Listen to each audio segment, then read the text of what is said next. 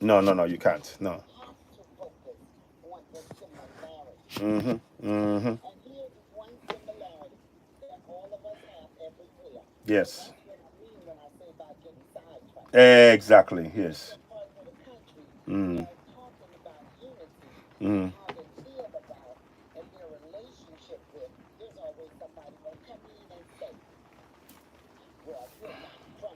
No, no, no. Mm. Mm-hmm. Mm-hmm. Mm-hmm. No, no. Exactly. Exactly. Mm-hmm. Mm-hmm. That's correct. That's exactly.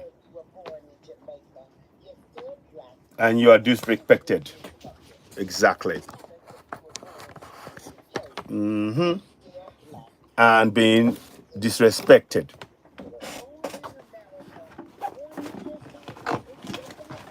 No. The system is designed that way, and we need to understand that. That's it. Everywhere. Mm, fantastic. Yes. Mm-hmm. Mm-hmm. Yeah. Mm-hmm. Mm-hmm. No. Indeed. Indeed. And that is what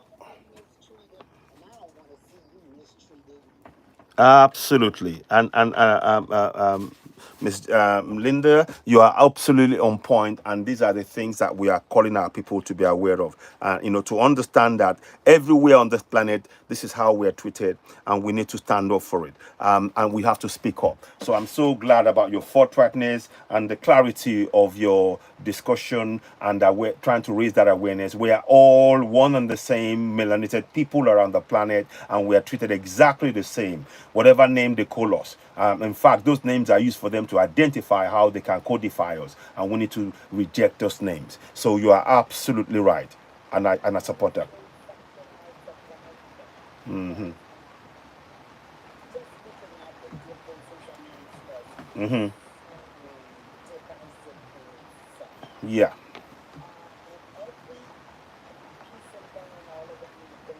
Hmm. Yeah. Exactly. Yeah. Hmm. Hmm. Hmm. Indeed. Indeed. No. Yeah. Yeah. Yeah. Ex- exactly, exactly.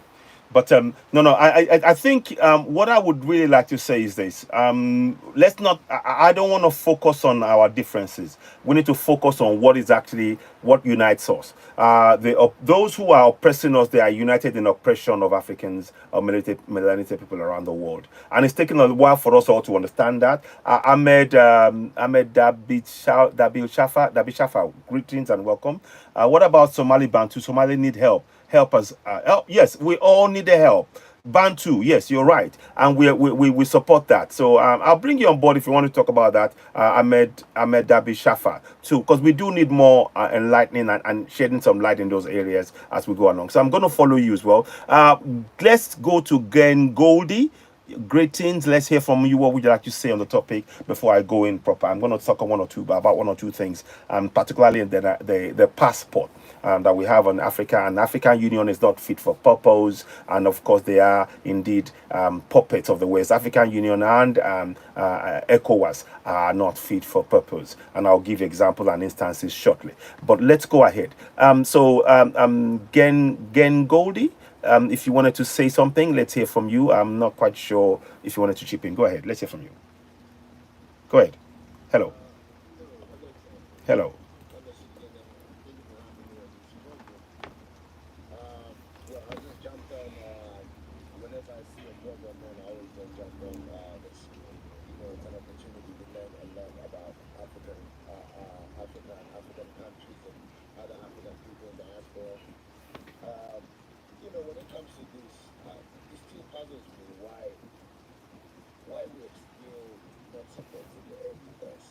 Mm-hmm. Mm-hmm. I don't understand whether is it a thing where we Mm. didn't used to overfeed or we just been conditioned because there is no way people can contain themselves with being second class citizens in their own land. There's so many problems. You're right. You're right. There's so many problems in Africa, and everybody else around the world live in Africa, but Africa is starting to run a palsy. Mm-hmm. You know, Africans we're not seeing the potential in our own. Yeah. Programmed into looking at differences like Miss J said, Yes. Miss LJ said. Um, at this point, differences don't even carry anything because at the end of the day, the systems which are in place, You're right. the systems that are in place are colorblind to us. They don't care whether you came from north, south. At the end of the day, their whole thing is to make sure that their program works for them. Now, as African children, and if we care about our future, the future of our children, Mm-hmm. we really need to start standing up now. I mean, some of us, even though we think we're young, we might not even test this freedom that we're talking of.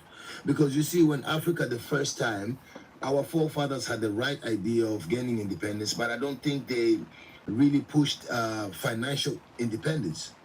What we want now is a different kind of independence. The Mm-hmm. first stage has passed, which our parents did. Mm-hmm. Now, this is a wave of a second independence, which will be financial. If there's any examples that we need to look at, we just need to look at those three men up there. Exactly. You know, Exactly. I don't even want to go into, I don't want to go into religion, but these people here are doing things more Africa than religion. We need to open our eyes. We need to start praising our own people, and we need to recognize the problem that we are having. It's not a small thing. These whole institutions have been running us for years, for centuries. Now, it's not going to just take one day for us to just snap out of it. But first, we need to start creating awareness and teaching our own people on the land, especially those who are immensely into religion. Because what the missionary that is there in Africa is also part of the problem because he's not coming to solve anything. He's here to perpetuate their agenda. Thank you very much, citizen. Thank you. Thank you so much, Gen Goldie, my brother. Wow, you you brought the fire. You're bringing the fire. We need more people to be forthright in what they're saying and how it's been said. Thank you very much. Please, a round of applause. Please, as you're watching, we'd like you to donate to us. Donate to Citizen AY, gift the platform, help us grow the platform. Gen Goldie just hit the right plaque, and and we need to really make sure that we begin to support and speak up for Africans. Gang Goldie, thank you so much. Thank you for the gift. I'm really, really grateful. And please, those of you watching, do donate, do give, do consider subscribing to Citizen AY, the platform where we speak truth to power. We can no longer just be on the by the sideline and allow this injustice to go on. These guys, they just think it's their right to now. The way the colonials are operating on the African continent, they don't see us as human beings. You need to understand that. They do not see you and I as human beings. And we have to tell them, no, not again, never again. You are not going to ill treat me, take my resources, take my people, take my land, and tell me that it's all my fault. We need to stand up collectively. We need to educate our people. Populous, thank you very much.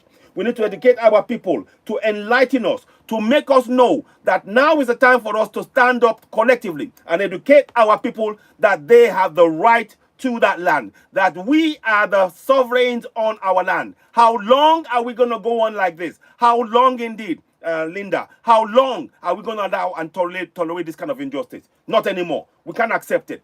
The last straw for me is when you see someone like the secretary, whatever, Anthony Blinken, coming and banning Africa Stream for speaking truth to power. Africa Stream are very, very balanced about how they carry the news. They reflect what the people of Africa want to be said. But oh no, the West don't want to hear the voice of Africa. They don't want to hear what we, the people of Africa, are saying. So they want to silence us because they don't believe that we have a right to have a voice on our continent. We say enough to that nonsense. We are fed up with it. We are tired of being treated like children. The condescending manner. You come and you call meetings.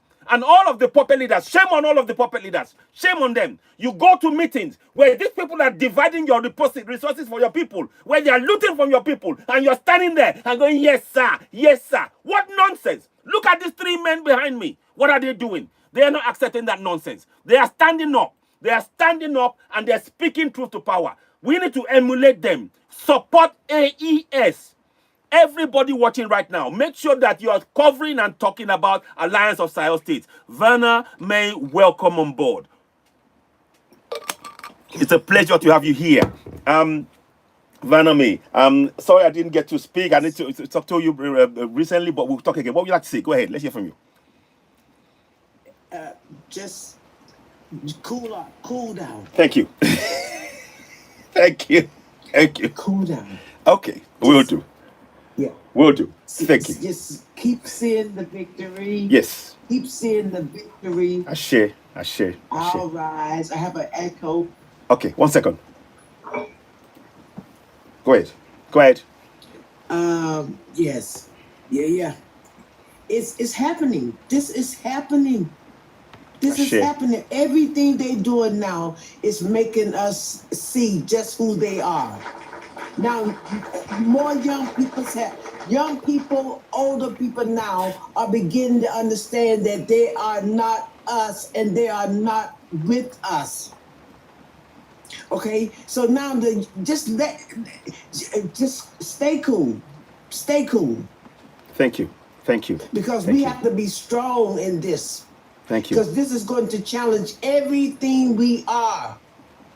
But you know what? If we just know that we already have the victory. I share. That keeps us cool. I share. Thank you. Okay. Nice to be here. Yeah, thank you. Thank you very much, Verna May. And Verna May and Linda are great. They're the moderators on this platform and they work with us. Let's hear from Linda as well. Go ahead, Linda. Go ahead. Let's hear from you. Go ahead. At this point, at this point in time, an example has already been laid out from these great leaders behind you. I want to say, if anybody has some time on their hand, help them, learn with them, develop with them. I'm not saying never go home. You can go home, but maybe while you're over there, you can learn some valuable information that you can pass around in your country so that they too can see that good things are happening. But most importantly, you can help protect these great men because they will be under attack. So while you're there, young people, stand up, surround them, protect them, help them, because they're doing an excellent job. However, everybody could use a helping hand. Help protect them, because I don't want to see anything happen to any of these guys. And I know that everybody else is going to be after them. So go on over there, help these guys out. Thank you. Thank you very much, Verna and Linda, for that. Thank you. Yeah. Okay, hang on. Verna May, were you saying something quickly? Or okay. I just I got an echo. American. This message has to be going to Americans also. They have to play it now. Go ahead. Oh, you muted yourself. Unmute yourself. Um, Vaname, you have to unmute yourself. I think you muted yourself. I'm trying to unmute you. Vaname, I'm trying to unmute you. Oh, I think her network is not working very well. But we will come back and talk about this more. Yeah, are you there? Okay, are you yeah, No, okay. I'm here. I'm here. Okay, go ahead. Go ahead. Okay, you got echo. Americans have to get involved now in this here. Black Americans have to get involved in this here as if it's their own land. It's time for them to now be actively standing on the front line with the continent. It's time for us to do that. We have to now see. We have to come together. We have to come together. All things that kept us apart have to be put aside. All tribalism, everything that has separated, all religions must be put aside. We must see each other. We must see each other as one. And that means I'm talking about can we just stop?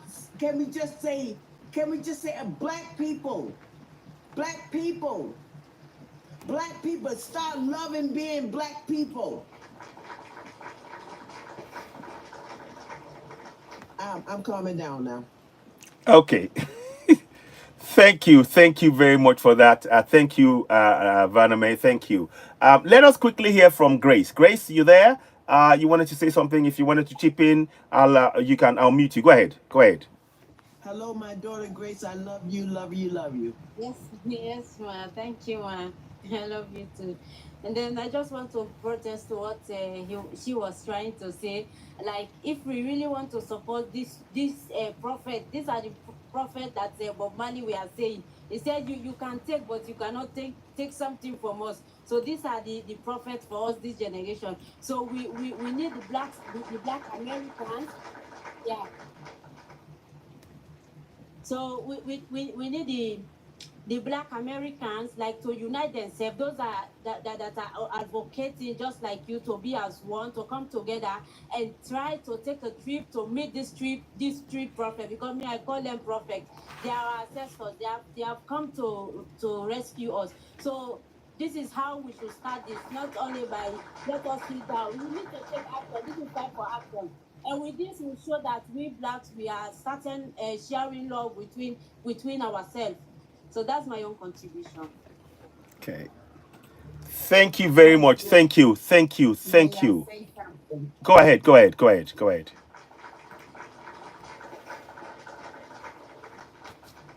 The other day, I was taking a look at a consensus about the numbers of black people globally. America has a high number of black people. Africa has a high number of black people.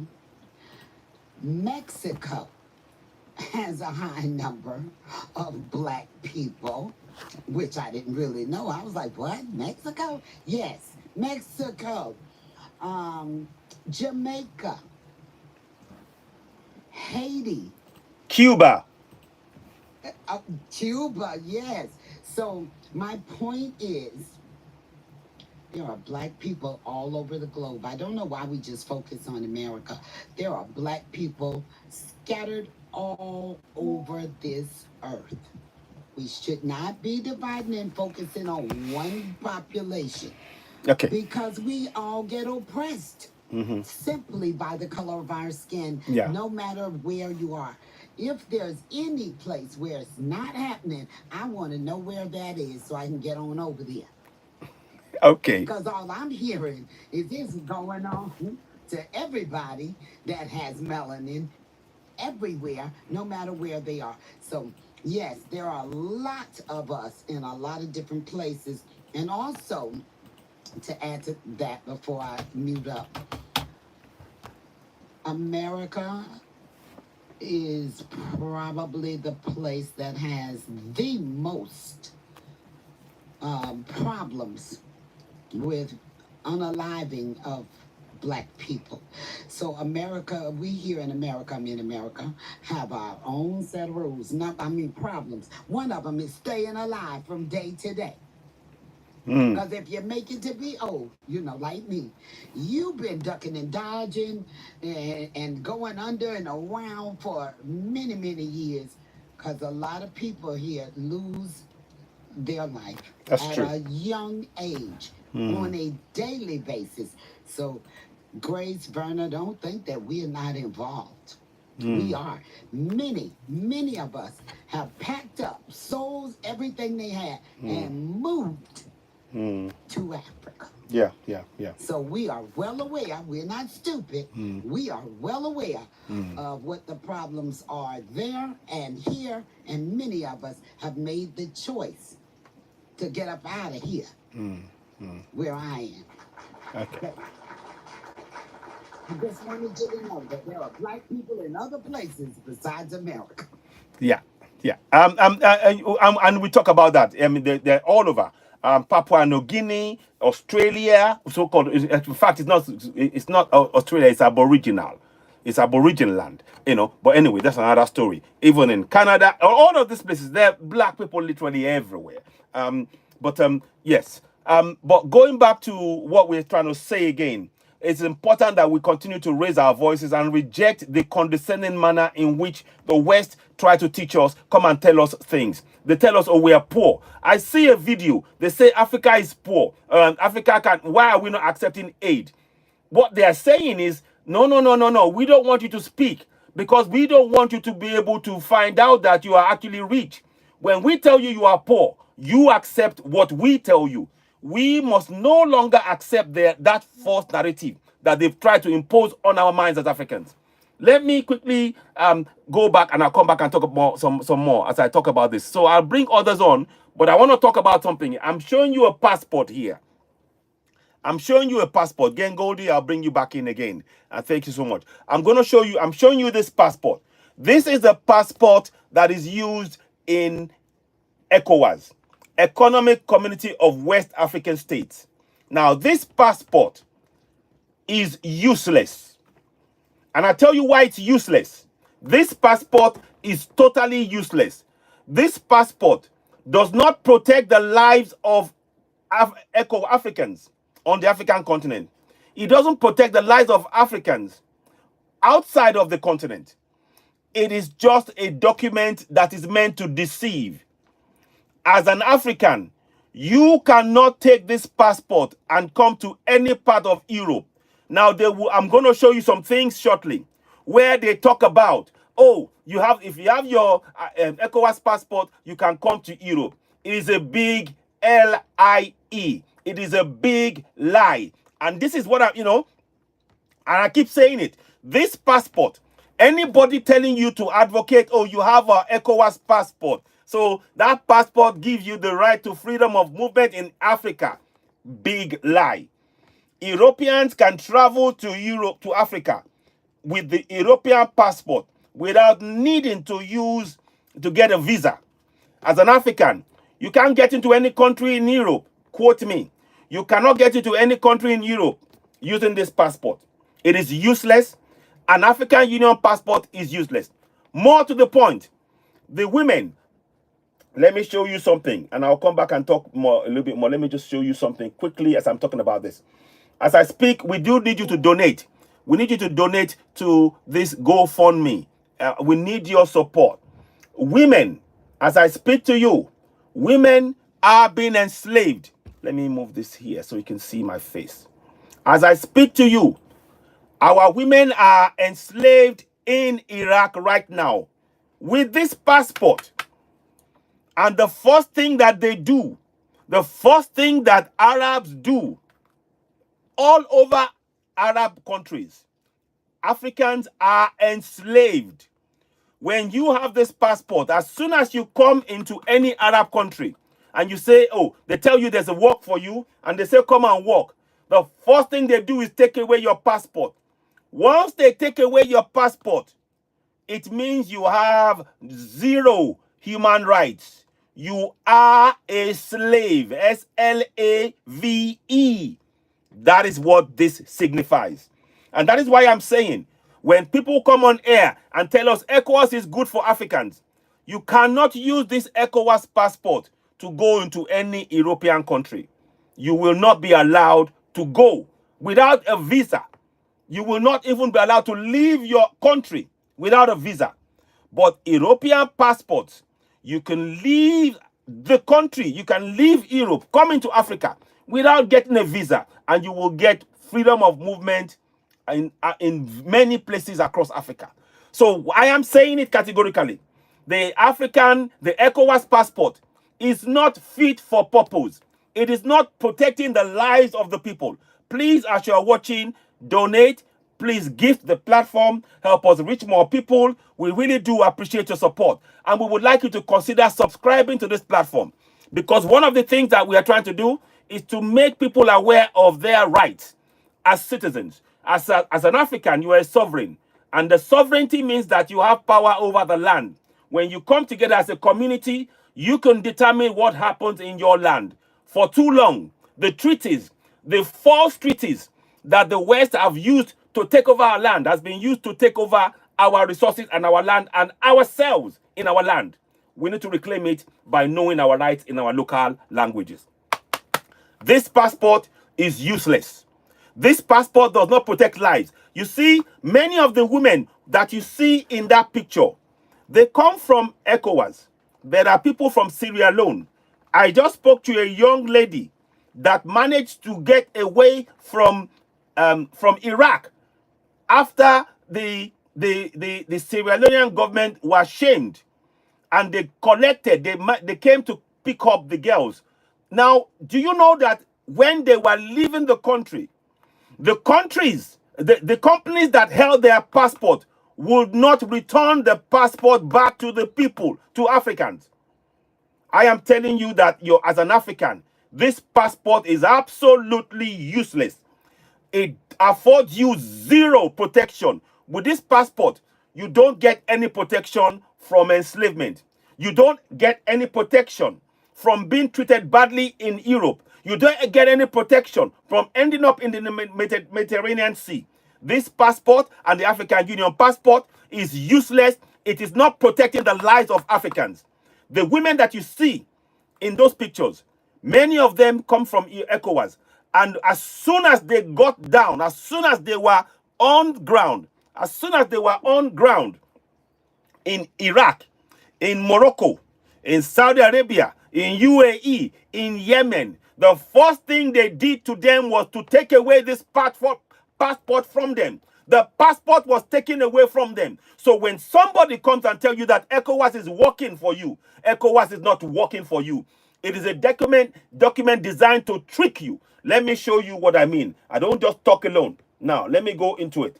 I want to show you something. Now, I'll come back and talk about this briefly. I want to just show you something quickly. Where is it? Benefits of the ECOWAS passport. Now, when they talk, they say, oh, the Economic Community of West African States has several benefits. They say visa-free travel. But they cannot tell you which country can give you visa-free travel. Within ECOWAS, when they close the borders, you cannot get in anywhere. Go and check with people. There is no freedom of movement. This is an illusion. There is no freedom of trade and services. You cannot trade as a French country to an Englishman without any restrictions in ECOWAS. Quote me.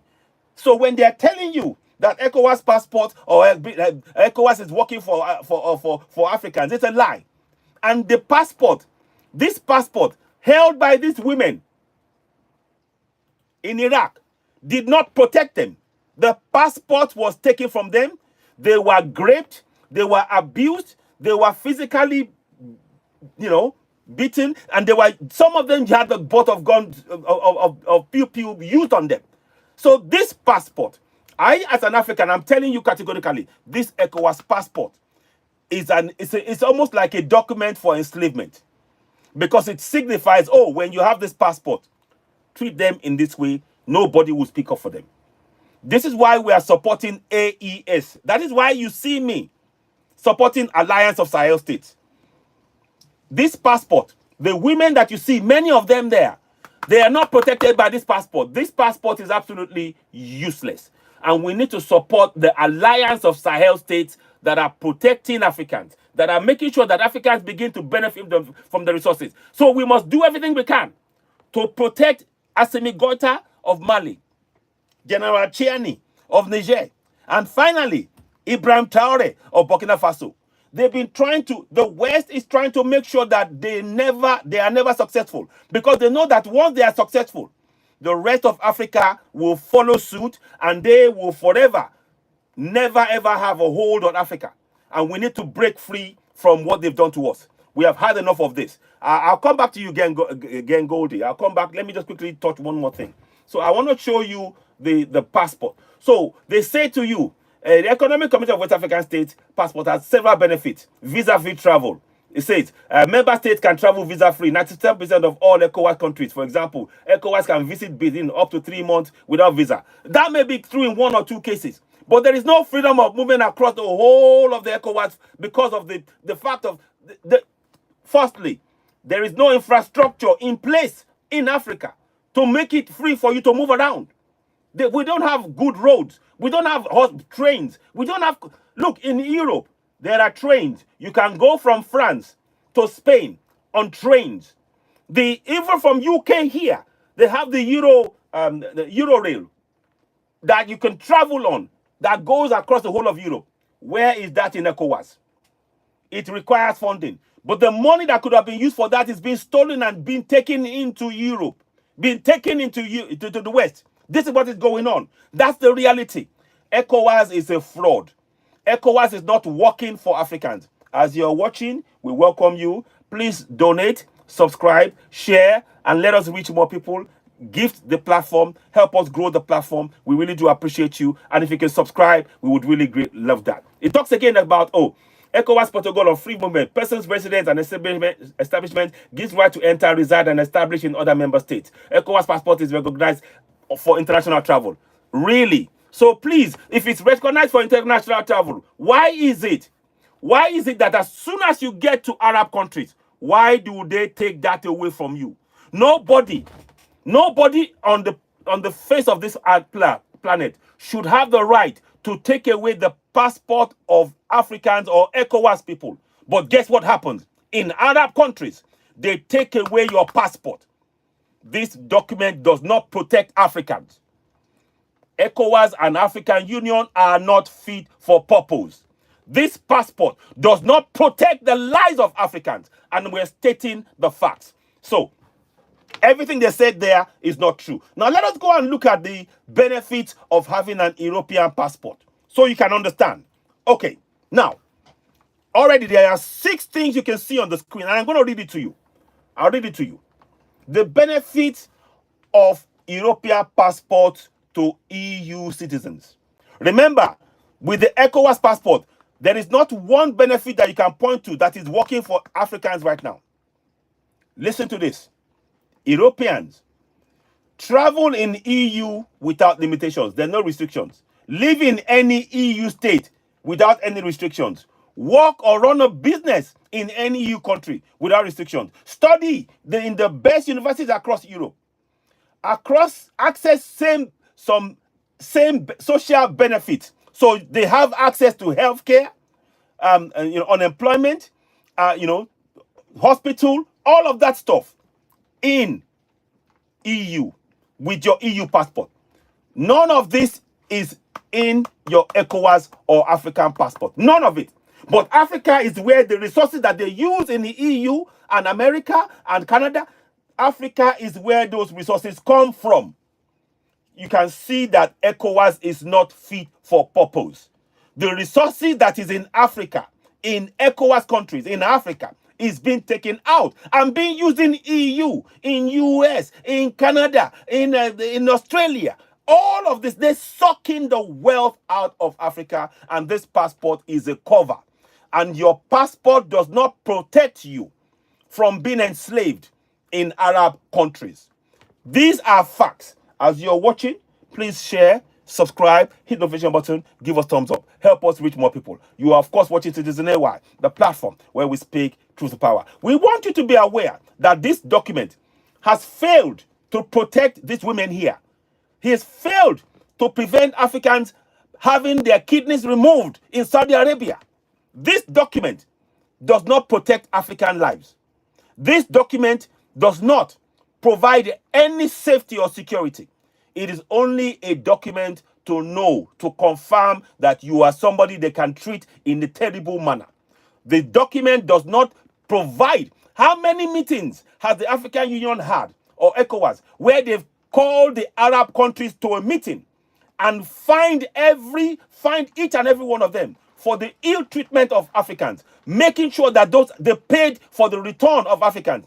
As I speak to you today, a lady she got free. Some of the women who are in jail in Iraq illegally after being enslaved, some of them were put on a plane to go back to Africa. Guess what happened?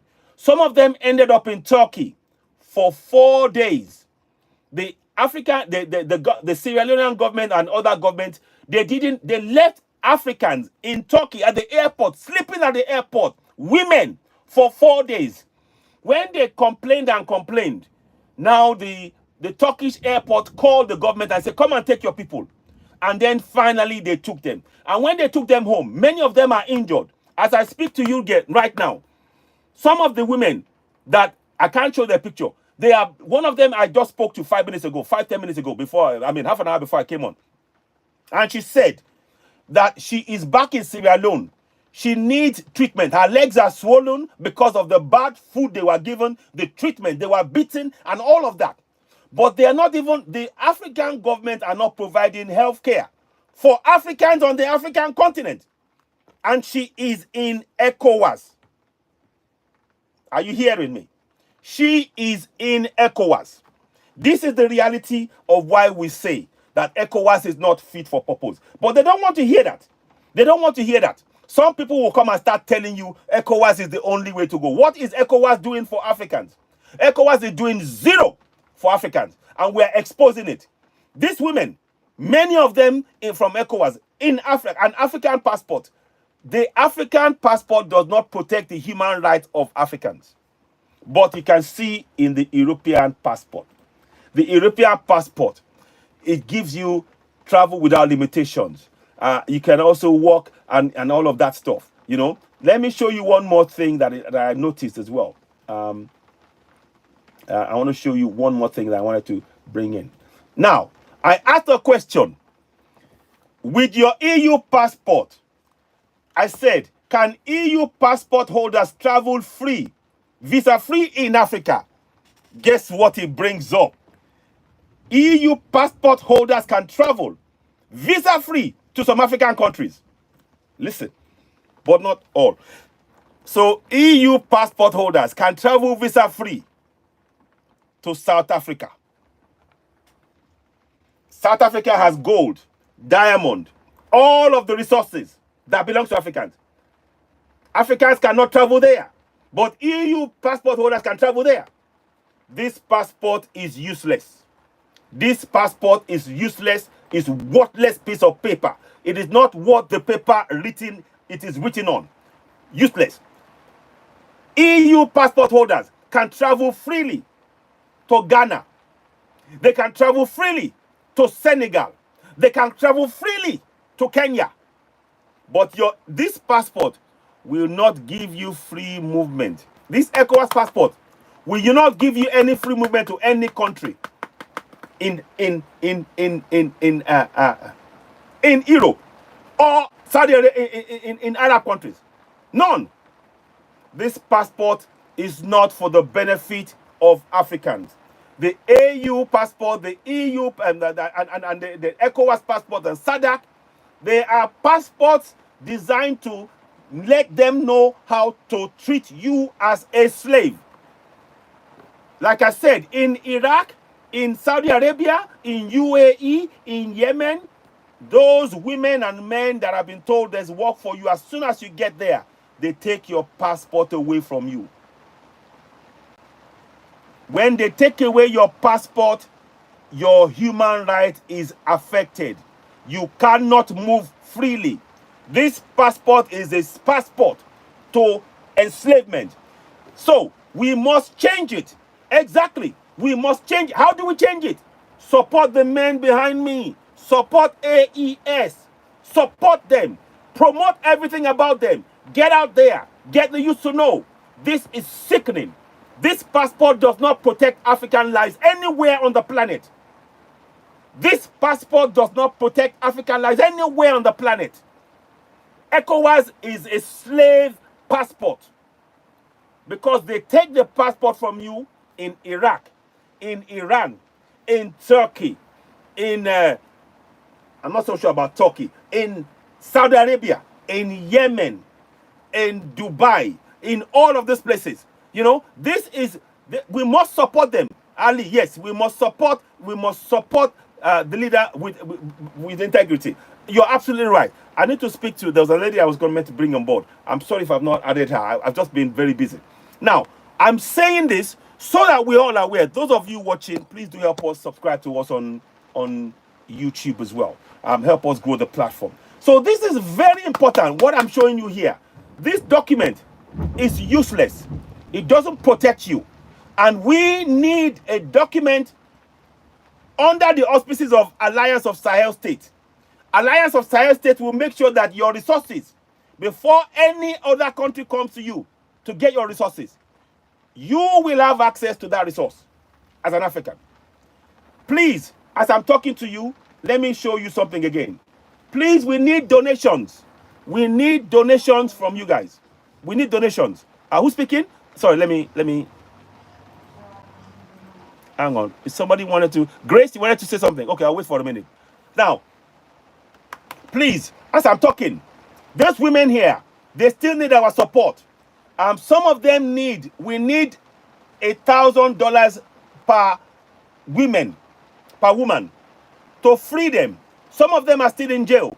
I wonder, Grace, do you know if you can give us some information? If you have some information about that, if you wanted to talk to us about that, because okay, don't worry. Yes, okay, don't worry. So, but all I'm saying is that we have to be very clear. Those women, please donate if you can. Some of them, you know, some of the women have gone home. They're not getting medical help at home in Sierra Leone. So they need, somebody just called me and said, oh, can you send them some funds so I can get treatment at home? You know, a lady that was enslaved in Iraq, that was on the plane in Turkey for 4 days before being finally transferred back to Africa by one of these ECOWAS useless passports, is back home, and she has not been given money for medical treatment that she needs. So please donate to the GoFundMe that you see on the screen, because every penny will be used to get our people back home, to get them treatment, to get them back on their feet in terms of livelihood. It is really important.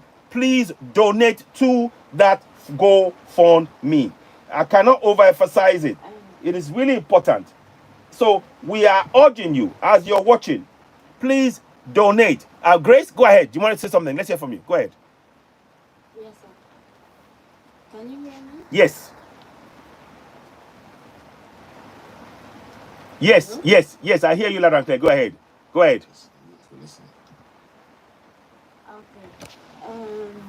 The lady that you are talking about, she's my sister. Yeah. She went and she needs treatment. Yeah, she called me as we talked to her that she needs treatment. But like the remaining branch that I'm doing, we just lost one lady last week. She was sick, she was swollen. Oh my gosh. So pathetic. I have her videos and picture everything, you know. Sorry about that. So sorry. Sorry. How many are they? What they had, yeah. So sorry. It is painful. I'm so sorry about that, Grace. Go ahead. So, Grace, you were saying? I'm done. Okay. You did not hear. You hear me? Yeah, we hear you. I heard you. Yeah. I had. Thank you very much. Thank you. So, just one more question. So, how many more women do you think there are in those jails? How many more of them? You know, how many more women are still in jail? Do you know? Okay, maybe she's not hearing me. Okay, maybe she's okay. The network is not very good. It's not very good. Okay, before I carry on, Gen Goldie, let's hear from you. Go ahead, and then I'll come back and complete what I was talking about in terms of the passport and all of that. Go ahead. Let me hear from you. Thank you very much once more for having me back. Yes, sir. Citizen AY, what you said there, you hit the nail right on the head. When it comes to these organizations that we have in Africa, the AUs, the SADCs, the ECOWAS, you start to wonder whether these very organizations were actually put in place to actually help Africans, or were they put in place to actually give access to Europeans to be able to get to what they have to get to? Because the reason why I'm saying this is very simple. I mean, even as a kid, I used to wonder why we are called the third world when everything comes from there before it's made into anything. So in essence, we should be the first.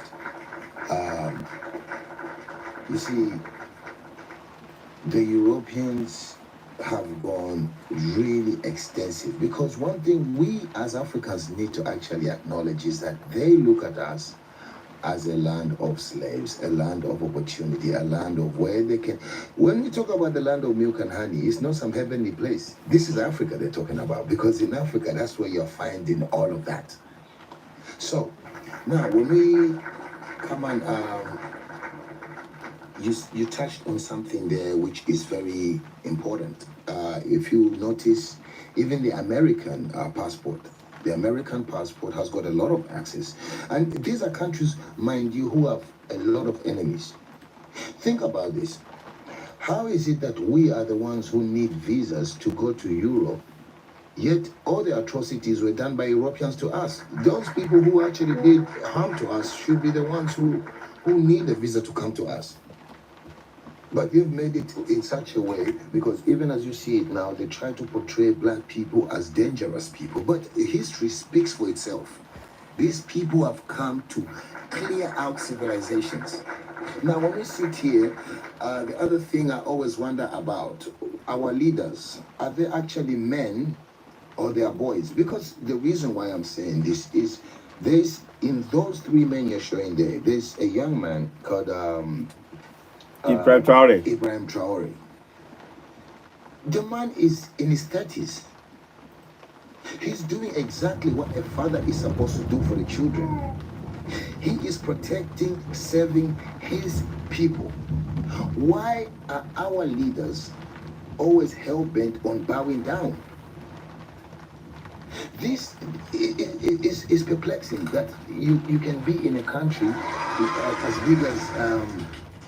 as big as Nigeria, for instance, where you have, in Europe, you go, when you look at Africans in diaspora or in America, you find that Nigerians are contributing quite a lot. They're doctors, they're in professions which are very delicate professions.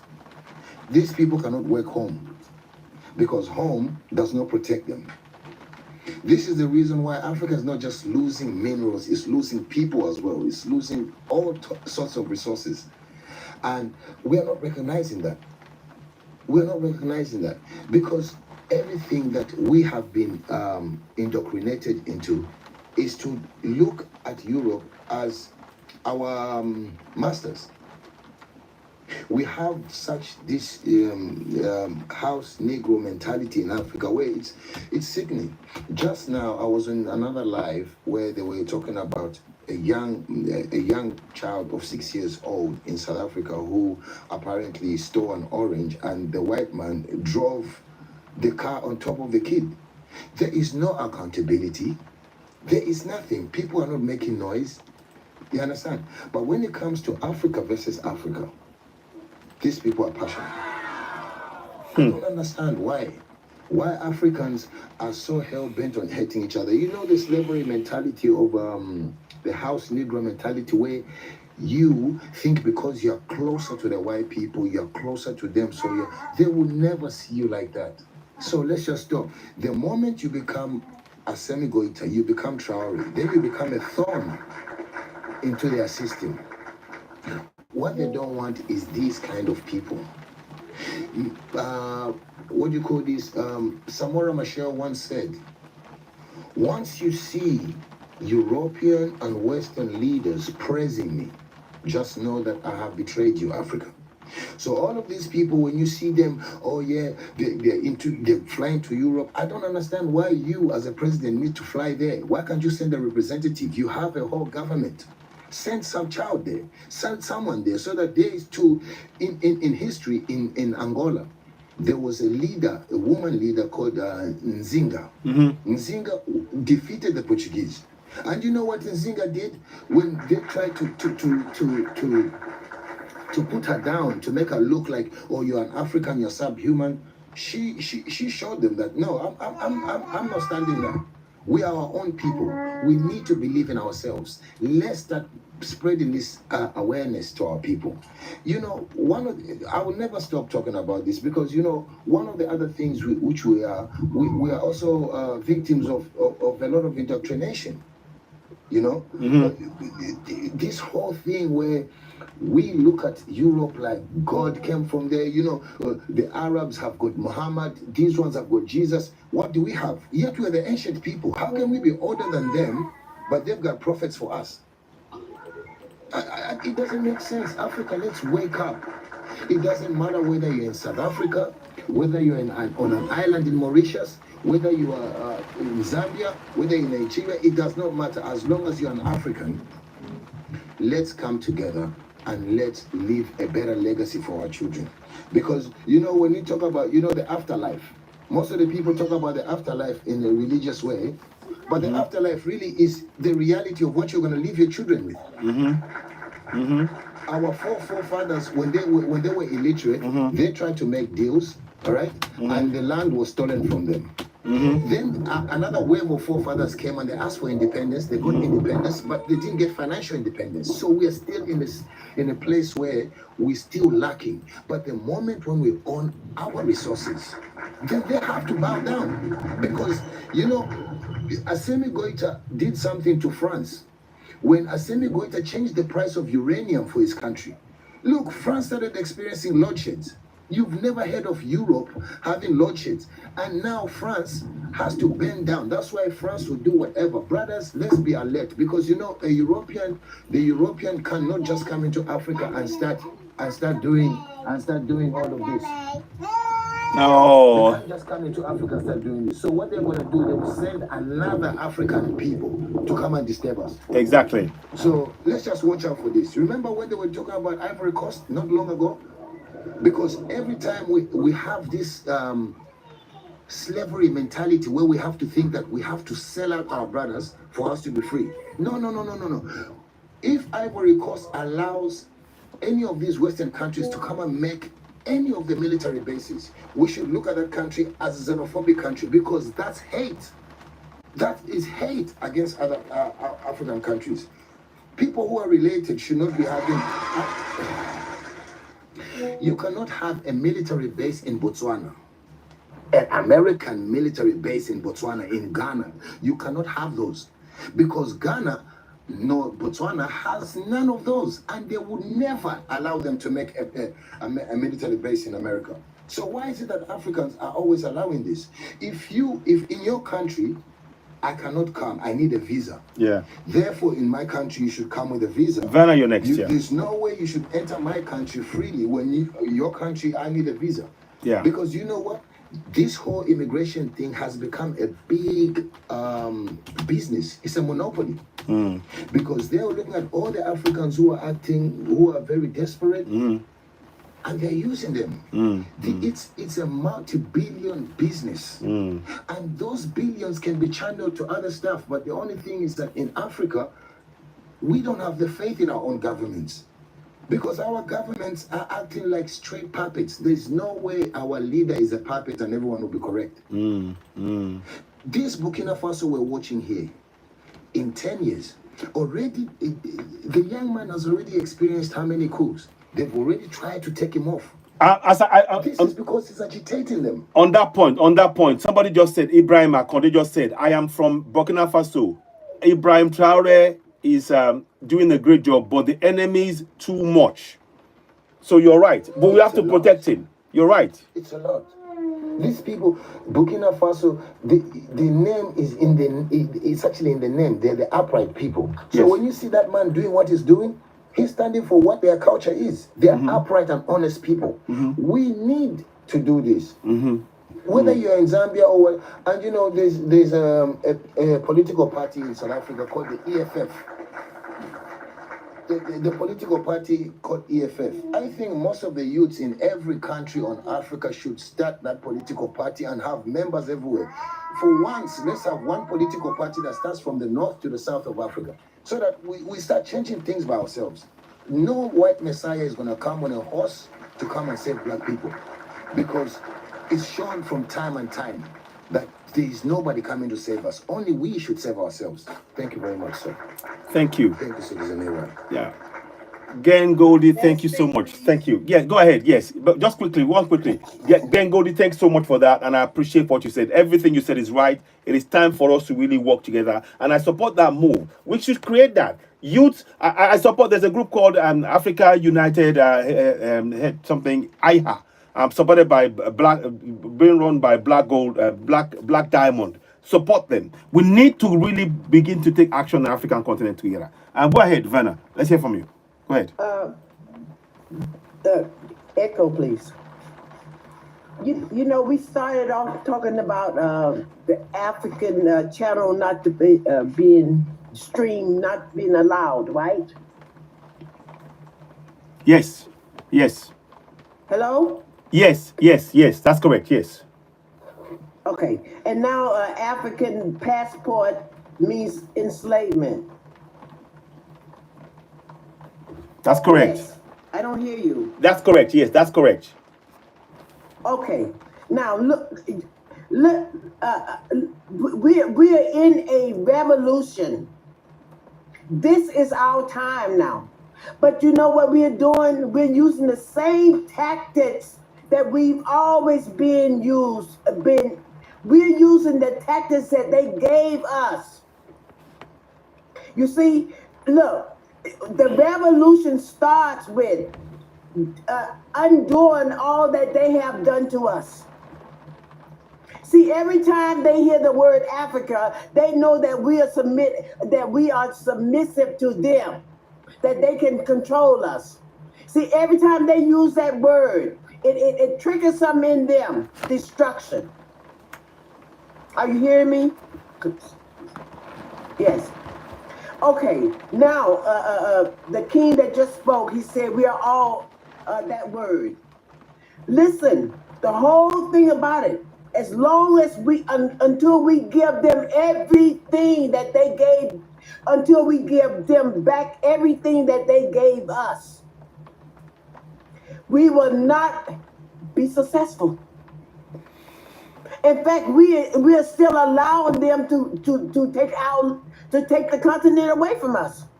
We are still allowing them to bring poison. We all know that they're poisoning us. We still allowing that because we don't know our rights. But not only that, because we are still up under that title that they gave us. Yeah, I agree. I agree. I think you cannot work against nature. Well, why was it so important that they titled us that? Why? Why when we know the meaning of it, that we cannot break away from it? Why? Why can't we stop calling ourselves that? Yeah. Is that something? No, yeah, we can. Yeah, I agree.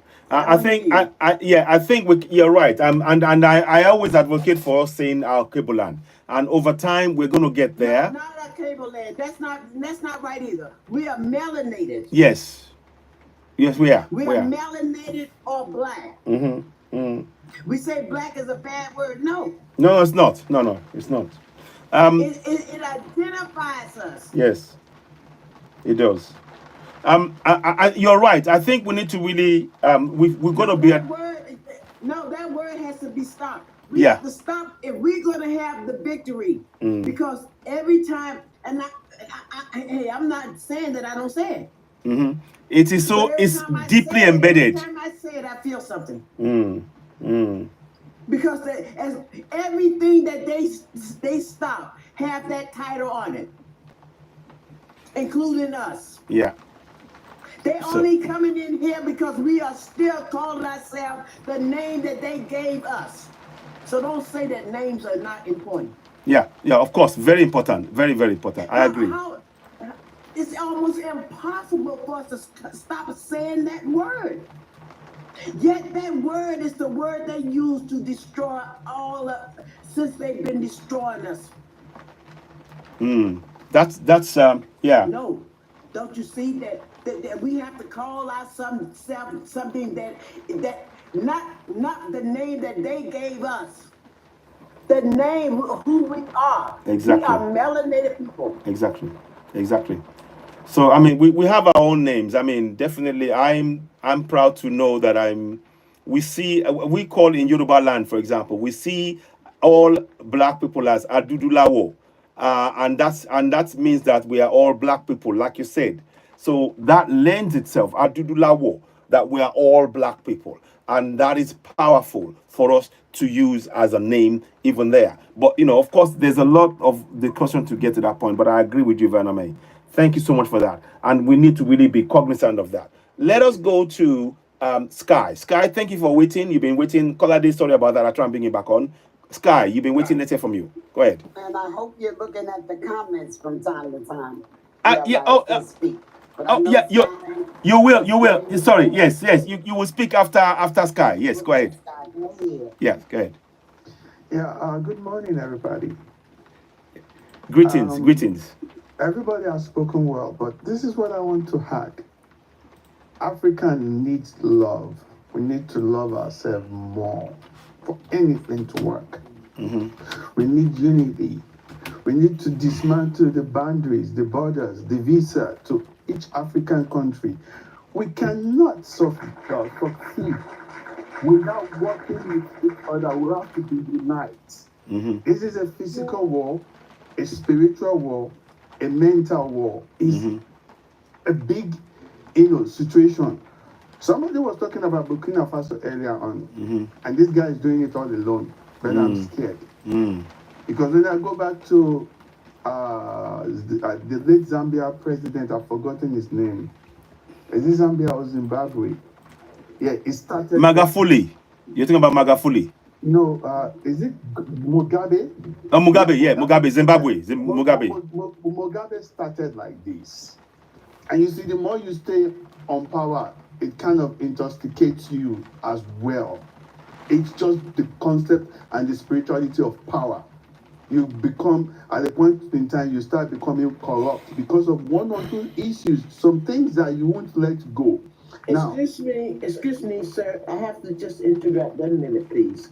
See, if a pure heart cannot be corrupted, okay, what we're seeing in Trolley is the purity, the love they have for us. Okay, they can't corrupt him. Okay, so it's all those that are corrupt. They came in. That's why they're in there, because they came in to be corrupt. I am going to a point before you interject. Probably you will have listened till I finish. Okay, go ahead.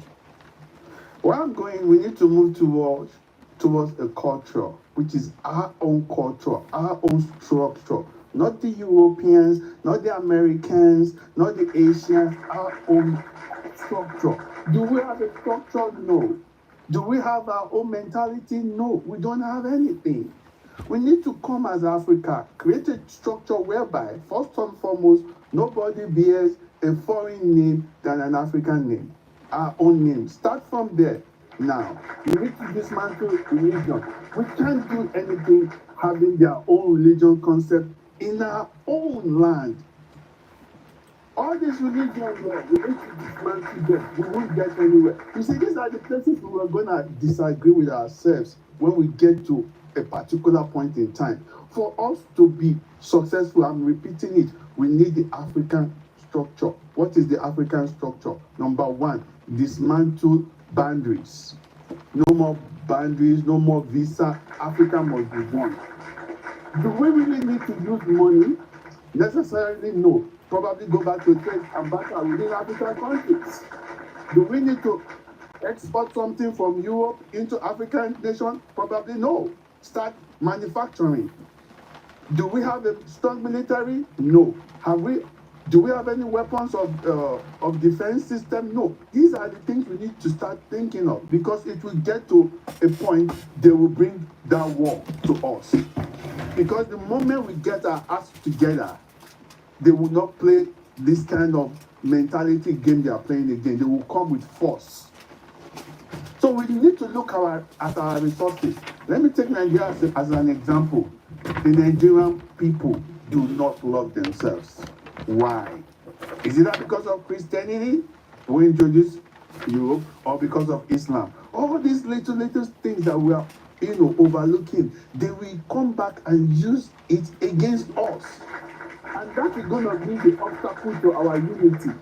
Without unity and law, common law within Africans, we can't do anything. Nigerian and South Africa, they fight for some little stupid things. They keep bringing some rubbish. Oh, South Africans are better.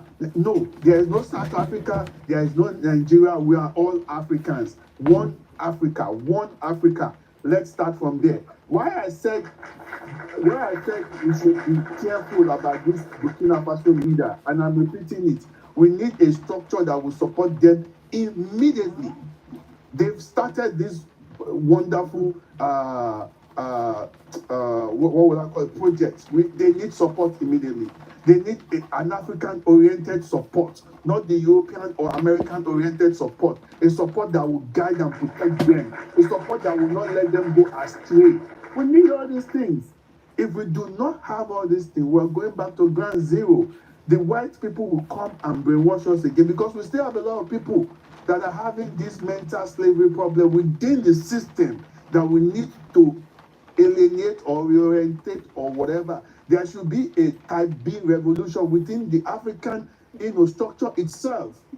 All the leaders from the colonial independence, all their generation must be alienated. Sorry, they got to go for us to have a new generation set of leaders that have what we call an African mentality, that will bring this African orientation for us to build on.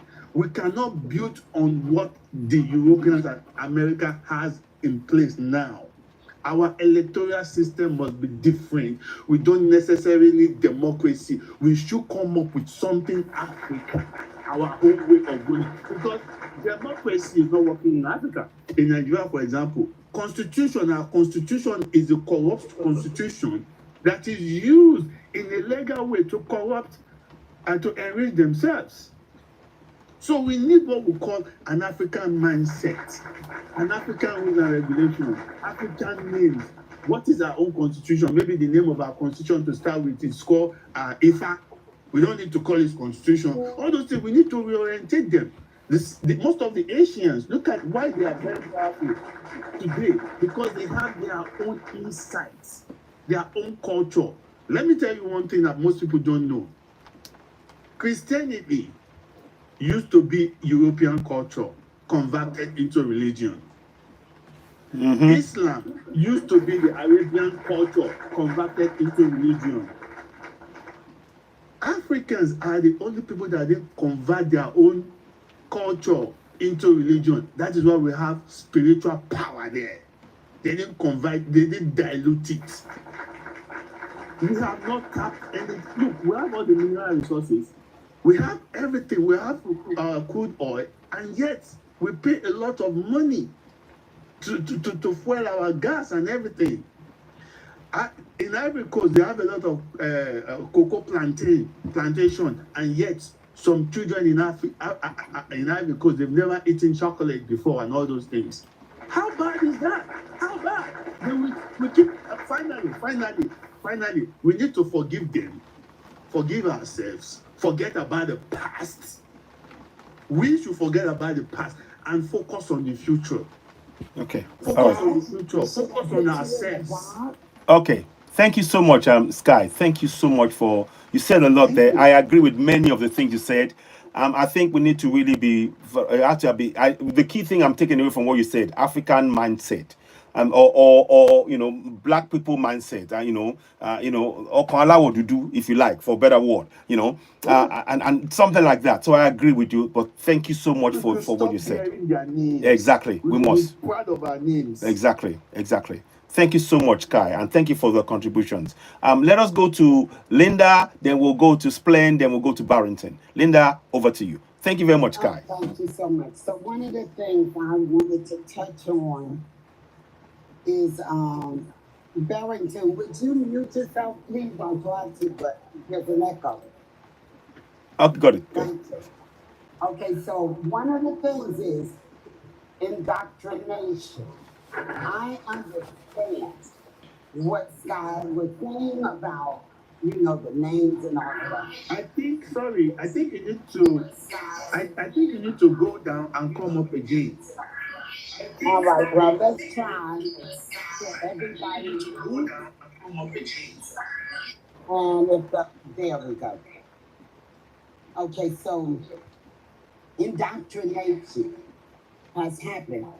Oh, so you muted too? Okay, so indoctrination, I can't even hear myself now, so I don't know what's going on. But can you hear me, host?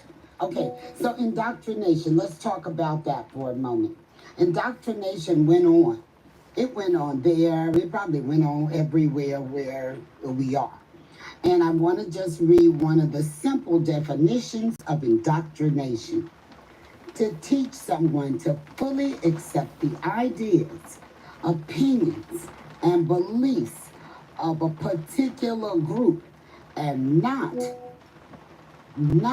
to consider other ideas, other opinions, and other beliefs. This happened. And it didn't just happen for, 50 years or so. It went on for a long time. God, please.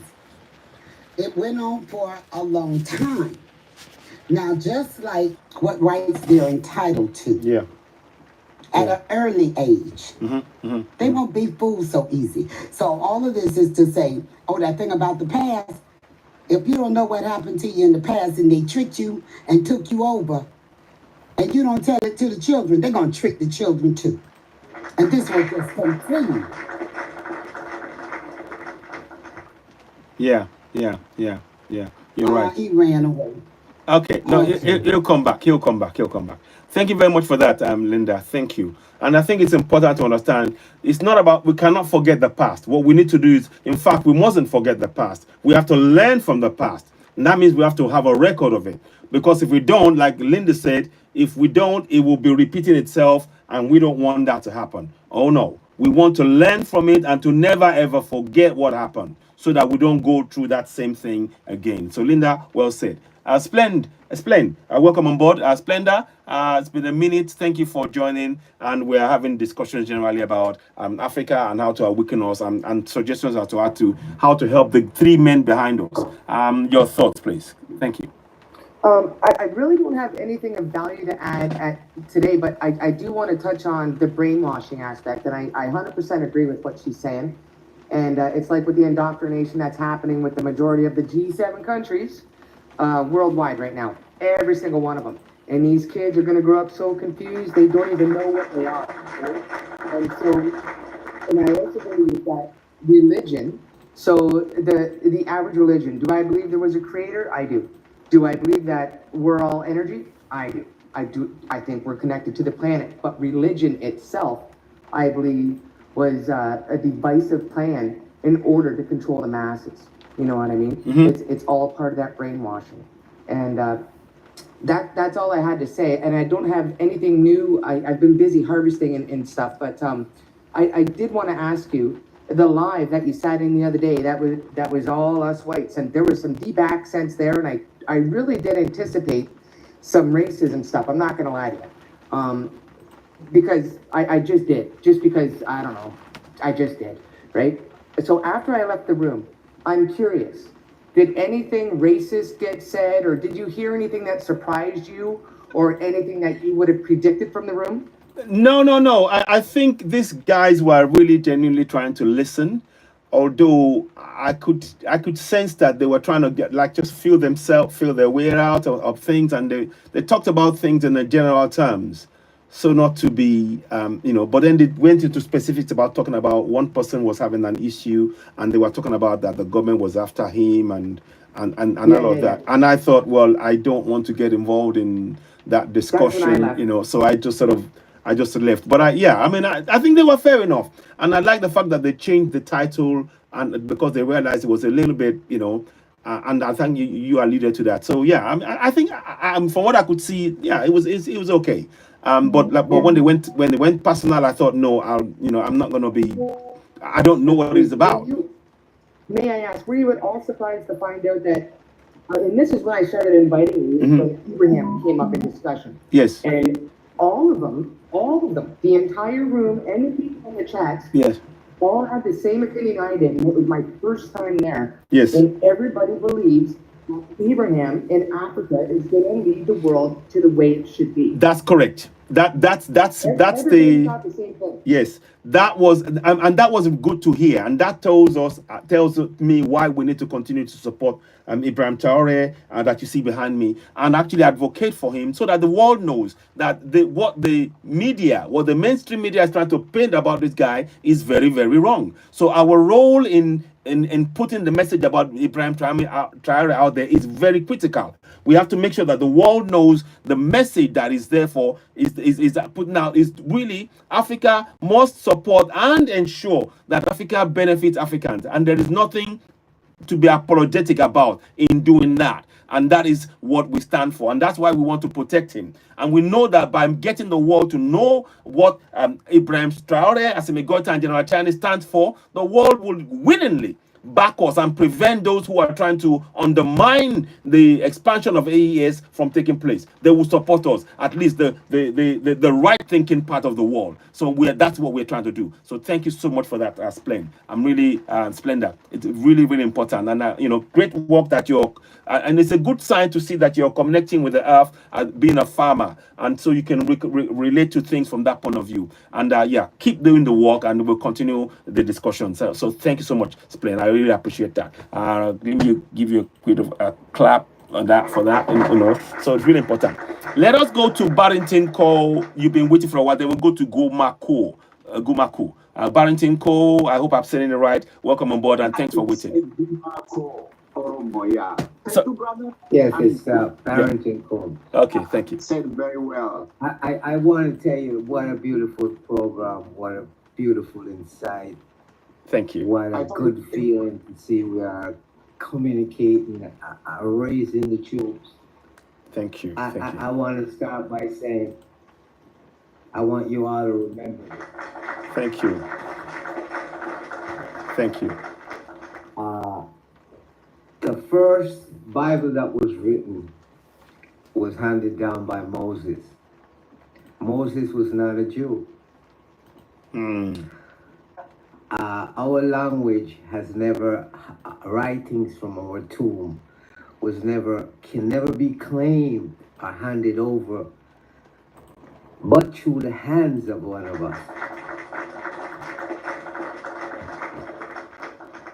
Our ethnicity was the one that saw God's face. And when Moses came back down and he looked at what was happening with the gold and the Sodom and Gomorrah with men being with men and all of these things, he threw the 10 Commandments down. I just want to say this, that we have sold ourselves short and went to sleep. It's not about white against black. It's about morals and protecting the earth from It's natural ways of God-given gifts. A separation of this is where we have chosen to trick ourselves with gold and wind up on the other end of it, the latter end, with paper. The concept of farming and trading is one that we have to go back to. Mm-hmm. These three generals, man, God has raised them up, and we need to support them. One things that we're not seeing, with this whole ethnicity situation, even when it started from Germany, this language and this same kind of diplomatic approach was brought to Hitler by the same group of ethnic front. When Hitler bought into it and changed his mind, he was betrayed. And all of the bankers were bankrolling the boat wars from both sides. Mm-hmm. And part of Einstein and the development of the atom bomb, this secret, all went to England because of betrayal. Hitler started killing a lot of people because of... One second, Barrington. Let me just Aderemi, would you mind just muting yourself your end so that we could hear, because I think we're hearing some feedback. Aderemi, if you could do that, would be great, please. Thank you. Great. And Okay. also, I'd like to take this moment to make a public service announcement to everyone.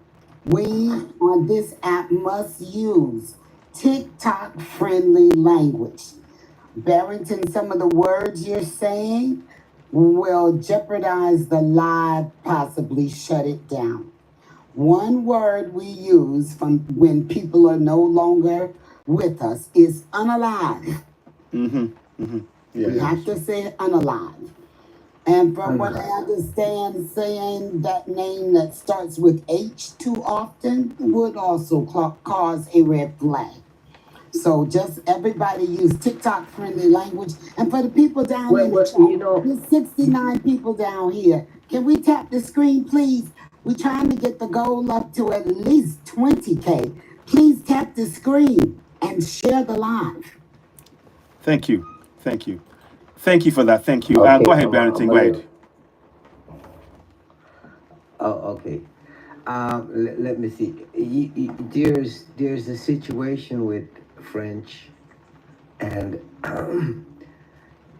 the people who teach French, these philosophy, is if you travel the route of the money, it always pile up in one area because of the intent and the relentless work to have it. And you can see in our culture, we have it, but we just don't have it. And it's not because we're not working for it, or we're not already work for it, or we're not already kings and queens from our inheritance, but we're displaced from it. And the sad thing about this displacement is that we start hating ourselves with the psychology implied. It's funny that in the science that some seems to resonate with it more and do better with it, and use those funded dollars to start GMO seeds, poisoning rats to see the behavior of how rats behave when they're poisoned, how they're social by bringing the information to the other ones. They stop eating the poison.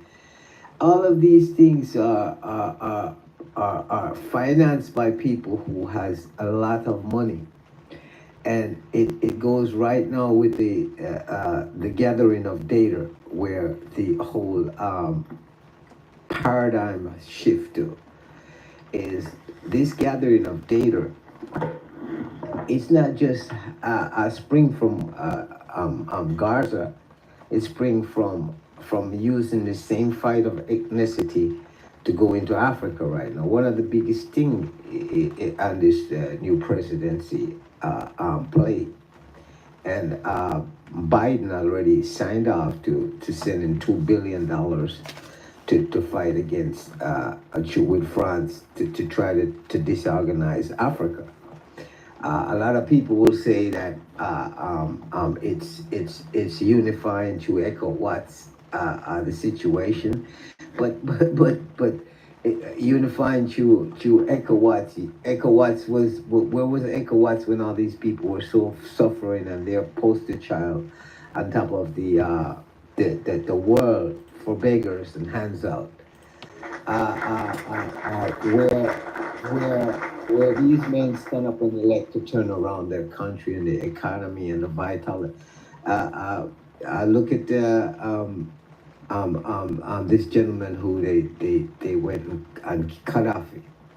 Yes, I'm going to talk about that. Yes, Visions, if it had came in place, would yes. have been far advanced in our unificational processes. You know, a lot of us are tied up with our values in the wrong place, and we need to make it real because we are hoping that we have peace.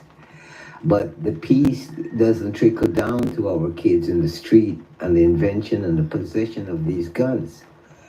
They are somehow turned against us. The D word. Say pew pew pew pew pew pew. Don't use F1 GUN. in the chat. Yeah, pew pews. Don't use G because they don't like that. Pew pew. We say. Oh, Thank you. see, I'm so afraid. I don't even know how to operate in the new world. But boy, I tell you, we have a lot to battle with. I am praying that the favor comes in our favor because it's very vitally important that we get a hold of our own. And we're not as a people are jealous. We have given love. We are the first one that gave the original kindness. And those kindness has come back to bite off our hand and bite off our arm. And even in the face of kindness, we are giving other words with optimisms and empathy, and none of them are reaching us. It's dividing us further than getting closer. I think I said enough, but I pray for us. Pray for that we don't fight. Have to go through a fight because this fight that's coming up on the agenda with the resources, which hands the resources supposed to be in, and the owners of the resources being barred from any form of development. Even in the Corona time when this thing was going on, Africa was begging the world to promote to manufacture their own. Can you imagine that? Manufacture their own medicine for their people. I mean, and you're taking billions from us, displacing us, and still you want to feed us with GMO foods. And you go and buying up a whole lot of our land, and you're blocking anybody to see how it's being done, and at the same time, you're planting your foot there, buying up millions of acres of land, and when it comes down to it, the people are dying. Some of these philanthropists, they are the new frontiers of martyr. When they die and go in their grave and they set this on a course, Unaliving, please. Unalive. Unaliving. Say the word is instead of DYING, say unalive, because TikTok they start giving us warnings and things. Oh, well, I said enough.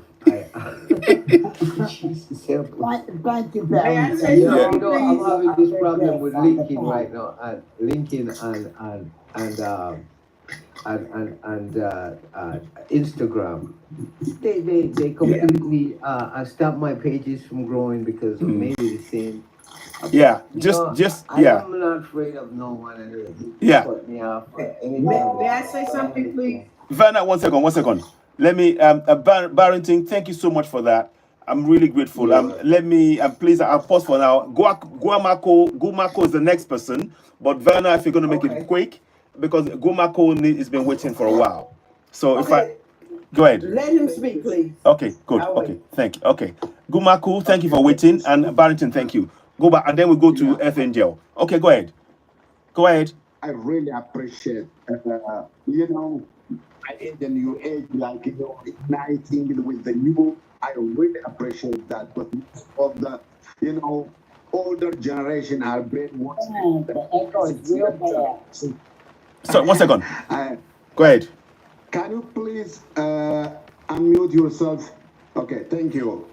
Okay, now, and I really appreciate that, because it is like we as an older generation are kind of brainwashed, and we are, surrendered. But the new generation coming up, and they need us, older generation.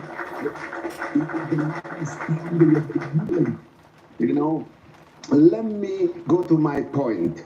My point, I gotta put into three and into precise. I don't want to go too much into detail because I don't want to take your time. Since slavery, we've been tied with the chain, our hand and our leg, up to now. But the chain changes itself. They change the chain. The chain is masked. From the iron into plastic, from plastic to the rubber, and we got fooled through that. Let's put it that way. I'm gonna see abroad. You're right.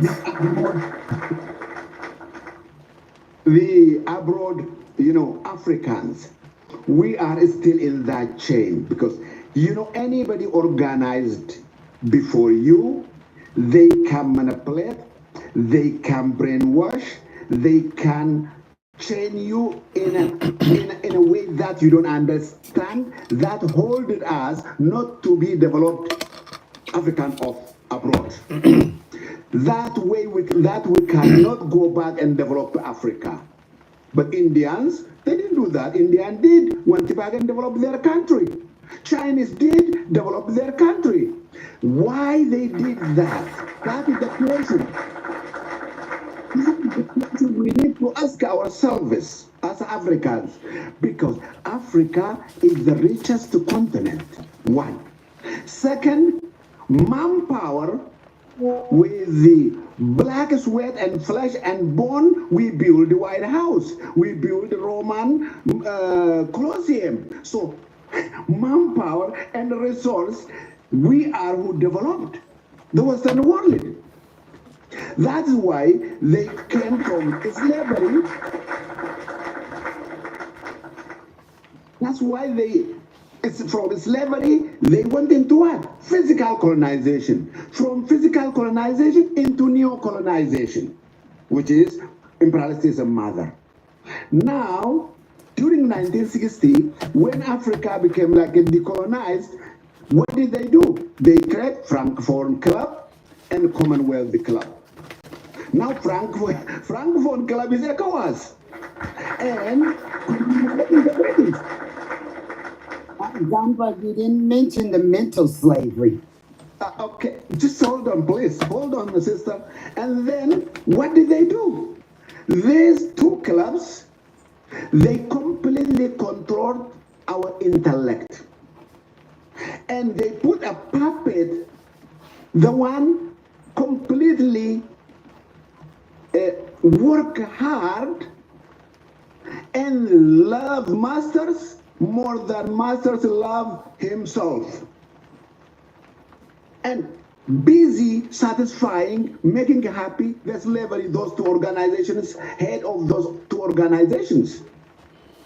Now, simple example, a French, I don't know, a minister or what, there is a high rank man of French, and if you go into my TikTok, you will find it there. What did he say?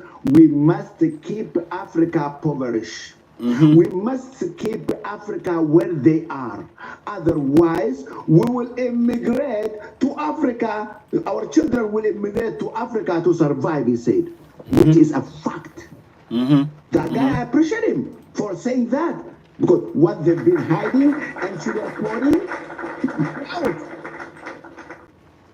So now, Africa is not decolonized. The only man tried to decolonize is Sankara in Burkina Faso. They are alive to him. Gaddafi, Muammar Gaddafi of Libya, he tried to create United States of African currency, and Barack Obama and Hillary Clinton unalived, and the Frankfurt of France. Every African leader comes up, they unalive him every time. Why? To keep us there, impoverished and educated. The second thing, the education in Africa is getting is not education. It has been a colonizer's brainwash books. Never African education, African democracy, never allowed to be developed by African language. Now 16 countries speaks French, the rest they speak English. Now we are the education where they take them, the one they think are weak, to their country, they brainwash them and they put them back and they be a puppet. So majority of African leaders are not real Africans. American car with the Japan engine, if you understand me. You can see African man with the French brain, African man with the British brain, you know, implanted. That is where Traore learned from what happened to Gaddafi, from what happened to Sankara, what happened many others before that, and he determined to give his life for Africa, to free Africa. So that's why all Africans within Africa or outside Africa must stand with Ibrahim Traore. 17 times attempted on his life. The last one is just September 28. Within 2 years, 17 times. Who do that? French. Now, I'm gonna conclude with this one.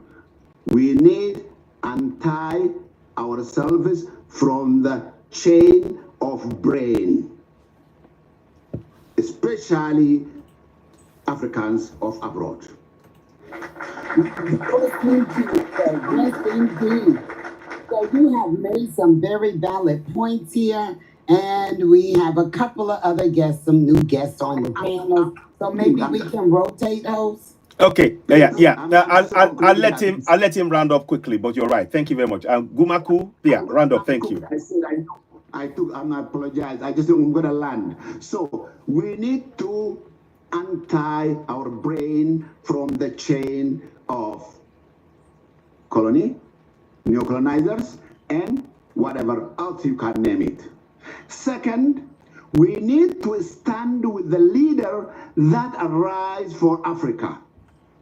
Even the green lady for Africa, I mean, she said no veto power for Africa. So that is the last one. Look, they are not allowing us, but freedom is not given, it is taken. Let us stand up and stand together and liberate Africa. Thank you. Thank you so much. Thank you so much for your comments there. I like the bit about the mind and how we have to free ourselves. And having that English mind in an African body and a French mind in an African body is a very example of the indoctrination that we need to break free from. And you're right. And those of us who are abroad, we have to be very mindful of that, myself included. Thank you so much for that. Let us go to and thank you. Speak now? Yes. Real fast? Okay, go ahead. Then I'll go to Okay. Lord B. Go ahead. Quickly, Lord B. 1 second, please. Then I'll bring you in. To the king. Go ahead. Echo. I'll meet you. I'll meet myself. Go ahead. To that mighty king that just finished speaking. Thank you very much. It was wonderful. But you made some great points. And you said that the leaders now, the bad leaders are not African. That's exactly the point I'm trying to make. They are Africans. They are Africans. That's what Africans do. That's why we're so divided. They are Africans, but they are not black, and they're not. Yeah, they are melanated, but they're not black. They just have the same. They have the same hearts as the people who have white tea skin, because that's what they truly are. And that name is also from them. And everything we do, no matter what we trying to do, and I'm so glad you made the point about praying. Please don't bring Bible stuff in here, because it has nothing to do with the freedom of our people. And until we take the cap off of us that they put on us, until we take their stamp, like you brand an animal, you know that who the owner is. Until we take their name off of us, we will not be successful. You better understand. Thank you. Okay, thank you. Thank you, Vaname. Thank you. Who's the next person? Go ahead. Yeah, Vaname. Thank you very much, Vaname. Thank you very much for that. Lord B. Okay. Can I speak now? Yeah, go ahead. Go ahead. I think you're next, then I'll go to Adiremi, if I'm correct. Then I think Zach, then Gengoldi. Zach. Okay, go ahead. Go ahead. Go ahead, Lord B. Then I'll bring in Adiremi. Go ahead. I hope I'm saying it right. Go ahead. All right. Thank you so much for this wonderful opportunity. Okay, go ahead. Go ahead. Thank you. I've been searching for this type of platform online for a while. Thank you. And I'm really excited to see it, because this is one of the areas I feel we Africans should focus on: the development of the continent. And, we've spoken about different things here. And one way I feel we Africans need to stand out is to build ourselves economically. We have the raw materials, we have the manpower, we have literally everything that we need. But failing to see most of our leaders, I'll call them puppies for the Western countries. They most times all they want to do is how to get to power, and when they get to power, they don't look for the development of their countries. They just want to build for themselves and build for their families outside, not even in their country. And that is very, very painful. Recently I came across a video pointing out that tomorrow South Korea is having Korea African Summit. It is slap to the African continent. Tomorrow Korea of yesterday is having African Summit.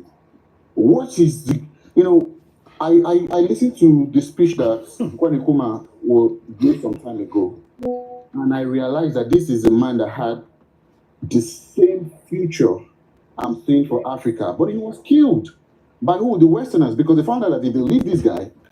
I'm sorry. Unalived. Say unalived.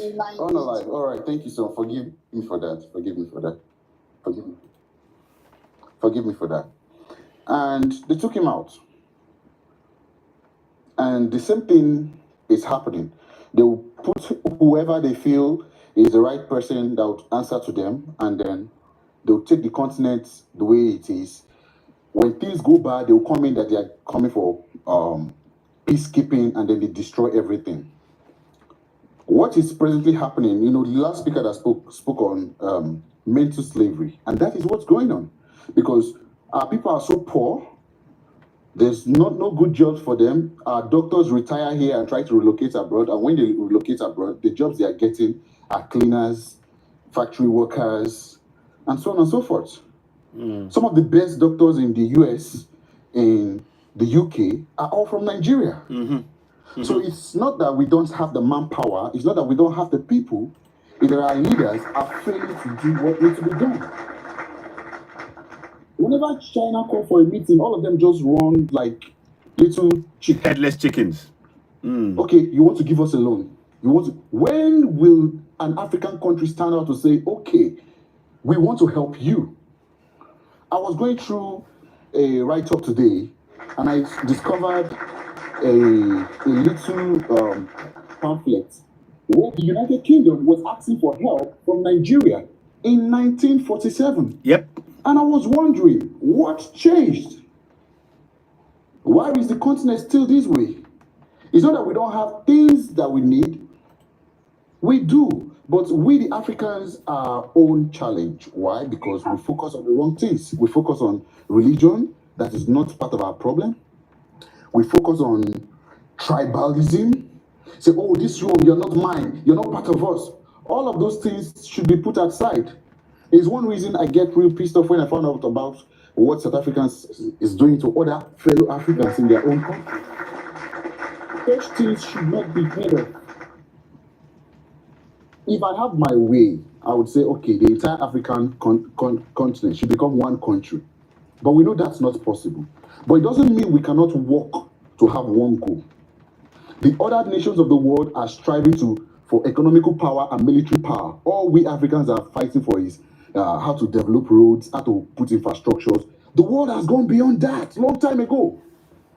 The world has gone beyond that. The world has developed beyond the days of industry. Right now, the world is fighting intellectually, and we have those intellectual people, but our leaders are failing to see it. We have engineers that produce generators that run without diesels, run without... Like, we have everything we need, but our leaders are just failing to invest in their young people. Our leaders are failing to invest. And it's a shame, and it's very painful because I'm a young Nigerian, and I have huge expectation. I have huge hope for my country. But we, the young people, don't know what the future holds. And when the young don't know where the future holds, they get frustrated. And when they get frustrated, they get into power, even if they don't know everything about power. So the number one thing I feel we Africans should focus on is military development and economical development. Let's build our security system and let's build unity. Thank you so much. Thank you. Thank you. Thank you. Wow, for a young man, you said a lot, and I congratulate you, and I'm so glad that you're from that part of the Africa, Nigeria. I'm from there, and it's really nice to see a young man speak with such clarity, and we need that. And what we do need is for that to be, we want people to do that also in their local languages. So I'm really glad that you said that, Lord B. Thank you so much. I'm really, really, really glad. And please do come again. And I think I'm following you. Let's make sure we're following each other. It's very important, the thing you said. I'm going to be following you right now. So that let's come, because it's really important when you make statements and things like this, that we should really, we could do with yourself in this mix. Very, very much important. And very, very importantly, thank you so much. Let us go. Adiremi, you will be next, then I will go to Zach. And then, sorry, you see, then Zach. Adiremi, you've been waiting. Let's hear from you. I'll unmute you. Thank you very much, Lord B. Thank you. Please go give the platform, donate and share, and welcome on board. Welcome, Adiremi. Thank you. It's been a minute. How are you doing? Thank you. I'm doing wonderful. Thank you. To be present of people, the same wavelength. We have the same aim in view, and we're definitely going to get something accomplished as long as we're able to stand together and create a bond that's inseparable.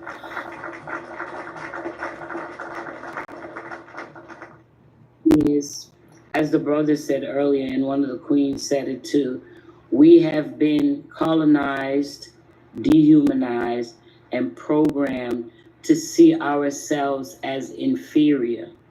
We Africans, whether we're in the diaspora or we're on the continent, we don't know our worth individually. We see ourselves as second to. Why do I say that? If you look at most of the sisters and the queens out there, they're buying wigs, coming off the heads of people who are stressing, negativity. These people only cut their hair because they're trying. All that's within us goes in the strand of our hair. We want to get rid of that burden, leave that somewhere, and we're going to start fresh. These people have come to the realization with the things they need to do in life to get a fresh start. But our people, are turning around spending the money they've worked so hard from the colonizers to buy into these things to look like these people. Why are we not looking at ourselves as individuals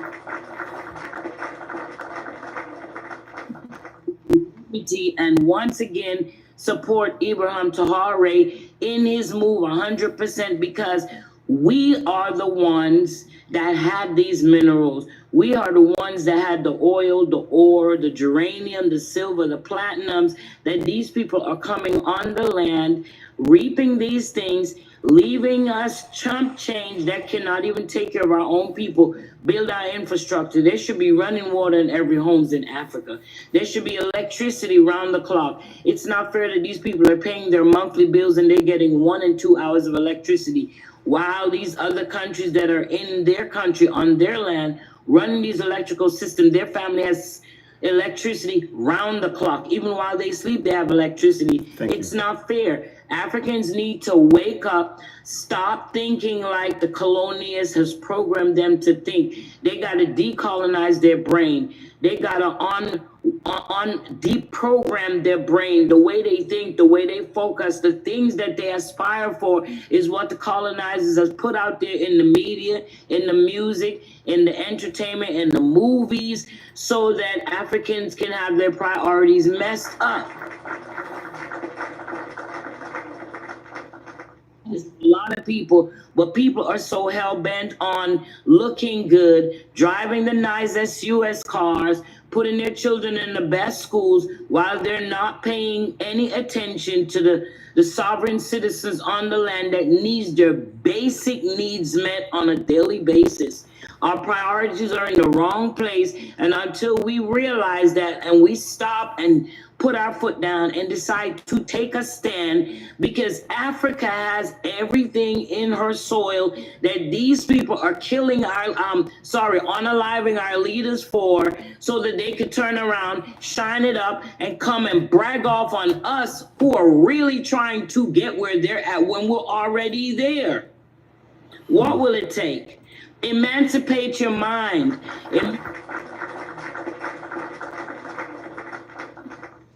Is to be deprogrammed from everyone's mind. Stop reaching for these stars that they're creating. They're using technology. New message is received from 1-813-851-5727. To take our minds off the things that we need to be focused on.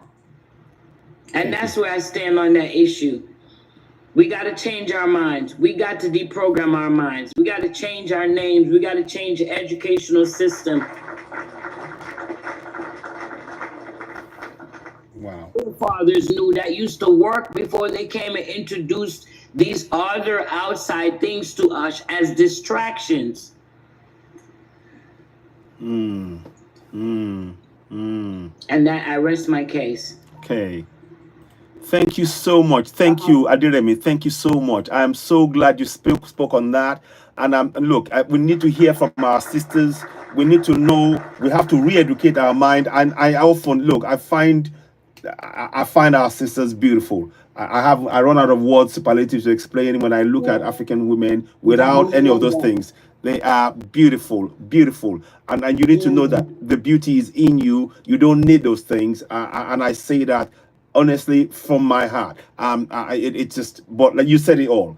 I thank you so much. And we need to really connect to who we are, our names, our food, our culture. Be proud of ourselves. We are the first people, Black people on this planet. We own, we run, we made, we built this planet, and we will continue long after those who have oppressors have left. This is my take on things. But I'm really glad that you said that. Thank you, thank you. Okay, so you were going to say something, Linda? Go ahead. Yes, I just want to say. First of all, I hear an echo. Thank you. And the other thing is the self-love. I go into African lives every day. I don't hear any kind of patriotism, and I don't hear self-love. What I hear is divisive talk about my tribe, my religion, and anybody that talks about unity. I believe if they could, they'd throw tomatoes at them. So this is awful that people can't love somebody because they live on the other side of this border that was imposed on them. Because now that they're out of the country, the leaders, and they have got to take some kind of responsibility. Yes, some outside force came in and indoctrinated, but now that they are not so much on the continent, it's time to take the borders down. I really hate hearing the word we could never, because if I wanted to lose 10 pounds and I kept telling myself I could never, well, it probably won't happen. So you have to put that aside and come up with a different question. How can I do this? Not I can never. It will never. The question is, how do I go about doing this? Mhm. So every time I hear, we could never be one continent, the hairs on the back of my neck stand up. Please stop saying it could never. It can. It sure can. You're not saying it right. The question is, how do you go about unifying the continent? And I see the Power Three, the Mighty Three back there already doing it. It was probably one at first, and there was two. And then there was Now there's three. Ghana has been talking to them. Liberia is talking to them. So all of this, it could never, is already happening. Ashe. The Absolutely. question is, how long is it going to be before the others get Johnny. on board? Yes. And that wonderful song, How Long? Yes. Thank you. I'll play it in a bit. I'll play it in a little bit. Thank you so I much. love that song. Thank you. I'll play that.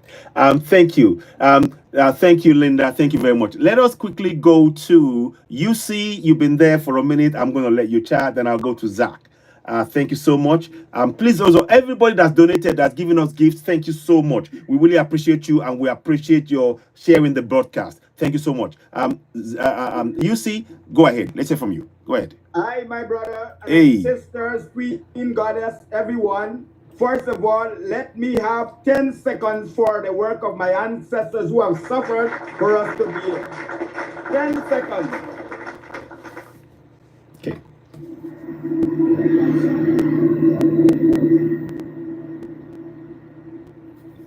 Thank you, my brothers and sisters. First of all, we have to understand our dilemma. We have to understand the problem so that we can find solution. The fruits we are reaping today is what we plant yesterday. The result of the change today is the failure of the system yesterday. How can we change?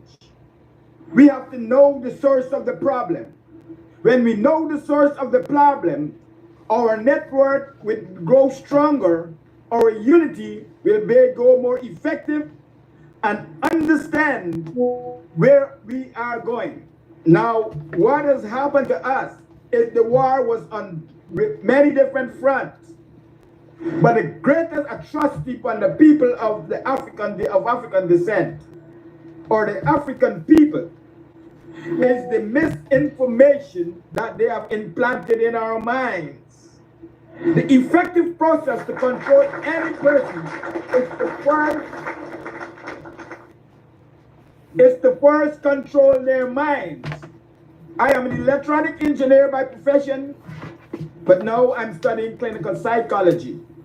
The reason why I had to do that is because I look at the disparity in our society, to which other groups are developing rapidly, while we are stymied in the process of economical and social development. We are finding time to fight against each other rather than fighting to elevate ourselves. Now, what has happened through the process of time?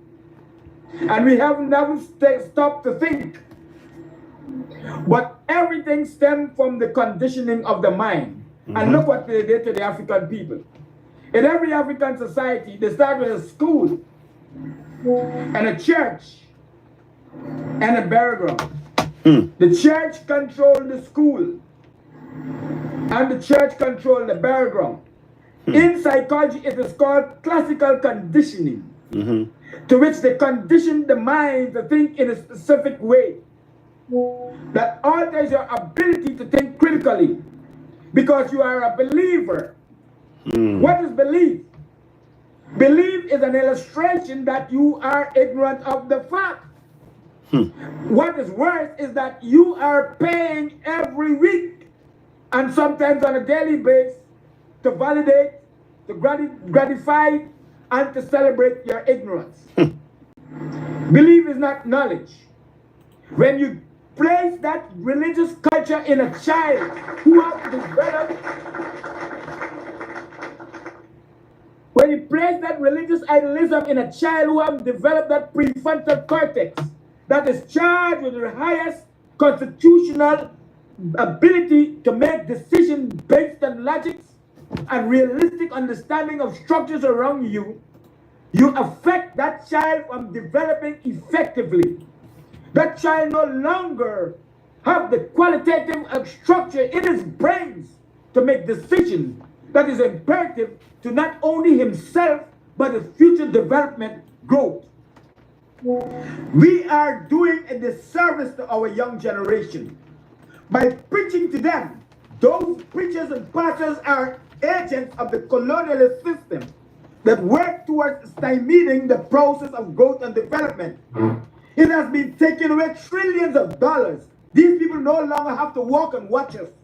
We now have a book that tells us that something is watching us. So we have to behave ourselves. We have to be good to that book.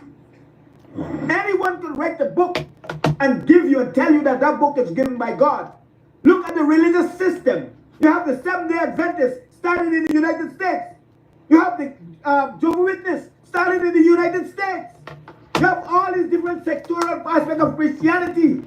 Then you have the other aspect of religious idealism, Islamic movement.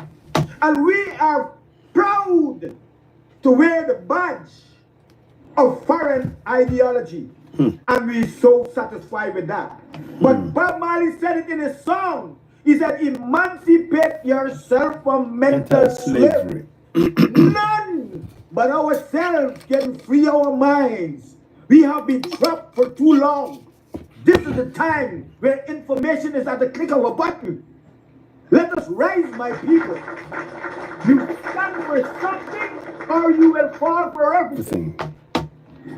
We have to stand up, my people. And the best process of moving forward is information. Because information informs the minds. The minds inform the actions. And based on those actions, we can determine the outcome. Now we need to determine the outcome for the future of our future generation. And we need to create the condition to which we be a hero of the day for the generation of tomorrow. Let us start the movement. Let us choose our battle. And let us win the race. Because we can do it. We did it before. And we can do it again. We once lead the world. We once educate the world. We are the beginning. Therefore, we shall be the ending. Because nothing can take away the originality of the world. You will go and left it.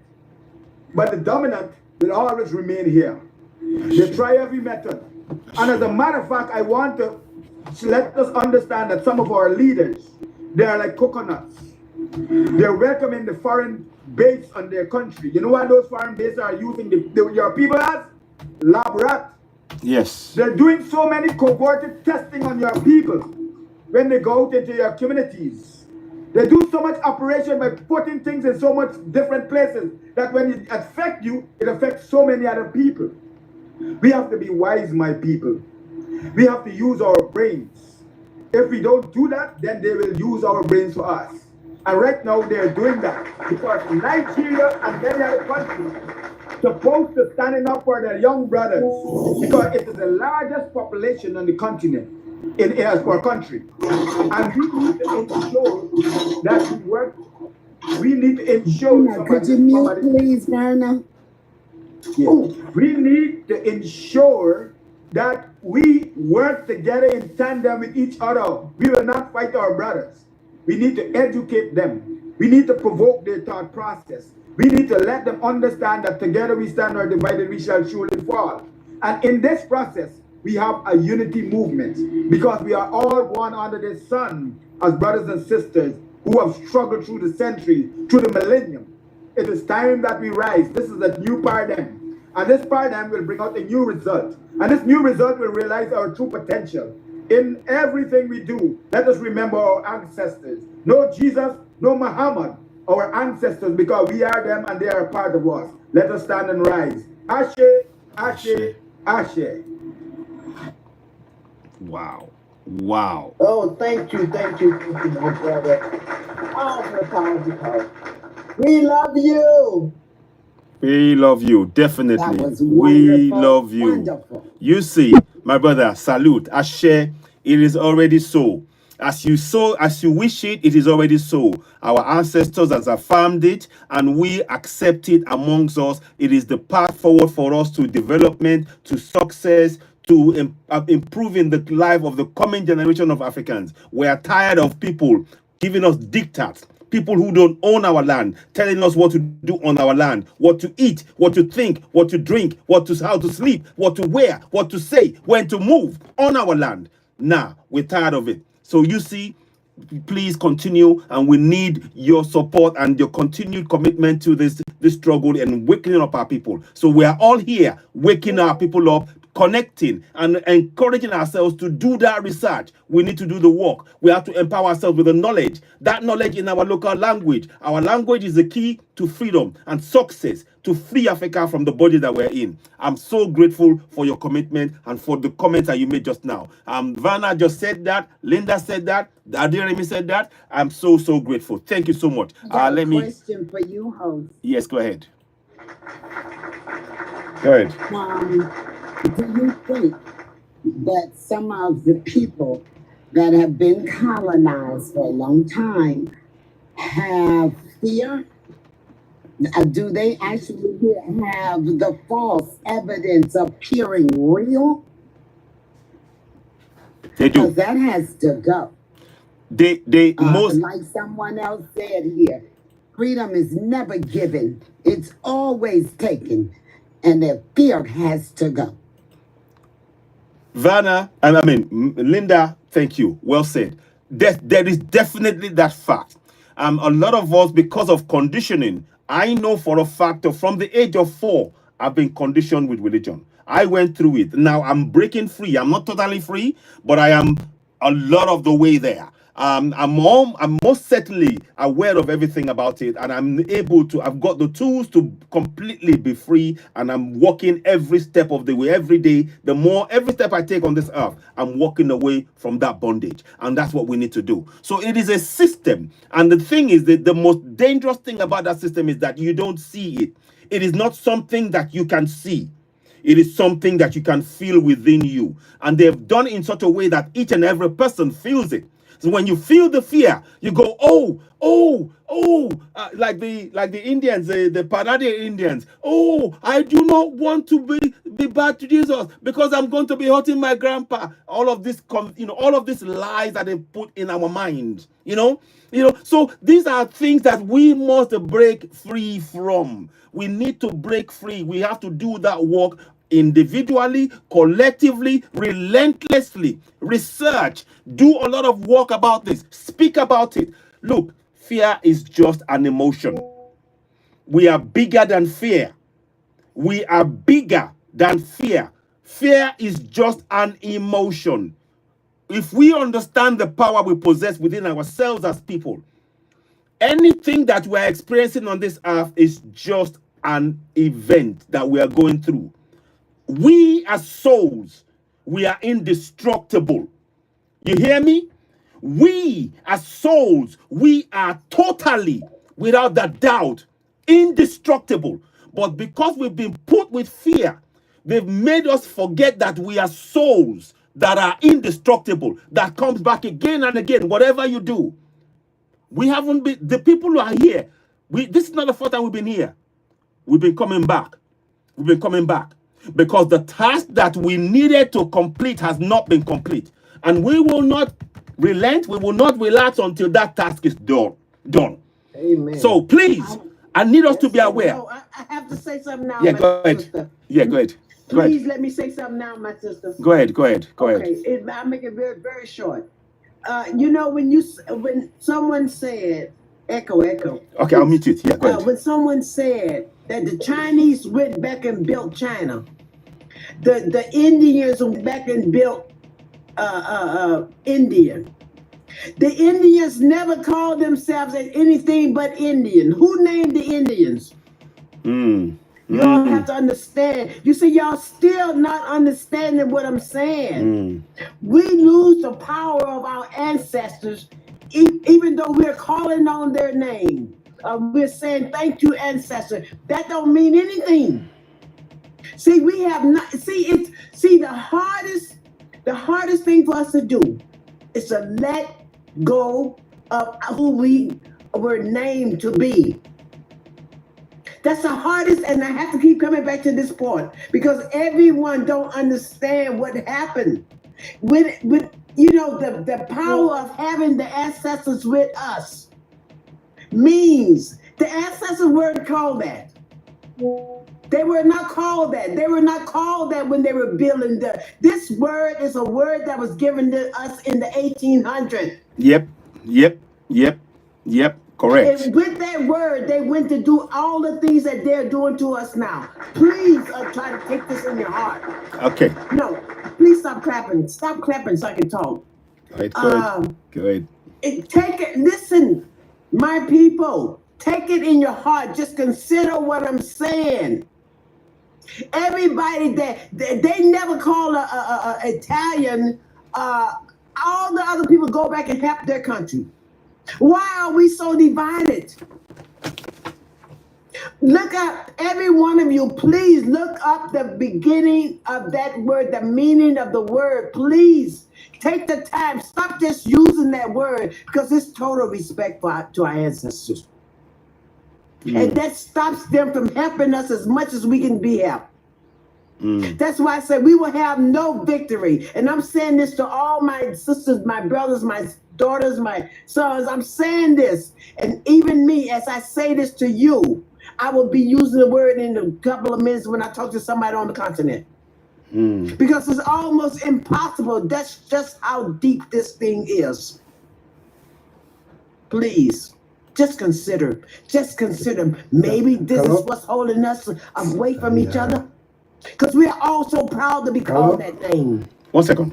Hello. Hold on a second, Zach. Hold on. One second. To wrap this up. Okay, I'm still talking. Okay, all right, thank you. Vanna, thank you very much for that. Thank you. And I think we have to be very cognizant because all of us is so buried deep in us that we do it involuntarily. And now we're trying to be conscious about it and using the words like I said, I'm happy to use Adulawo because I know that's who I am in my local language. I don't have to use the English language. And, you know, these are the kind of things we need to begin to do. We have to do that work. You're absolutely right. I'm a little slow, so Okay. I get lost sometimes. Sorry. So I missed something. Yeah. Is it a word that should not be used? Is Yeah, that what yes. you were saying, Bob? Yeah, we need to be very conscious of saying melanated people or, you know, black people, you know, because that way, because that word has got a lot of stuff in it. But anyway, that's what I'm thinking. So, So I think Zach wants to say something. yeah, yeah. Okay. Go ahead. Vanna, I'll come back to you. Let's hear from Zach. Zach, go ahead. Yeah. Thank you, my brothers and my sister. Thank you. Go ahead. Ashe. Now, all of you have some great points. Sister, you have some great points. My brother De Raja, he has some great points. But the fact of the matter is, you're fighting a European country, not one country you're fighting. In America army having every race inside there. Listen to this, right? American army have every race inside there that they already colonized.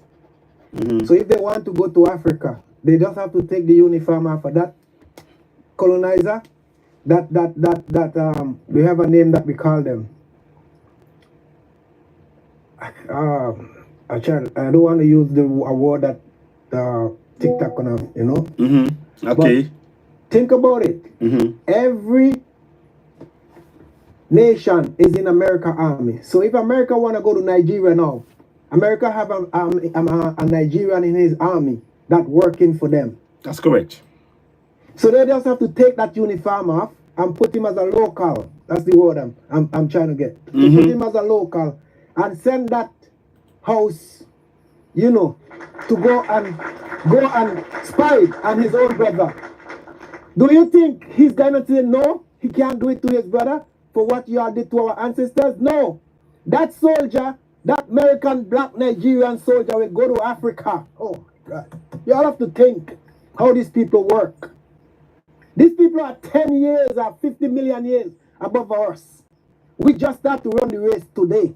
You don't expect to beat a race with somebody who ran a race from since 10 years ago. You can't compete with that person. There is no way. But you have to find strategy. Strategy, yeah. There is a way. But you have to find a way. America have every nation in their army. Yes, that's correct. They could take that uniform off and send these Negro down into Africa, go kill their own people. Oh shit. Unalive. F1. Their own people. They won't think about doing it twice. They will do it for a luxury car, a nice apartment, and some food and some suit. Just like the pastors. You think the pastors them don't know in Nigeria what they're doing to their people is wrong? You really sit down and think every black pastor out there have to go to a theology school before they become a pastor. They have to get a license from the Roman Catholic Church before they could go out there and open up a church. Use all your brain. Use all your brain. These people don't think about today. They think 10 years from now. You have to think 30 years from now. This thing is not going to overcome in on social media and yelling and this and say this and say that. No. We have to sit and talk strategy, and we can't put all our information on social media because they are listening to us. I say. They are listening to us. They don't just have this thing here for a reason. They have it because they know. So we are the only how we're gonna do this. We have to meet on grounds. We have to meet in buildings. We have to meet under the ground. Because there is so much technology now that they could put a drones and they could listen to everything we're doing from 10 million feet up in the sky. Use all your brain. It's not gonna over tomorrow. It's not gonna. These people don't care about us, and this is the number one thing we have to understand. They will never see us as human beings. They will never see us as we and them as one. Fact. Or never. Even equal. Just equal. They will never see us as an equal and a feel as equal. No. China only get respect because China go and build weapon. Listen again, and I can't talk everything, but I'll think, use all your brain. I have a brain just like them. They're not smarter than all you. African people just need to wake up. They go to North Korea, they can't mess with North Korea. Why? They can't mess with Russia. Why? Germany. Before they were fighting each other. Remember that. Don't forget that part. Before they were fighting each other. Go look it up. They have it there. In the movie. The biggest thing America produces is Hollywood. They are actors. The biggest weapon America have is Hollywood. And look at all the stars them in the movie. Come on, all wake up. This thing is not English language. Don't worry about the language. Don't worry about language and not that whatever. Don't worry about that. You all have good points. You all have good things saying, but you all not hitting the hammer on the right nail. You need an army.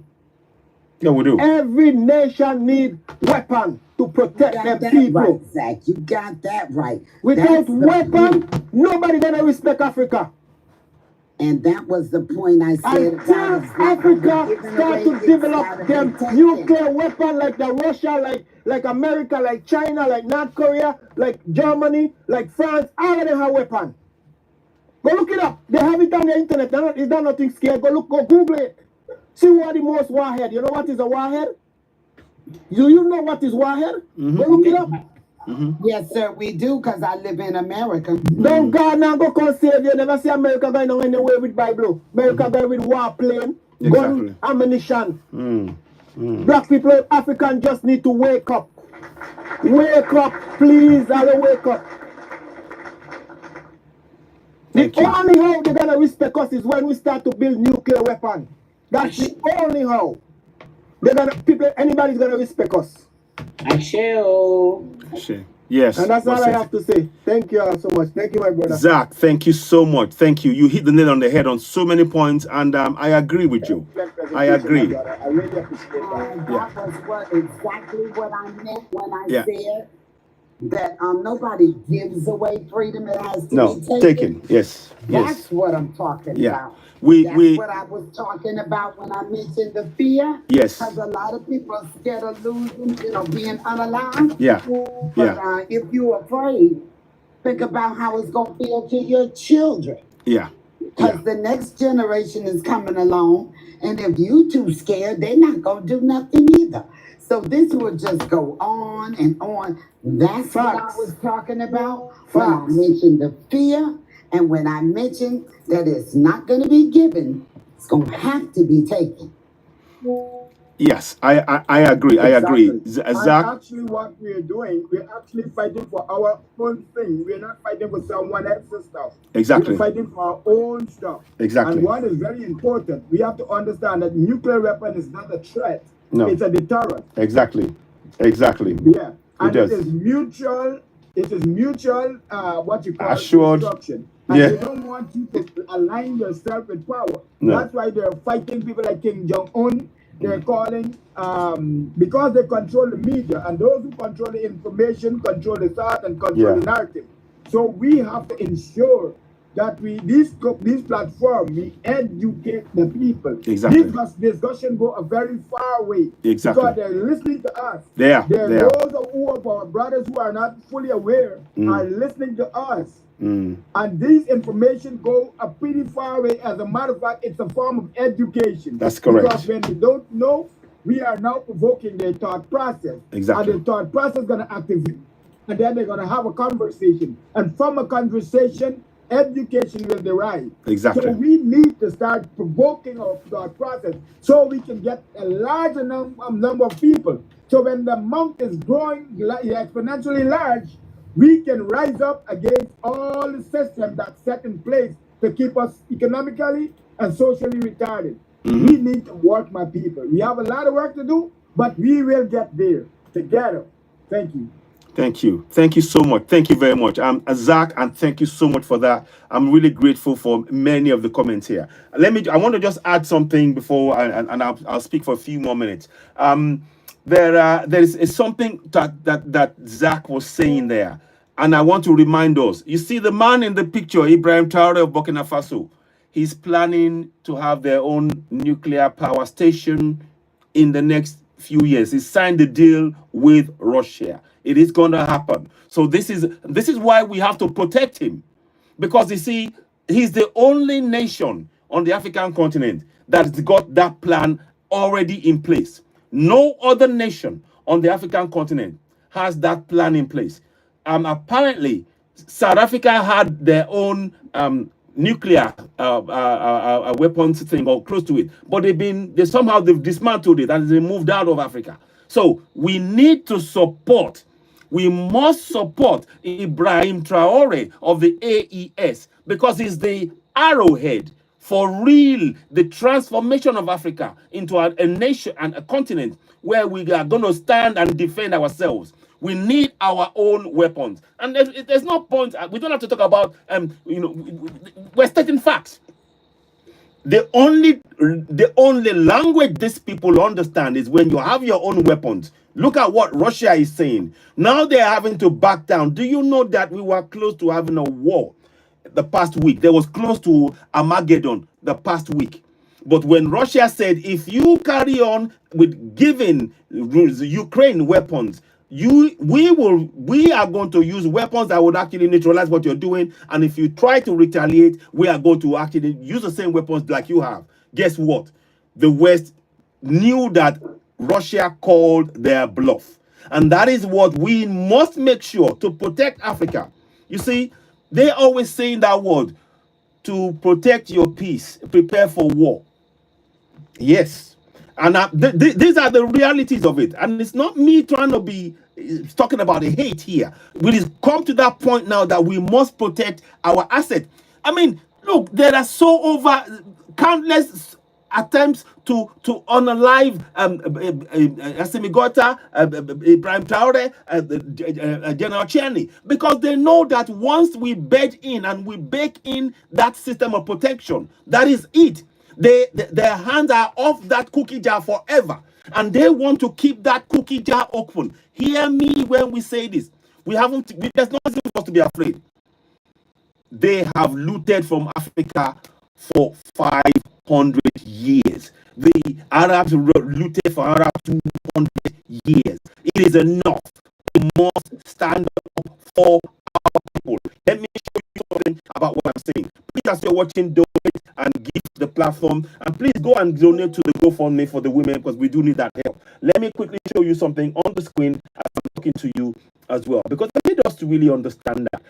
There is, let me see, where's that point here again? I talked about ECOWAS. No, that's not the one. We talked about the board of ECOWAS. Yes, this is what I want to show you, because we have to understand, and I'll do it in two ways. I need you to understand. Look at all the leaders that you see on the screen. Let me make this clear. Look at all that you see on the screen before me. You have Patrice Lumumba. He was unalived. You have Gaddafi. He was unalived. You have Felix Mumbi. He was unalived in Geneva. Felix Mumbi was unalived in Geneva by the French secret forces. Silva Lumpia was unalived in Togo. Ben Baka was alive in unalived, and Kwame Nkrumah was they unseated him from power, and I think I think he died of some sort of disease, but we don't even know if that's Amilcar Cabral. Again, same thing. The point I'm making is this: there is something that we need to be very aware of. They make sure that they unalive African leaders with no consequences. The colonials have suffered no consequences for unaliving all African leaders. And this is a note for all of the puppets. They have been perfecting that system, and we need to confront it. The time is now. We must confront it. Let me read a bit more into this. Let me quickly show you. 1 second. I want to make sure I get this right, then we can talk about it a bit more. They have unalived our leaders repeatedly, with no consequences. And we have to mute that for me, please. Yeah, mute that for me, please, if you don't mind, Angel. So I wanted to show you. Now, let us look at the word here. I need you to really understand what is driving things. What is the word? What is colonial impunity? Because the name of the program today was colonial impunity, and I wanted to talk about it. Colonial impunity is the ability of colonial powers to act without consequences for their actions against colonized people. Let me read that here again. We need to understand this. What is colonial impunity? Colonial impunity is the ability of colonial powers to act without consequence for their actions against colonized people. What are those actions? Look at those pictures. See that? The actions took out Patrice Lumumba, no consequences. The actions took out Gaddafi, no consequences. The actions took out Felix Mumbi, no consequences. The actions took out Sylvia Olympia, no consequences. The actions took out Amilcar Cabral, no consequences. The actions took out Kwame Nkrumah, no consequences. The actions took out Mehdi Ben Baka, no consequences. This is what we mean when a system is doing that to you. It is systemic and it is designed to be so. So any talk that you're talking, this is a system that is being used to oppress the African continent, and we need to confront it. If that same system allows for poor judicial systems, colonial impunity ensures that there is poor judicial system, and you will see that they will blame, oh, the judiciary is bad in Nigeria, oh, it's bad in Togo, it's bad in Kenya. The system because to ensure that they do not face any consequences, they bake into the system impunity. That's what you're looking at. So when the judicial system is weak or disintegrating, it can be difficult to penalize violations. So how many African countries can come together when your country is weak? How many of you can come together and confront and question about the unaliving of your leaders? You can't, because the system is not working. It is designed that way. Now, corruption. Countries with pervasive corruption or entrenched systems of patronage are more likely to experience impunity. All of this is all baked into the colonial impunity, because when you are having problems within your own countries, you haven't got time to confront the overriding issue, which is colonial impunity. This is what we are faced with. And I'm hoping by talking about this, we can begin to address this collectively as groups or as people, and make sure when we are coming up with plans, these plans has to have solutions to these problems. Because this is what they're doing. Protection of security forces. When members of security forces are protected by special jurisdiction of impunity. Listen to this. When members of security forces are protected by special jurisdictions or immunities, impunity can occur. Give an example. When the US opened bases on the African continent, whatever those security forces do on the African continent, they can get away with it because of colonial impunity. Are you seeing what is going on? I hope you're all seeing. This is really important. Please, as you're watching, endeavor to donate, tap and share the screen. This is a very important message that we want to share, and we need to make sure that every community is aware of exactly how pervasive this colonial impunity has gone. And connect those pictures. I'm going to listen to the words. I'm going to mention the name, and I will play something to back up what I'm saying. Now, also, colonial impunity can have a number of negative consequences. Denial of justice. Impunity denies victims the right to justice and redress that, without a doubt, Africa is suffering from. Denial of historical crimes. Impunity can be considered a form of denialism of historical crime. This is underlying factor. Colonial impunity is alive and kicking on the African continent, indeed around the world. Legacy of colonialism. Colonial impunity can continue to impact society today. Example, in global security practices. I could go on and go. I'm just giving you some insight into this. So the colonial impunity that I talked about now is what has allowed for those, they unalived Patrice Lumumba, and Belgium comes back to the people of Congo and they say we are giving back the thief with no consequences. The reason why there's no consequences is because Africa hasn't got military arms, our own military protection. We need to have that.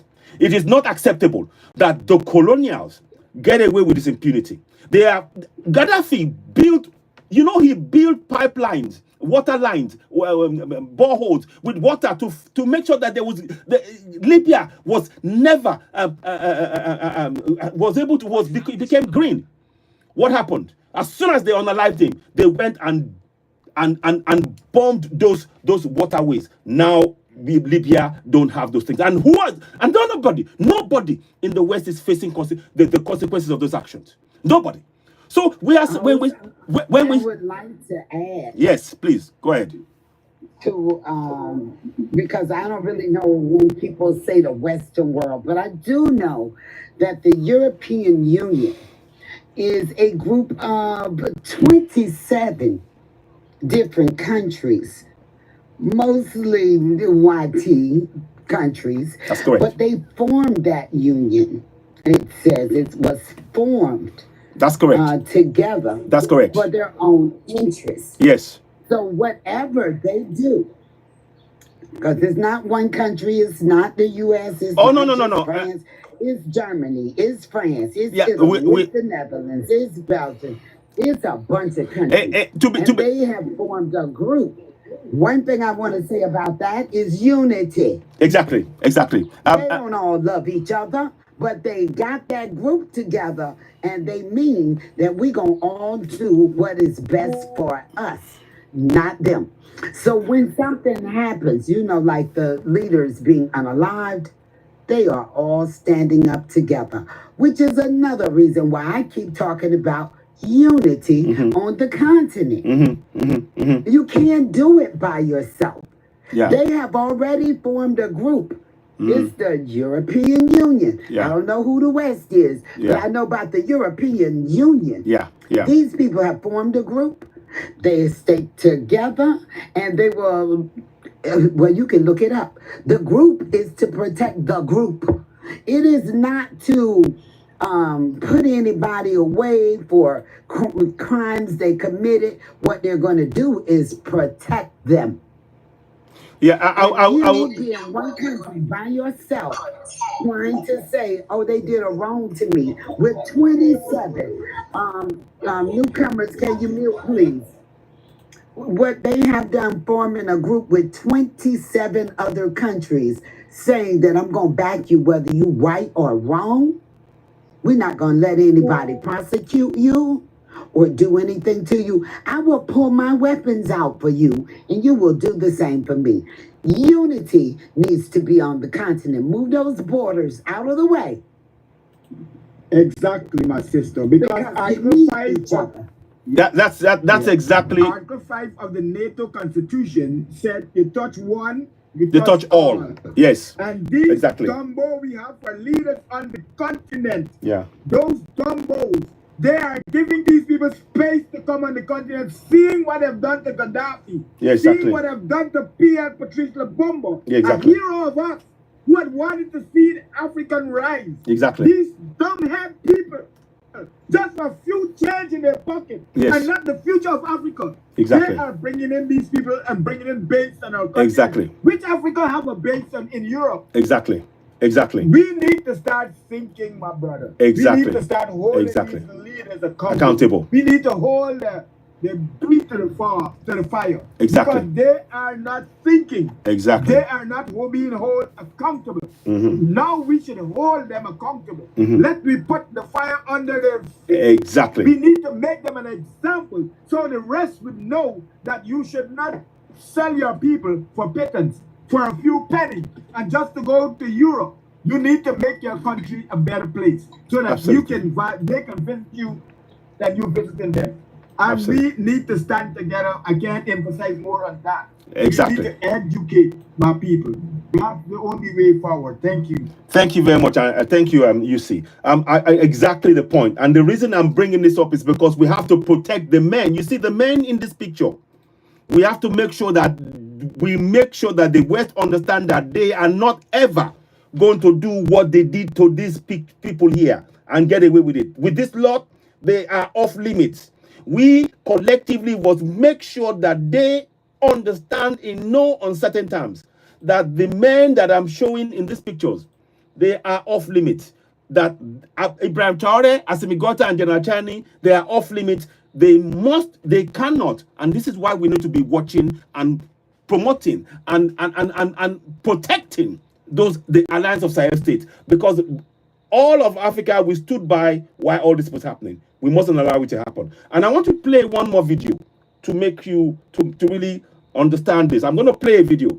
I will mention the name, and then when I play the video, I will be mentioning the names of the people that were unalived. Because every time they see that Africa is about to get up again, they put the same system in place. And that is what this man was saying here. And we need to key into it. And that there's a lot of more work we need to do behind the scenes. But I want you to listen to this particular section of the video. It's by Nicholas Howard. Listen to what he's saying here. I hope I'm saying it right. Is that correct? Yeah, that's it. That's it. Okay. Hang on. What are you doing now? You're meant to be giving me that information. Where you are. Oh, that's JPEG. Sorry. Give me 1 second. 1 second. I'm just going to get that back up. Where is it? I saw it just now. Okay, 1 second. I'll get it back. It's here. Just need to play. It's important to hear that message because a lot of people don't fully understand.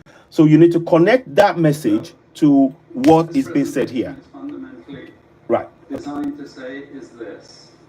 Listen. Africa historically, sub-Saharan Africa has been fundamental to the global prosperity of the advanced countries. Okay? And Africa had a role to play. It has a role as a raw material producer. We will not allow sub-Saharan Africa to escape that. Okay, we do everything to keep sub-Saharan Africa where they're always the same. Oh, I don't know what's going on. Oh, you're trying to fast forward. 1 second. There's an echo. Is anybody speaking? 1 minute. We do everything to All right, I'm just trying to make another public service announcement because I can't hear him. Can everybody hear? 1 minute. 1 minute. 1 minute. Can you hear me? Can you hear me? Can you hear me? Can you hear me? Can you hear me? Hello?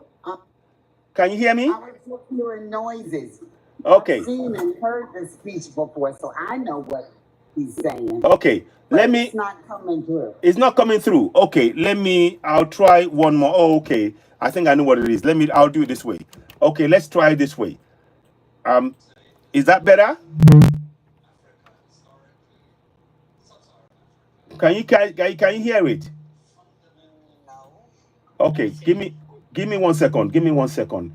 I'll just adjust it. I need to adjust it in the background here. Okay. Yeah. Go ahead.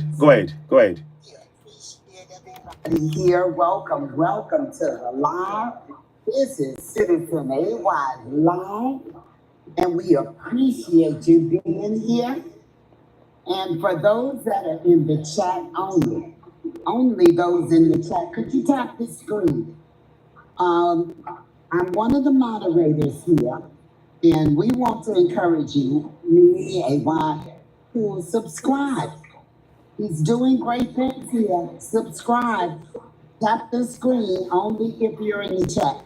So if I keep seeing people that are in the box liking the live, then I'll probably drop you. You can come back, but we don't want to suppress the numbers.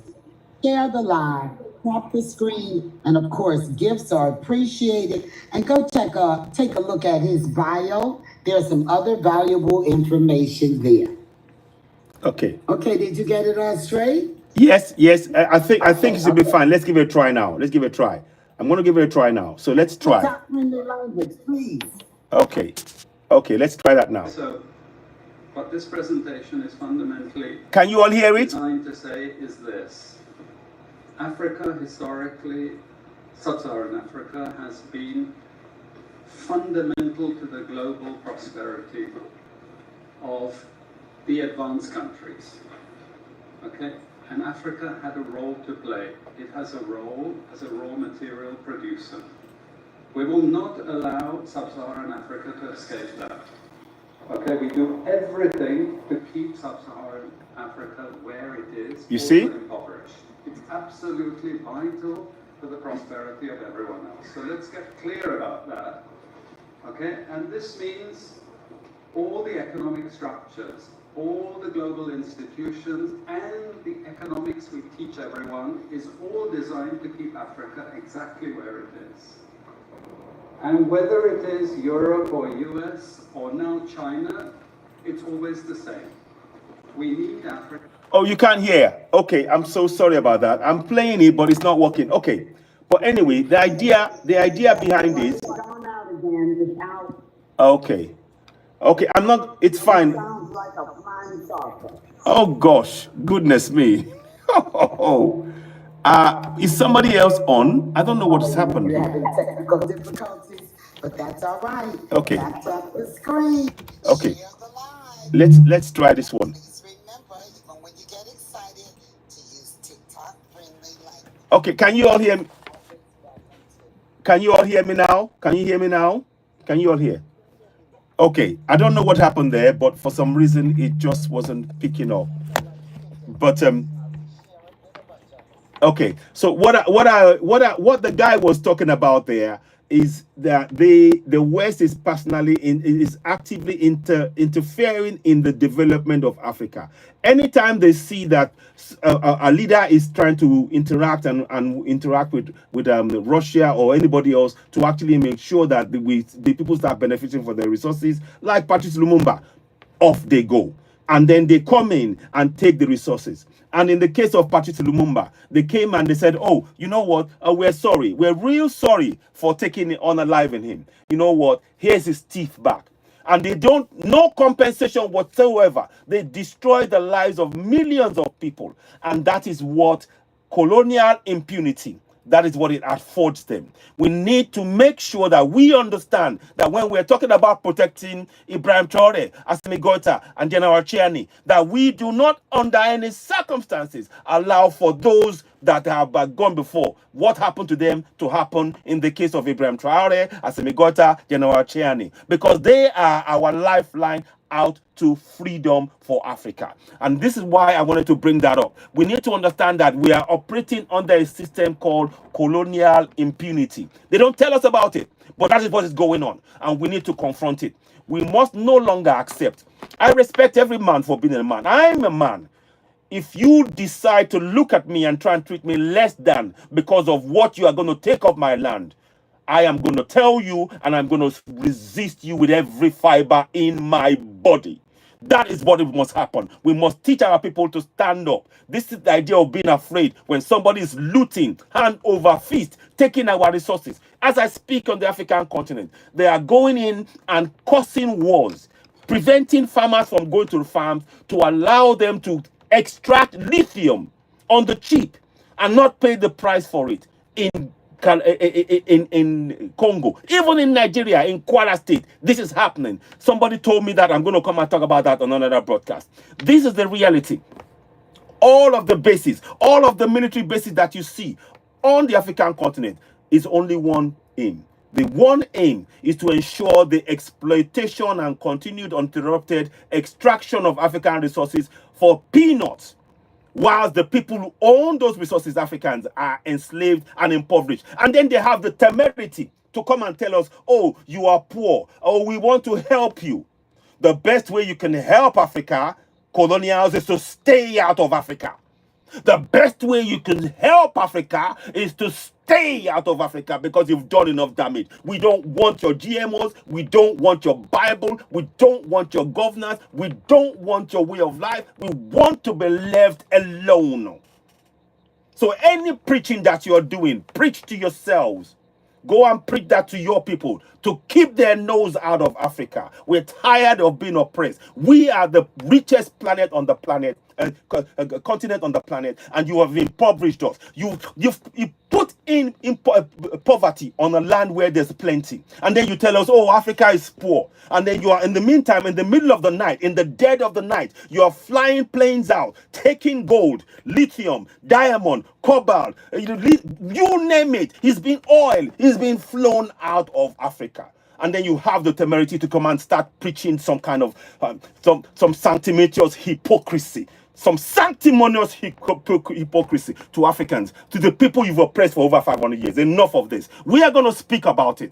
We are not going to accept this nonsense. We can't accept this. We will speak, and we are going to encourage others to speak. 1.4 billion Africans who are sovereigns of their lands are being impoverished by the people who came out. Oh, we're trying to help you. We're trying to help you grow a GMO. And then you have the temerity to go and take African seeds, put them in Norway. Imagine if an African country did that and say, we're going to take away all of the seeds in Europe and we're going to keep it for you in Africa. What would happen? This is clear sign. The fact that they've done that and they've moved that, it's telling us that they don't consider us as people. And we cannot be in the same continent with the people who are continuing to view Africans as lesser than on our own continent. We don't want anything from Europe. We don't want anything from the US. I'm talking about the US government, please. I'm not talking about the people. I'm not talking about the Black Americans. I'm talking about this governance. We don't want anything from the government. We don't want them. Leave us be on the African continent. Leave us be. We do not want Francophone. We don't want Commonwealth. We don't want you to carve up Africa. Africa is one. You don't have the right, and we deny you the right. Any of the law that you've written and treaties that you've imposed on us is null and void, because we, the people of Africa, had no hand in writing it. You have imposed this using puppets on the African continent. We are tired of it. And we are supporting those who are standing up for Africa. We're supporting Ibrahim Traore. We're supporting Assimi Goïta. We're supporting General Chiani. And we are going to continue to support them. We know the things you are doing. We know that night and day, France is not sleeping. We know night and day, France, US, you are not sleeping. You are finding ways to unalive these people who are standing up for their own people in their own land. Imagine if any African went into Europe and did what you guys are doing. What do you think would be happening to that African? What do you think will be happening? This is hypocrisy, and we cannot accept it. And we do not want to take any lectures from any US, whatever they call themselves. I say it. We do not need any lectures from any of you about morality, about governance. Because the governance you've imposed on Africa has been about corruption, exploitation, and its colonial impunity. And we're tired of it. We are fed up. We will not be silent. I say this free because I am tired. I've watched all of this going on. Many of us have watched this. We've seen the injustice that you've imposed on us. And you're continuing to tell us, oh, please, we have to do the system. IMF is nothing but a bunch of clowns and thieves looting from Africa. Same thing with World Bank. Same thing with the UN. You are putting your claws in and you have the temerity to tell us, oh, Africa is poor. Who told you we need GMO on the African continent? If you grow, I am witness. I am telling you my direct experience. If you put corn in the floor, just dig a hole, put corn. Within 3 days, the corn will start sprouting. Beans, likewise. Yam, likewise. Plant, whatever. And then you go, oh, we need to help you. Oh, the nutrition is not good. Have you tried to grow anything on the European soil? What? How long does it take you? And how many chemicals and nutrients that you have to put in? This is just simple science. These are just simple science. So when you, please, we need to be speaking to our African leaders. We don't want any of the European businessmen coming up to say, I want to sell you GMO. We should reject it because it's about impoverishing us. When they're taking real seeds from Africa and put in Norway, who gave them? Did we, the people of Africa, all 1.4 billion, did we say, yes, go ahead, take our seed, keep it away from us, impoverish us? We didn't. This is by subterfuge. And the same people will come and talk about democracy. I don't want to hear any talk about democracy from any of you. You're not worth to wipe the boots of my foot. Fact of the matter, you're not. And I will say it. I will say, if I saw the King of England, anybody, I would say it before them. Because this is what is going on in Africa. It's sheer hypocrisy. It's sheer exploitation. And if you do not stand up, if you don't stand for something, you will fall for anything. UC said it. It's time. Let it cost whatever it costs. We're going to speak this truth to power. We cannot be standing here and allowing this injustice, unending injustice, impoverishing people who are literally billionaires, the richest people on the planet, in being impoverished by the bunch of crooks, thieves. And you're standing here and you're telling me to respect that. And you're telling me you have the time to stand before me on this earth that I am part of. And you know.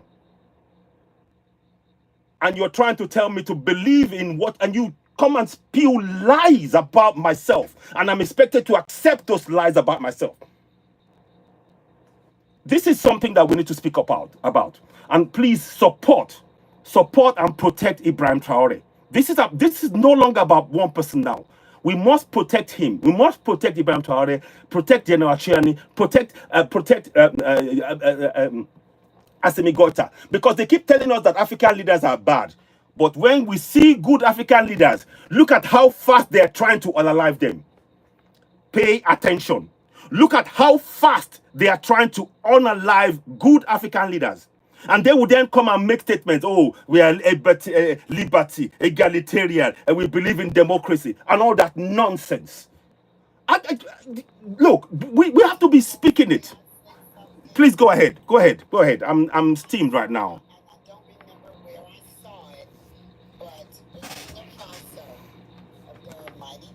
Yeah.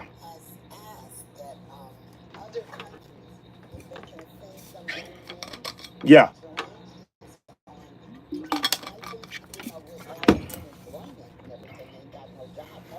Yes, I support that. Yeah.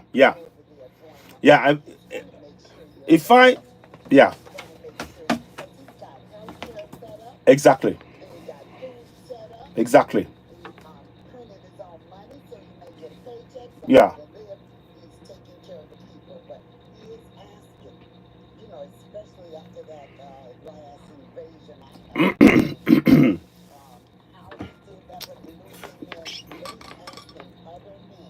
Mm. What? What?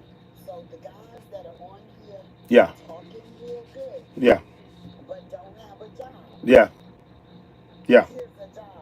Exactly. Exactly. Exactly. Exactly. Absolutely. And I exactly. Exactly. Exactly. Exactly. Exactly. Exactly. So I'm thank you very much for bringing that on board. Oh, sorry. Yeah, sorry.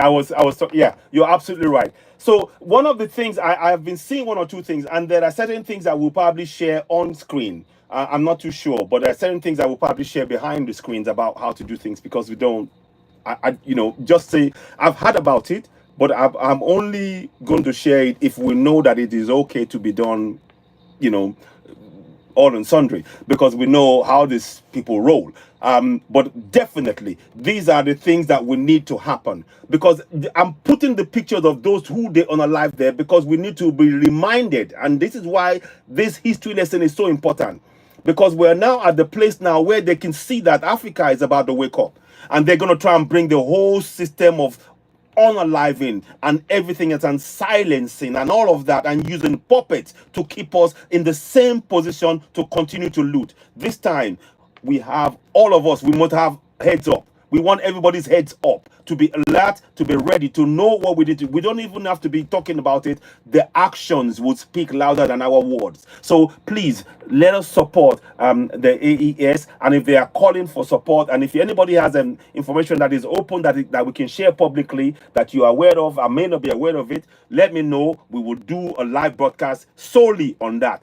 to encourage that. There is nothing wrong in supporting great African men like this because now we can see that the West is all about unaliving great African men and again to do it with impunity, colonial impunity as usual. This time we don't want business as usual. We're not interested in going to any Europe or anybody or US or anybody where to unalive anybody or to interfere in their way of lives. The fact is the Western system has been interfering forever in the development of Africa and taking over and taking control of the destiny of Africans by so doing. And we have to call that out. And in doing so, when we do that, if they silence us, it shows that they are the hypocrisy, that they cloak themselves in all of these wise, warm words and it doesn't speak well. It's good. Oh, yes, it looks nice. It sounds good. All that nonsense. But behind the scenes, it's all about hypocrisy. They say one thing in the front and they're doing something else behind.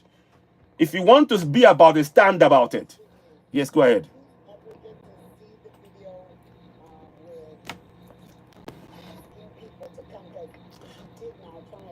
Find it and send it to me. I thought I had somebody say something about that like a few days ago, but I wasn't sure whether it is something to be widely shared. But if you do have it, let me share it and I will do a live broadcast, So I want to make sure. Yeah. Yeah, exactly. Yeah, but there is some information that I've had that was sort of going around behind the scenes, but maybe that's changed, and that's what I'm saying. So that we don't want to be sharing things unless that is what they've said, and if that's the case, good. Let me have it. In fact, I'll bring you on board. We'll do a show together, all of us, and then cover that because we've been saying it. We need to support AES. So please do ahead. Yes, do exactly. And we support that. Mm-hmm. Mm-hmm. Mm-hmm. Yeah, exactly. Exactly. So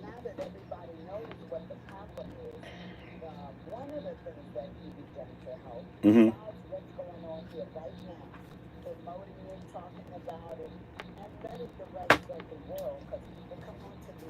Exactly. Yeah.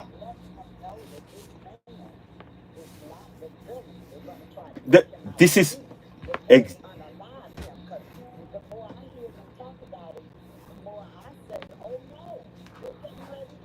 that's what they're trying to do.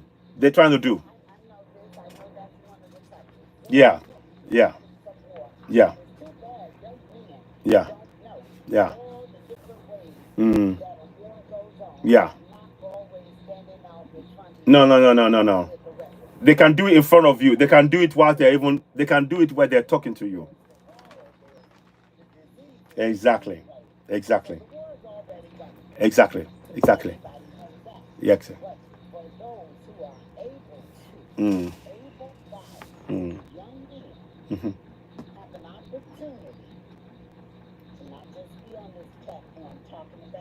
No.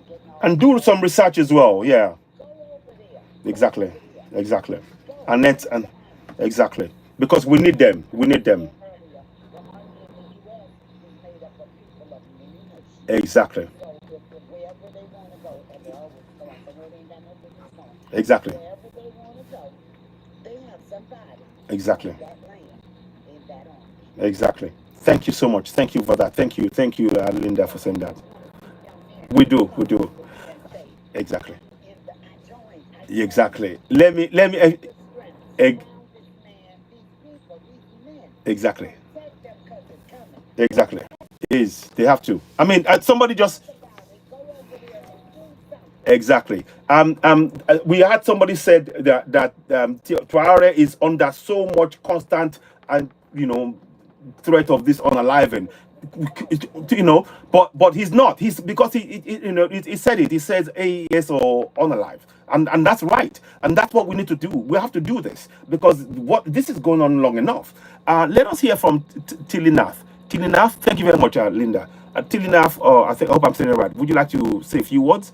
Then, and if others want to join in, I think I'm probably going to have a break in a bit. But before I go, Tinila, are you able to unalive Tilinath? Tilinath, are you there? Can you unmute yourself? If you're not, that's okay. Yeah, that's correct. Yeah, I'll bring others on. So Wakaso, what would you like to say? I'll get we will try and restrict it to a couple of minutes so we can talk. Go ahead, Wakaso. What would you like to say? Welcome on board, my brother. Go ahead. Wakaso, is that a scout? Is that a scout thing that you're wearing? Are you wearing a scout? Mute yourself, Linda, for a second, please.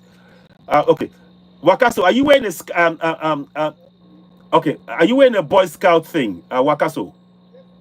Okay, my brother, can I say something to you about that? Please don't be offended. I'm about to tell you something that might shock you. Powell he's got I can hear a bit of a noise. Can you hear me? Are you? Are you back?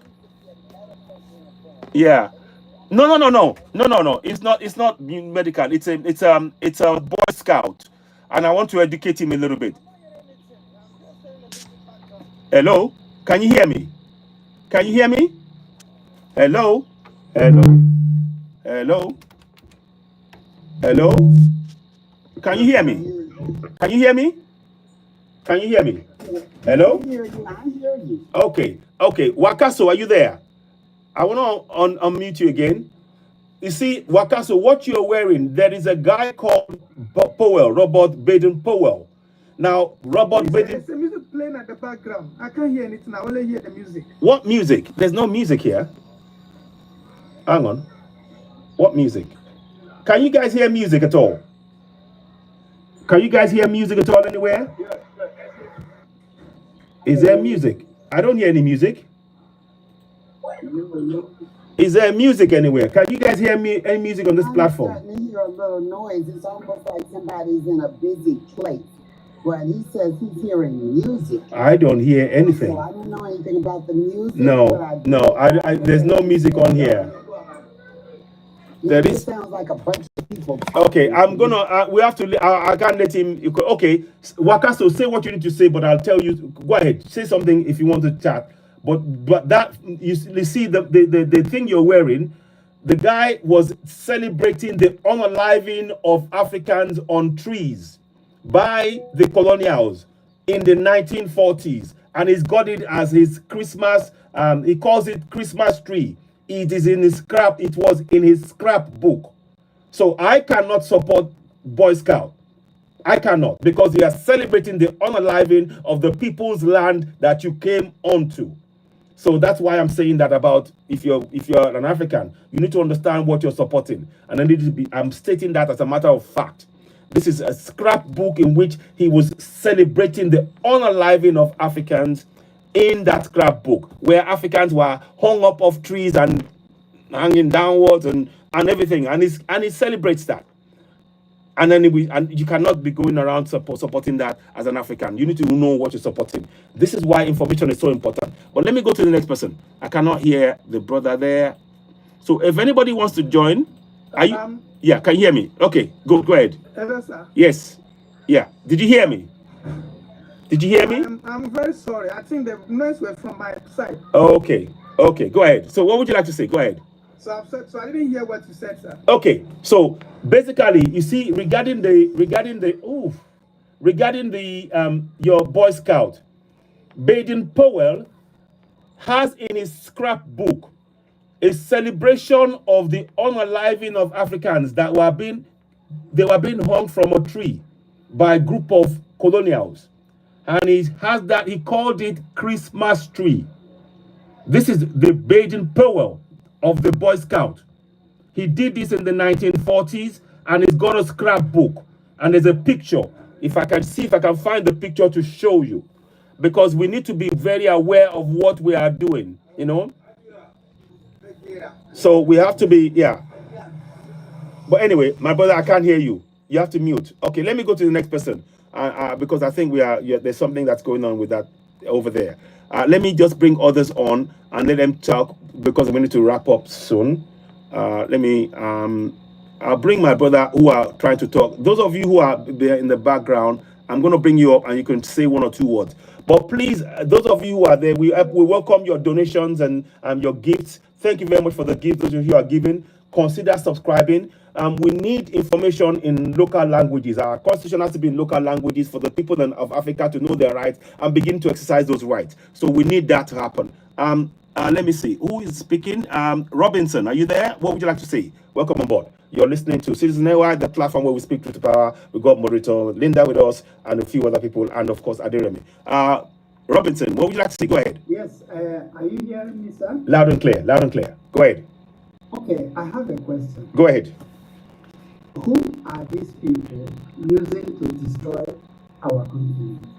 Are they not fellow Africans like me and you? Exactly, they are.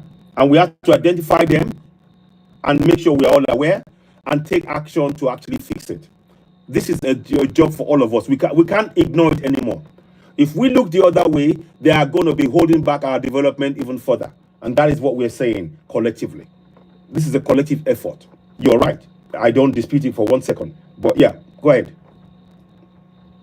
Thank you. That was my question. Okay, good. I hope the answer I gave you, or the answer I gave you, it requires it. The onus is on all of us. You know, the onus is on all of us to actually take this collective action. We can't ignore this. These great guys here, these are great African men.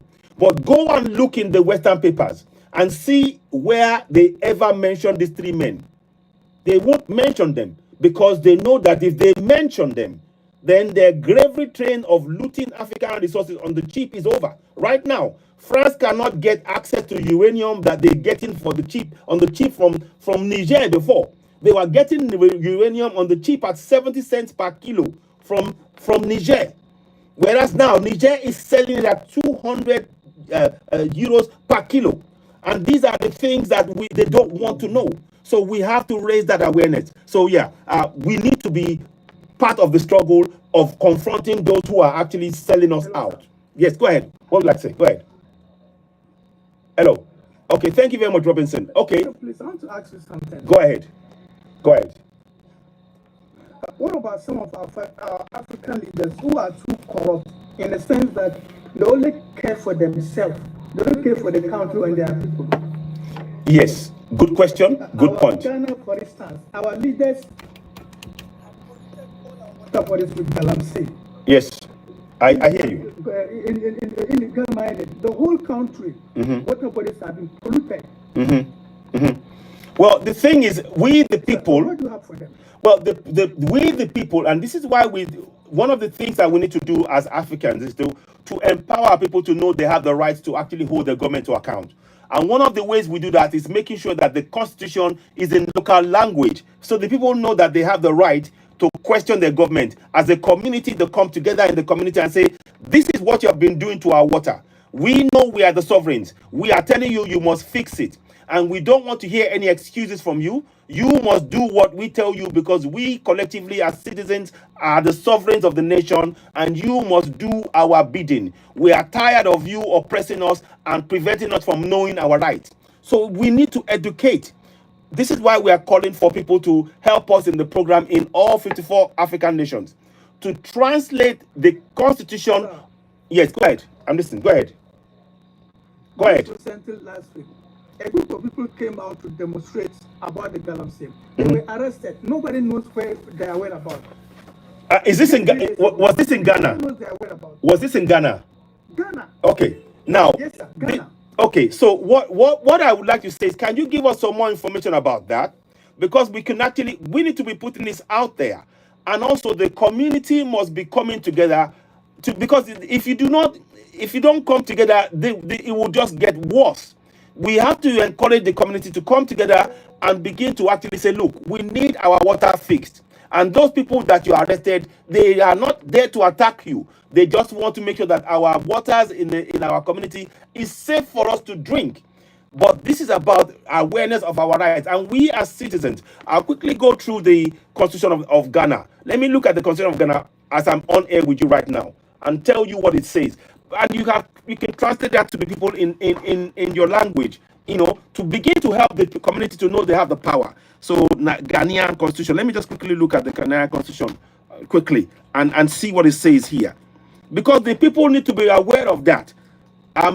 Just going around and saying, expecting the government to do something without being aware of your rights is actually dangerous. So now we are going to look at the Ghanaian Constitution. It says 1992. Show more.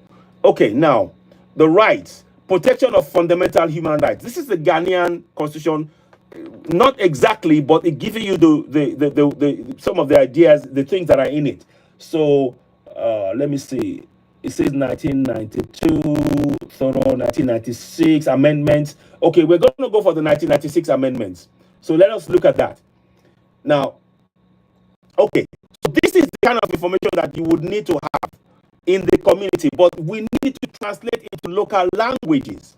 So you can see protection of fundamental human rights and freedoms, protection of life, right? Protection of liberty, human dignity, protection from slavery and forced labor, privacy of home and other property. These are rights that many people are aware of. Property, spouses, cultural practices. I'm trying to think of the one. Yeah, go ahead, my brother, go ahead. I'm just showing you. Can you see what I'm seeing on the screen? Hello? Yes, I can see all these ones. They are not saying. You see? Yeah, but the people need to know it in their local languages. We want it to be translated. This is what we're talking about. We need it to be translated into your language. So in Ghana, I think one of the languages you speak is Ga or Ashantewa, or we need the people in those areas to know this constitution in their language, so that they can begin to hold the government to account. It's in English. Many people will understand it. It seems to me that the rights have been violated because these people have been jailed. Exactly. Nobody has seen from them. Exactly. The government is corrupt. Exactly. They have been unalived already. If somebody don't go down there exactly. and check on those people and make sure they're okay. Exactly. So one of the things that I'm saying, my brother, is that we need the people to actually begin to have this information and then go to the government as a community. Because if you go as one person, it's not going to work. be a community-wide involvement. So we need the community, the chiefs, and everybody coming and speaking, and not be afraid. Look, if you do not speak up, this will just continue, and that's what our backside against the wall. This is not just happening in Ghana, it's happening in Kenya, it's happening in Nigeria. Today in Nigeria, in Kwara State, we found that people have been chased off their land because they found that they have lithium in their soil. So they've chased away the farmers. The farmers cannot grow farms or benefit from the resources because the terrorists are now going over to take away the lithium and profit. And this is where we have to speak. You know, she matters, I understand. But we have to do, the only course of action we have to take now is to get the community to speak up. Because everybody's afraid. You remember we said about being afraid. The fear is what you say. I understand you, she matters, you're right. You are absolutely right. But the only way this can be done is by taking collective action in that community. And that is why we're advocating for people to know their rights in local languages. When you know your rights, I'll show you something in a way. Let me show you a document that I've done, because that way it might give you an idea. In fact, I have it on here. Here's what I made earlier. As I say, so we cannot just go to the government and say freedom. We need to have we need to. We can't be fearful. Absolutely. She matters. We can't be fearful. Now we need to stand up. So we arm ourselves with information, and then we go as a community, and then we begin to question the government. In fact, we should be happening in that community. They should be calling a town hall meeting where the local government chairman, state assembly, House of Reps, senators will come down and explain why they have not protected their waters from being contaminated by those companies who are mining gold. Why the gold is not coming to their own community to benefit them. These are questions we should be asking. I hope that makes sense. From you as your. I'd like to say real quick. Go ahead. Human life is valuable. That's correct. When their rights have been violated for them trying to speak up for themselves, yes. Once they go yes. to jail, and nobody goes to see if they're still alive. That's correct. This is what I'm saying. Yeah. Exactly. This moment in time, somebody needs to find out where these people are and what condition they're in. Exactly. I've got somebody. Are they being held? Yeah, I've got somebody on here. I've got EcoPal who's going to join us right shortly. EcoPal is going to join us. But Wakaso, please do keep us informed. Send me that information about what is going on in that area. The water is polluted. The people must be able to hold their government to account, but you cannot do it on your own. You have to go as a community. So we need to encourage you to have a town hall meeting where you discuss this in your local language. These are your rights, and you can question the government. You are not fighting the government. You need to encourage that. But let me hear from EcoPal. EcoPal, welcome. It's good to have you on board. What would you like to say? Go ahead. So they have not done anything. They haven't done anything illegal. Because the government is not. Exactly. But let's hear EcoPal. What would you like to say? Are you there? How are you, my brother? I'm good. I'm good. Thanks. Yeah, let's hear from you. Yeah, go ahead. For some reason, I know we do see things slightly or fundamentally differently. Fundamentally. Yes. Let's. Yes. And I try to see where you are coming from. I think there are certain things that probably we are not looking at very well. Okay. Let me take a specific case, Ghana. Before you go ahead, this case I'm looking at now by Wakaso. Wakaso just said now that the waters in the area, in a particular area in Ghana, is being polluted by companies. And when the people went to complain, the government took some of them in jail. Some of them went and complained. Now they're in jail. Let me come in. I'm aware of this case. Okay, go ahead. This is not new. Okay, we know it's not new, but it shouldn't happen, should it? When I say it's not new, it has been there we've had about 4 or 5 change of government, at least 4. Okay. And this problem has been there. Okay. When I was young, we don't have this kind of problem. Okay. Holding in your possession possession, gold in Ghana or diamond, when I was a child, is illegal. Along the line, between Rawlings, the transition of President Rawlings and President Kufuor, we ended up with the liberalization of the mining activities. Okay. So what we used to have is what you refer to as deep shaft mining. Deep shaft mining means you go deeper into the ground, and then the mining activities taking place. While over the land, the water body, the farmland, everything was fine. Along the line, corruption started becoming a problem. Unemployment started becoming a problem. So that is where the twist started. Now, the young people, whatever government was getting from the mining company, were not going, things started changing seriously. Yes. Structural adjustment program, and so on. And it's not only Ghana, it's all over the African continent. Exactly. We agree on that. Government started withdrawing from basic social services like healthcare, education, housing, if there are. All these things, they became, government withdraw itself from it. As government withdraw itself from it, pressure on the people started mounting. When pressure starts mounting, survival of the fittest, because everything you need, you need to pay for it. So when my generation went to school free of charge, and they're free, the generation within that transition between the revolutionary, the military officer, who became civilian, and then the civilian that took over after him, under the IMF welfare condition, and the Europeans and the American conniving, put pressure, and all the governments went banana.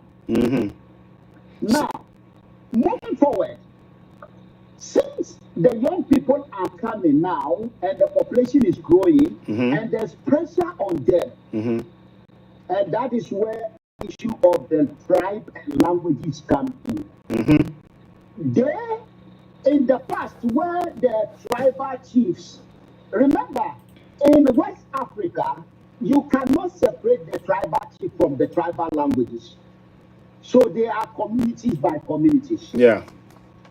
And these communities started becoming powerful because young people were siding with them.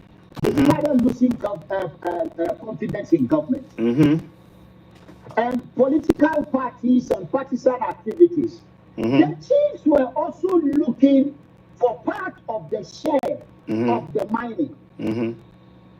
And therefore, they found a way of totally deregulating everything. Today in Ghana, the young people who used to farm on cocoa farm, they are the people who are the chiefs. You see the tribal chief, we call them traditional rulers. They encourage these young people. And we have one funny thing in Ghana. When a Ghanaian do what is wrong, don't everybody pretend they didn't see it. Same thing in Nigeria. When a foreigner does what is wrong, then we start shouting by the foreigner who is destroying our land. The Chinese are in Ghana. Nigerians are in Ghana. The Nenuas are in Ghana. Malians are in Ghana. Senegalese are in Ghana. They are those we go looking for. We need the Ghanaians who are doing it. People started realizing that instead of farming on the cocoa farm, if they are able to get, this surface mining, it's all about destroying the land. And you need cyanide to wash the gold. And you ask yourself, these children going to be doing this thing, where the hell does the gold end up? We don't know.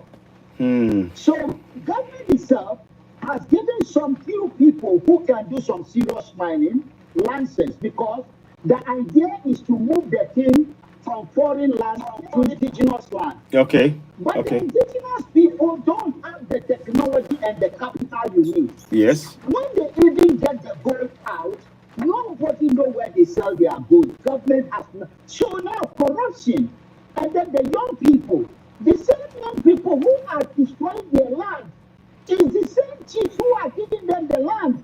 They are the same people who, for political partisan reasons, are now demonstrating. Do you know that under President Mahama, this mining problem resulted in a Major Mahama, a cousin, a direct related cousin of President John Dramani Mahama, was killed. Unalive. Military officer.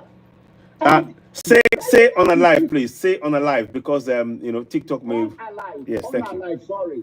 I'm a host, so I should know better. Sorry. Okay.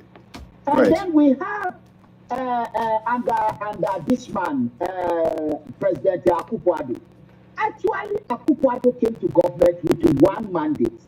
One mandate brought in. When the whole town, the whole water, everything was upside down. People voted for Akufo-Addo to come and deal with this problem. When the NDC were in government, we even had members of parliament involved in that thing. And you know the funniest thing? The members of parliament are those, and the politicians and the chiefs, they are those protecting those who are destroying the land. And when they are doing this thing, sometimes you'll be shocked. The boys who are destroying the land also have their own union. Yes. Very powerful. Yeah. That they put pressure on the police not to come nearer. In fact, when Akufo-Addo came in, he said he's not going to listen to anyone, the man who built that infamous church, that he will solve this problem. They went into the forest. Deportation were taking place. If you say the Chinese, let the Chinese go to where they come from.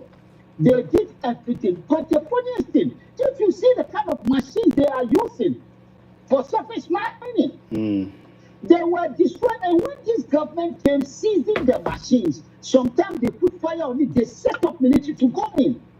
The same people who want to do the mining are those who are in the political party. They are the foot soldiers. They are the activists of the party. So this government that is there means for 8 years of fighting Galamsey, they've lost. Okay, what is the solution? What is the solution, my brother? Ekopa, what's the solution?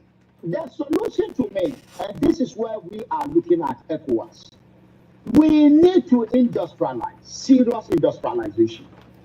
Why? Even this government, when they came in, NPP, when they came in, they also realized that if they can industrialize, it means most of the youth will be absorbed into the manufacturing and productive industry. Because 85%, 75 to 85% of our consumption in Ghana domain are foreign imported items. It means our people are not working. We export. If we export at all, we are exporting crude resources. So the young people are coming out of school, no job. And what you have to also see is that, you see, our own dishonest young people are part of the problem. They and their tribal chiefs, the very people you are saying we should interpret this thing, and just look at Nigeria as an example. When the politicians want to get the Nigerians, they go to Hausa, Yoruba, Igbo politics. Okay. It's very easy to manipulate people because you are talking about people who, for tribal differences and religious differences, may not see eye to eye. So this is why we are saying that another solution, one, we need to deal with poverty in any way, and we cannot fight poverty when we have 54 heads of states trooping themselves to China to go and sign 50 billion pound contracts. Chinese are not charity. No. And this is what we are saying.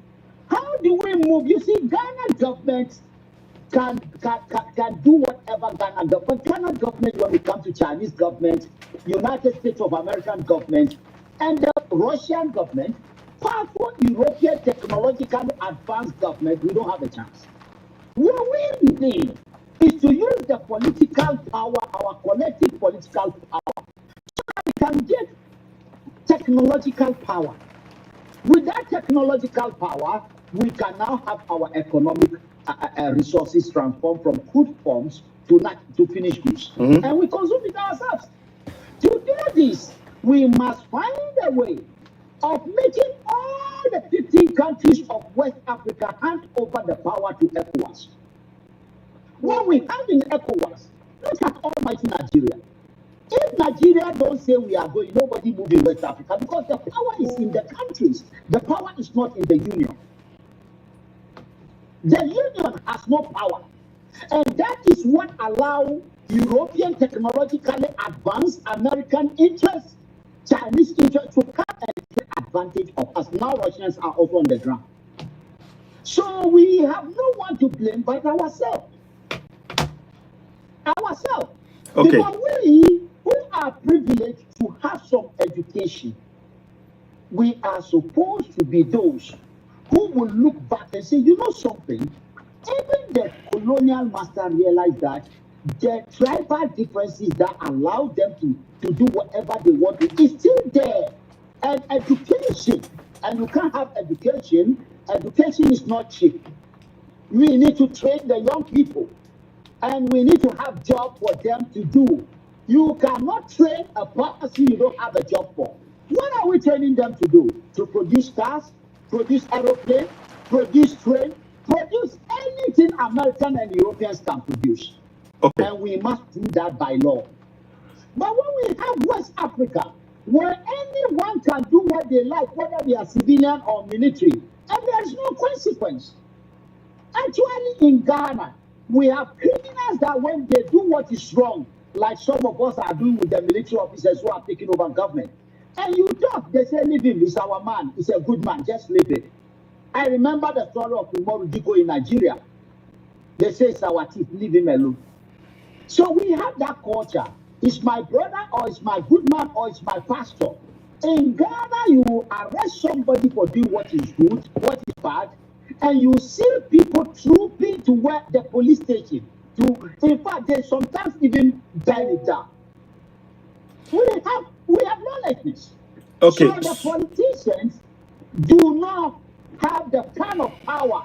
But we believe that, you see, in Ghana we have local governments. Our regional governments are weak. Then we have the central government. But we have regions. Our local governments don't even have offices. They rent it from the chiefs. And these tribal rulers, they don't care. They are like, the people you have in the forest. They don't care. Because the more ignorant and illiterate the people are. See, when a person is educated, he doesn't take nonsense. An illiterate can sit down and you do anything with him. And this is the power of the tribal rulers. Okay. They work now very closely with government. When money is allocated, these tribal rulers, you go and look at the election that is coming. The tribal rulers that our constitution said they should not involve themselves in partisan politics. They have their place. Do you know that when a minister is going to be appointed, tribal people, when the minister is going to parliament for vetting, these tribal people will follow the person to the parliament with their drums. Nobody hear anything. And they say, that is our daughter. Make sure you give her the job. Whatever happens, they are not going to live there until the parliament approves it. Clearly, how can parliament be approving a minister? Clearly, tribal people from the bush. Clearly, my brother, in that case, Ask him a question. the system is flawed in that way. But what? Are you serious? Yeah, go ahead. Okay, go ahead. Are you serious about what you just said about somebody going in? Industrialization is the way forward. Can you hear me? Are you serious about people just doing whatever they want to do and treating citizens bad? Because to me, this sounds like a people that like humanity problem. You know, if somebody says, hey, you messing up the water, and then I just put them in jail or unalive them and don't care, and then I done took this money and I go into a parliament with drums? I don't really know what a parliament is. But when people can't talk to each other because that sounds like filibustering, Yeah. this seems like a humanitarian kind of problem with people that have no humanity. It is yeah it's a very I recognize what Ekopala said in many respects. The question I have for you, you said about the industrialization, and you're right to ask that question in that manner. And we need to really wake our people up through knowledge, awareness of their rights, and through sharing knowledge in local languages, because our people don't know their rights, and oftentimes they're being exploited even by the chiefs.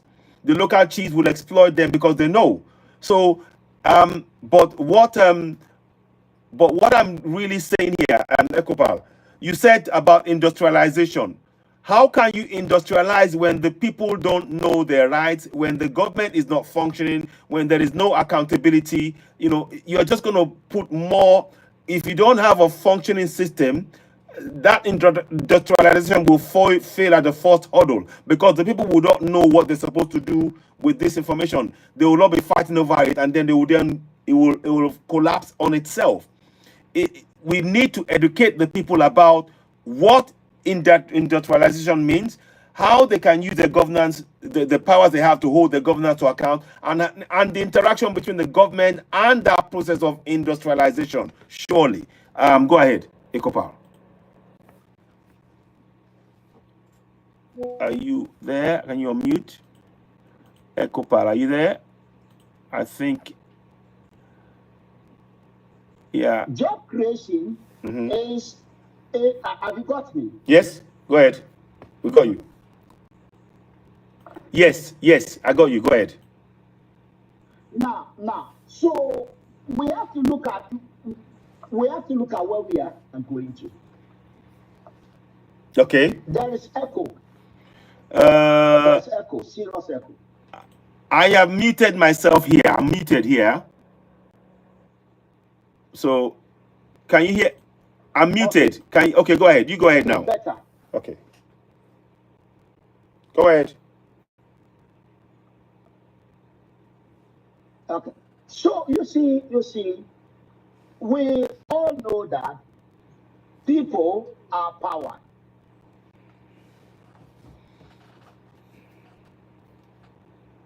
And government is about the people. Government is an institution of law for the people, by the people, of the people.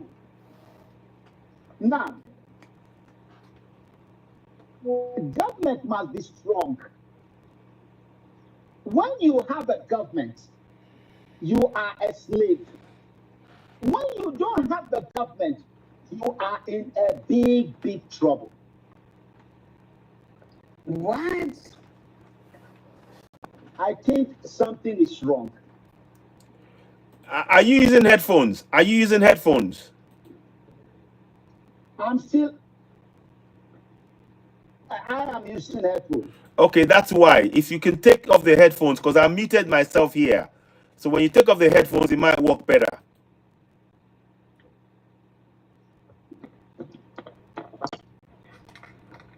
Can you hear me? We hear you, but it's echoing for now. I'm muting. We hear you, but it's echoing for now. I've removed the headphones. But it's echoing for now.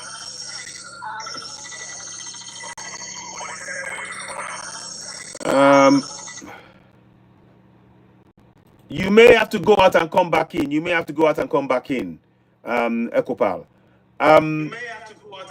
You may have to go out and come back in. Ekopal.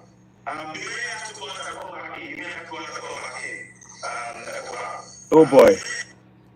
Yeah, okay. Okay, can you all hear me? I think it sounds better. Okay, let me hear from Humanity. Humanity, you want to say something? I don't want to.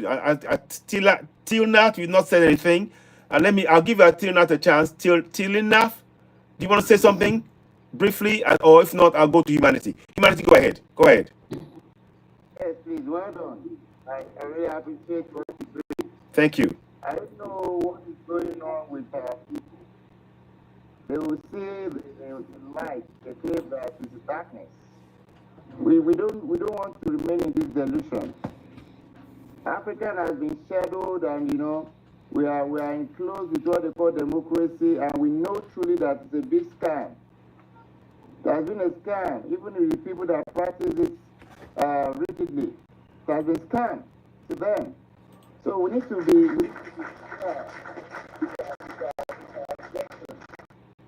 These men are doing things, and they are not being portrayed to the world. Why? Even people in Nigeria don't really know what is going on in Burkina Faso. These are the works that they are doing to make sure that they don't succeed. These are the people that have gained true independence. Nigeria is suffering from a fake independence, and this is it. We have known the truth, and we are just here rambling about lies. I am very sure that they are wise, they are aware of what is going on. They just took down African Stream. They are doing crazy things to make sure that our voice is not being heard. And we are here talking about what? The sabotagers, they sabotage everything. Are you telling us here that the government is the democracy of the people by the people? Do you see the way they treat people? Every other thing is on the high side in Nigeria now. They are giving them palliative. They are refugees in their own country. Is that a nation? Is that democracy? Is that dividend of democracy? What are you talking about? What are we talking about? These are the people that have actually hit the nail at the head.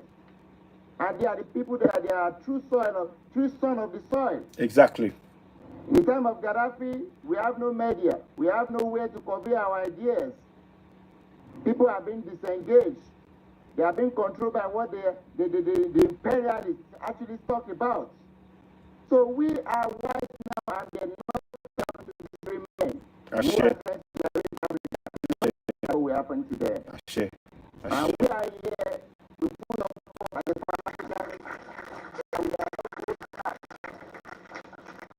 we are not going back. These men are taking over their resources. Go and take a look at what is going on in Nigeria. An individual built a single trade refinery, and you are pegging the supply of crude oil to forex. You are pegging it to dollar. Now people in the country, the government are spending dollar, the celebrities are spending dollars, all the government parastatals are spending dollar, where the common Nigerians are spending naira. I can tell you boastfully that the currency has gone from bad to worse. And people are going about their days like the country didn't even afford anything. They make the country a dumping ground where they just bring their products to sell. And hide the secret of production. No recipe of production. They produce nothing. And this is a country where we are. This is a continent where they want us to be. If an African goes to farm, they still go there, create insurgency, make them go off the farm so that they can feed on whatever they supply them from their oh God. What are we talking about? Shackle people with religion, shackle people with Western education, which is fake. We produce graduates every year, none of them can produce a single fan, just a fan. Not to talk of producing any medication like Clastamol, small as that. They make us dependent. And they don't want us to produce nothing. If you produce anything, they make sure that they sabotage you, they get you off the market, and this is going for years, for decades. And what are we talking about? Somebody will now come, preaching things that they are not real to us. Taking us bookish things. These people have taken their country, and they are the son of the soil. They are the true people who are not puppets to the West. And we are aware of what is going on. No going back. The sovereignty of Africa comes when we come together and we take over our land, control our resources. People are wasting. You are not only wasting our resources or taking our resources, you are also taking our future. Taking our future, taking our generation future. Wasting people's lives for no reason. So we have to stand up as Nigeria, as African, as Pan-Africanists, that we are tired. We can no longer continue this. Because you cannot tell me here in Europe that you see African mining in Europe. Have you ever heard of such? No. You went to Congo, deteriorate their land, do silly things there, and you are here preaching what? We are tired. And this can no longer go on. We are aware of what they have done and what they are doing. At this time around, we have the media. We have the media to talk to ourselves. Whoever has collected money should remember that the money is not a value. In 1965, they come to Africa, they come to Nigeria specifically. They make exchange of their value, took their oil, they took the oil from them and start giving them dollar. They don't make any rigid agreement. Why not you saying that, okay, instead of you having dollar, let us have a car production plant in Africa to make a reasonable exchange. And they devalued our currency for 32 years. To make sure that we are dependent and every Nigeria, every Africa wants to run away from their country and seek a greener pasture in nowhere. These are not what we need to grow our country. We need our youth to grow the nation for us. That's why we need to come together and build our economy and get our resources and build our people. We are industrious. We know what we have done as Africa. And they keep taking the glory. So it is just simple as that. Okay. We need to eat the nail at the head and let people know that Africa is the son of the soil. We are the one that control the world. We don't deserve to be poor. Ashe. Ashe. Well Money said. is created, so poverty is created. We know who created these things. Hmm. And they are backing it up with whatever they want to do. The religion is there, circling Africa, distracting people.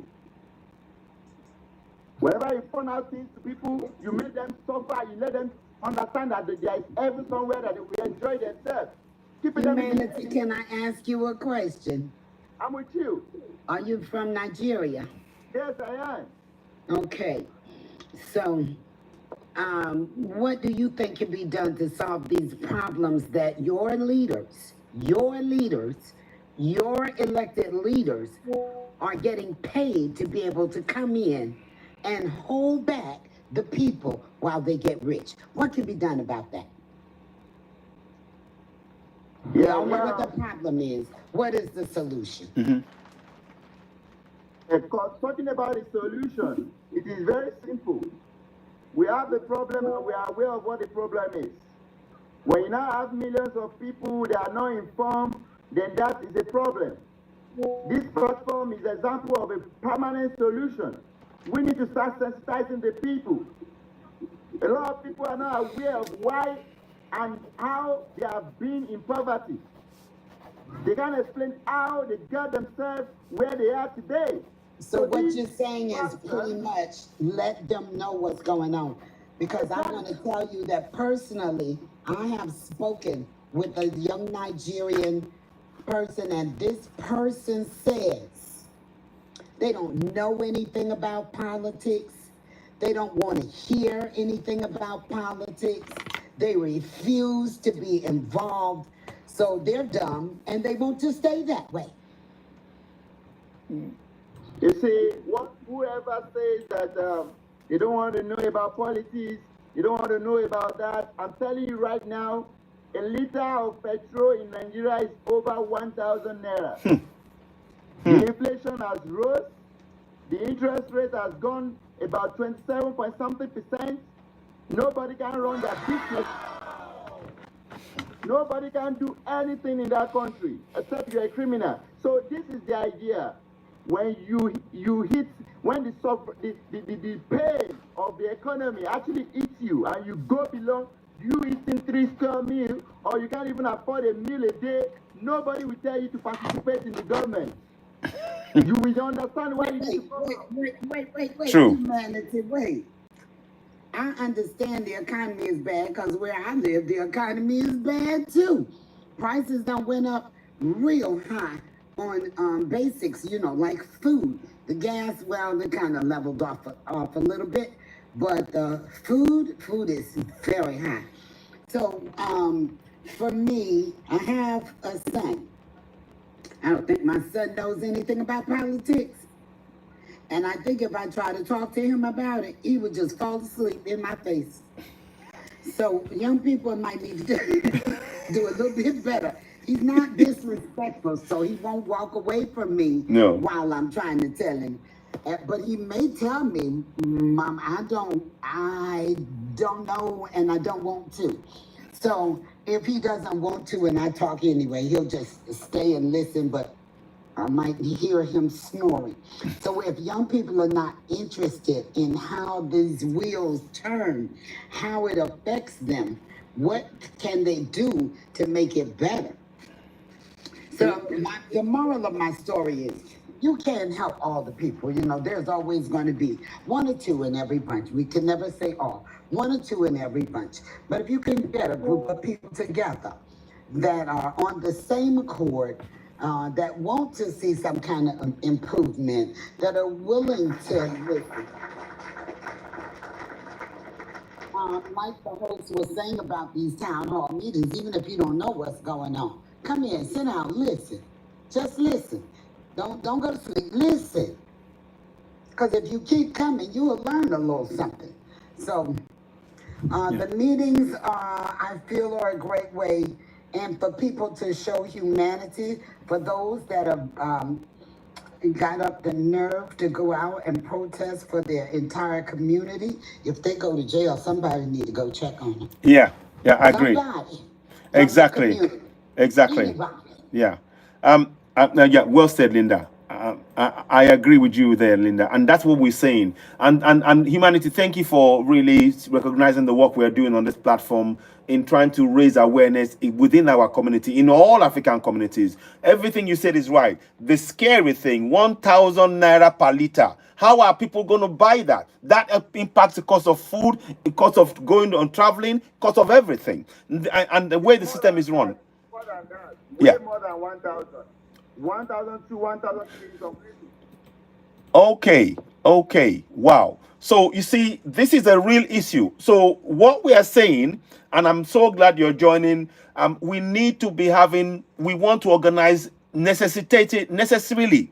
We have to activate town hall meetings in local languages, in Yoruba land, in Igbo land, in Hausa land, to let the people know that they can actually hold these people to account.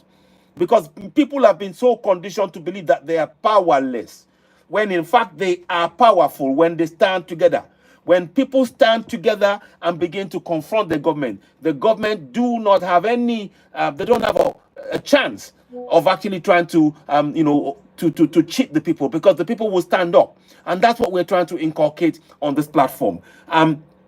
There is so much more, and I'm so glad you talked about what you said about the big three behind me, Assimi-Goïta, Ibrahim Traoré, and General Chiani. The fact that many of the Western African countries and Western countries are trying to shut out the information. So please share. Everybody watching, we must talk about these people. We must put plans in place. I'm going to come back again and give you more information about how people can join the AES. We're going to get that information together, and we will come back here and talk about it.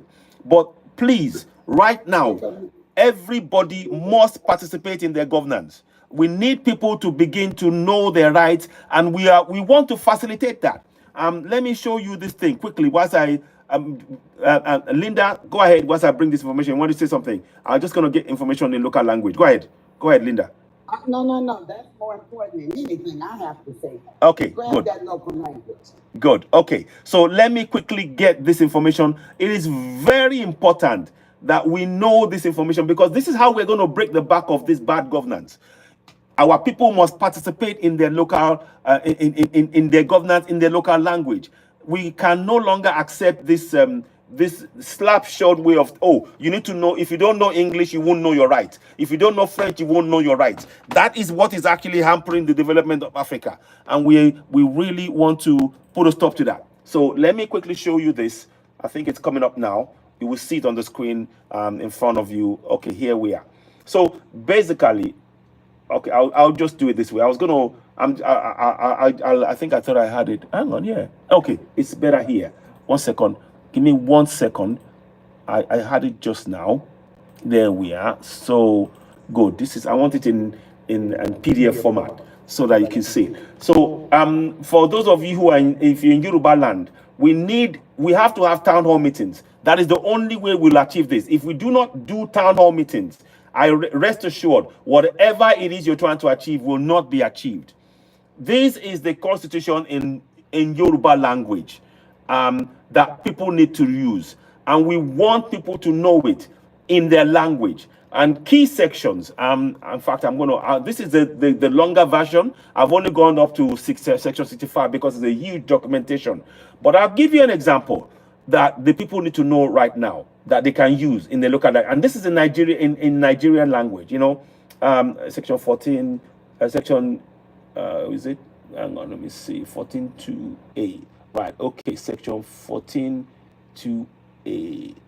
1 second, please. Let me just check what I'm doing here. Just give me a minute. Okay, I think I got it. I got it now. So I'm just trying to show you what we can do and what we must do in the communities is to let people know this right in their local language. I can't find it on there. Okay.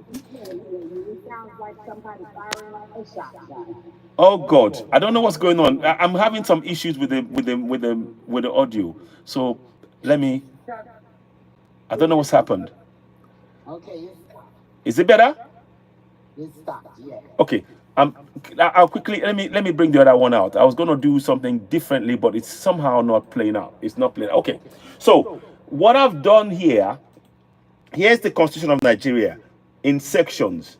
And the key ones that I've just put them together: section 10, section 14, section 33, 34, 39, 40, 69, 69, 110, and 188. This is all in Yoruba language. From my brother Humanity, as you're watching. I can share that. It's on my website. It's on www.citizenry.org. And what we really want is for our people to know this in their local languages so they can begin to call town hall meetings. We need to empower our people. Our people have been made to be afraid of their governance when the government is meant to be serving the people. So, for example, 14.2a states, you know, Otiwa Bai, Otiwa Nibai, Gegebi, Tikede pé ìjọba jẹ́ ti àwọn èèyàn Nàìjíríà láti ọ̀dọ̀ ìjọba nípasẹ̀ òfin orílẹ̀-èdè gbagbogbàgbára àti àṣẹ rẹ̀. I'm sorry if there's a bit of an echo in the background, but I'm trying to adjust the mic as much as I can. I don't quite know what's going on, but we're trying. We're trying what we do. We're trying what we can. So, so there you have it in Yoruba language. And the idea is for this to be equally in Ghanaian language, to have it in the constitution. I'm sorry. Okay, you know what? I think we've done about 4 hours on here now. So what I'm gonna do in Yoruba, exactly, it's in Yoruba. Let me show you exactly, Humanity. I don't know what is going on with the mic. It's,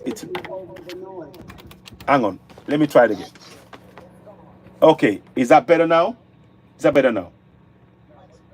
Okay, so I'm just going to bring that paperwork again. I do apologize for that that interruption. So what we need, in fact, in all African countries, what we need is for the people to know their rights in their local language. So they don't have to go and first learn French or English to begin to activate their powers over their governance.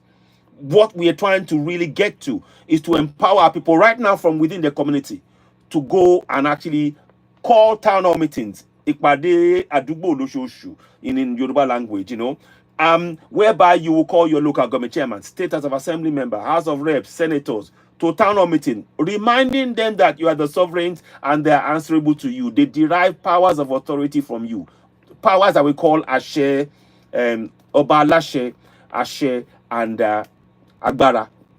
So you have the sovereignty, which is Oba Alashe. You have the authority, which is Ashe, and then you have the power, Agbara, all of this is in local language, because we need our people to connect themselves to that power of sovereignty. All too often, the way they've done it is they've connected sovereignty and being able to know your rights into speaking a foreign language. If you can speak French and then you know the powers in French and you can speak it, so they've individualized the power that is meant for the community, and we're trying to reverse that, and that is what we're trying to do. It is really important that we begin to do that work in all our communities. So this section, this here, we have section 10, section 14, section 33, 34, 39, 40, section 69, section 110, section 188. All of this is designed to empower the communities to know their rights in their local language. So I mean, I have that there. It's on my website for those of you in Yoruba. We're trying to do the same thing for Igbo people, and of course, we are encouraging on the platform that we call the Alkebulan project, or I think we're probably going to call it Melanese project. We are trying to educate everybody to actually know their rights wherever you are in all parts of Africa in your local language, because that is the way we can free ourselves. They have used the foreign languages to take over. The treaties are written in foreign languages. Why is the treaty that you are going to come and take my resources, why is it written in your language and not my language? I want to understand why. So these are the things we're talking about. Vaname, thank you very much, and thank you, Linda. Please continue to give the platform. We appreciate you. We appreciate your commitment and supporting what we're doing. Go ahead. Yes. No. I said no. I said, yeah, Vanna was there, so I said the two of you were there. Yeah.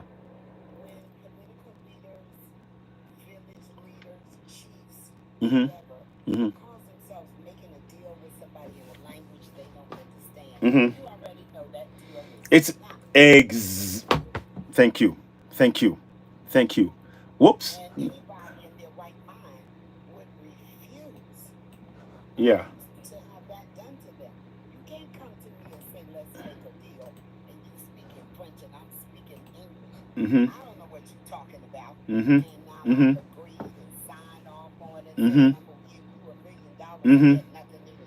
Exactly.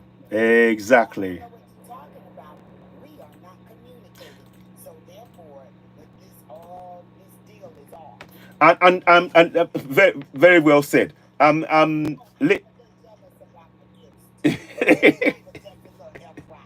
Yes, thank you. No, so the thing is this. I'm gonna make sure. Sorry, Did I not? Okay, I'm sure. I'm trying to do. My phone is not always playing up. But listen. One of the things that has happened to us is that, like I said, they wrote these treaties in foreign languages, got our leaders, so-called kings, and who are now made vassals, who are effectively vassal kings, which means slave kings, got them to sign to something they know nothing about, and that is what is being used to oppress and subjugate the whole of Africa till date. That is why we're saying, when you know your rights in your local language, you are overruling all of that, because you will not accept it. You will reject it because you know that you are sovereign, and you will tell those in power to go in no uncertain terms that they cannot stand by the injustice in those documents. This is why it is so important that when we're talking about knowing the Constitution in your own language, it is of immense importance. It is something we will not relent upon. So there is a lot of work to be done in that area. We are looking for people to help us. The best way you can help, of course, is subscribe to us. When you subscribe, what that means is it gives us the opportunity to be able to raise funds. Now we target communities and go and get the communities and choose a couple of, maybe 2 or 3 stakeholders to train the entire community about how to know their rights in the local language and how to use those rights. And because, for example, in section, let me read another part of it to you, in the section 14.2a, because I think it's important to highlight that. Where is it again? Okay, that's not it. 1 second, let me just get that up.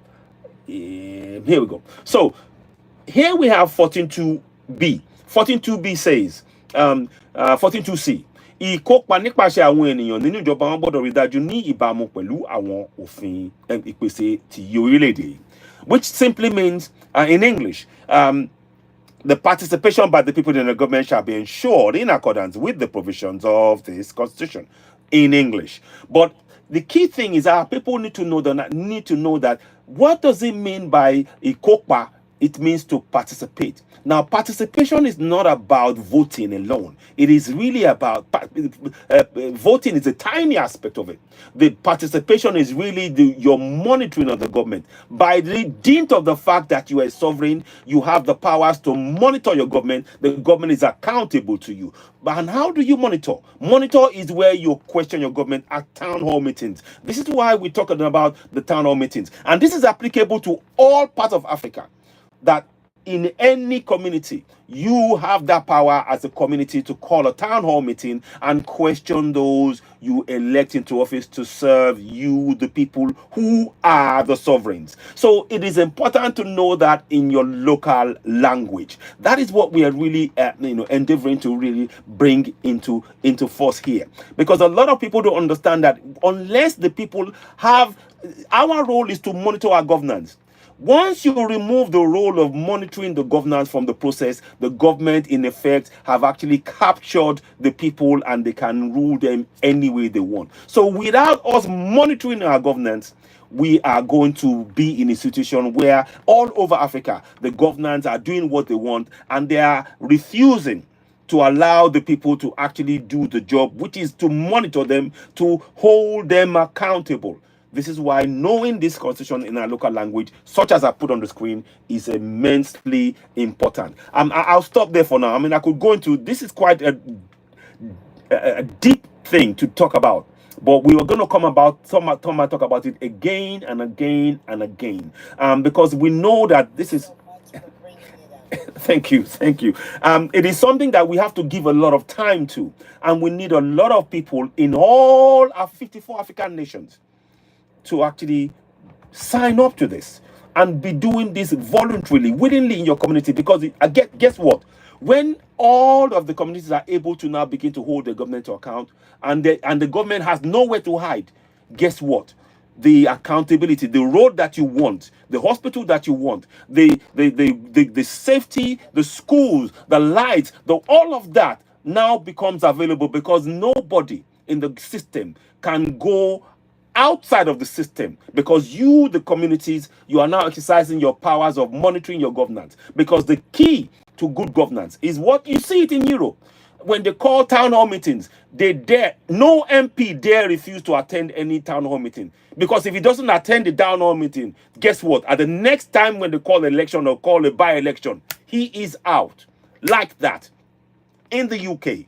Believe you me. And that is the power of the people. And that is what the people, because of the language, those powers not being put in local languages, has separated our people from being able to exercise that power. And that's what we're trying to restore in all 54 African countries. We must do that. There's a lot of work.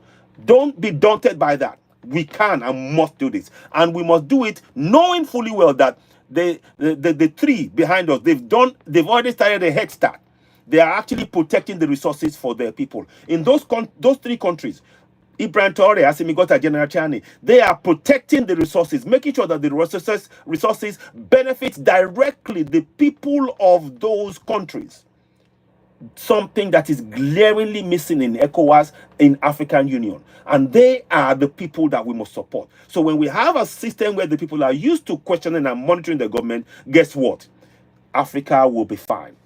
We will be able to get back on our feet, and we will be able to ensure that we kick out all of this corrupt colonial impunity going on. So there's a lot of work for us to do. Humanity, I hope that has made gives you some idea, and I would like you to be involved in that process, because I really like you talked about this from a very, very knowledgeable point of view, and I can see that you are really keen to really see a change going on within not only Africa, but in Nigeria, but indeed Africa-wide, and you keyed into the message of the big three behind me. So I'm really glad, and I hope many others are doing that as well. listen, I'd like to do some talk and more and really talk more. I'm not going to bring anybody on us all now because I need to rest a bit. It's been over 4.5 hours now, and I wasn't planning to, and I want to make sure I want to rest. Hopefully, I can be back tomorrow. And do some more. And I want to thank everybody that's been on here. Linda, Verna, Adiremi, Humanity, so many, you see, Lord B.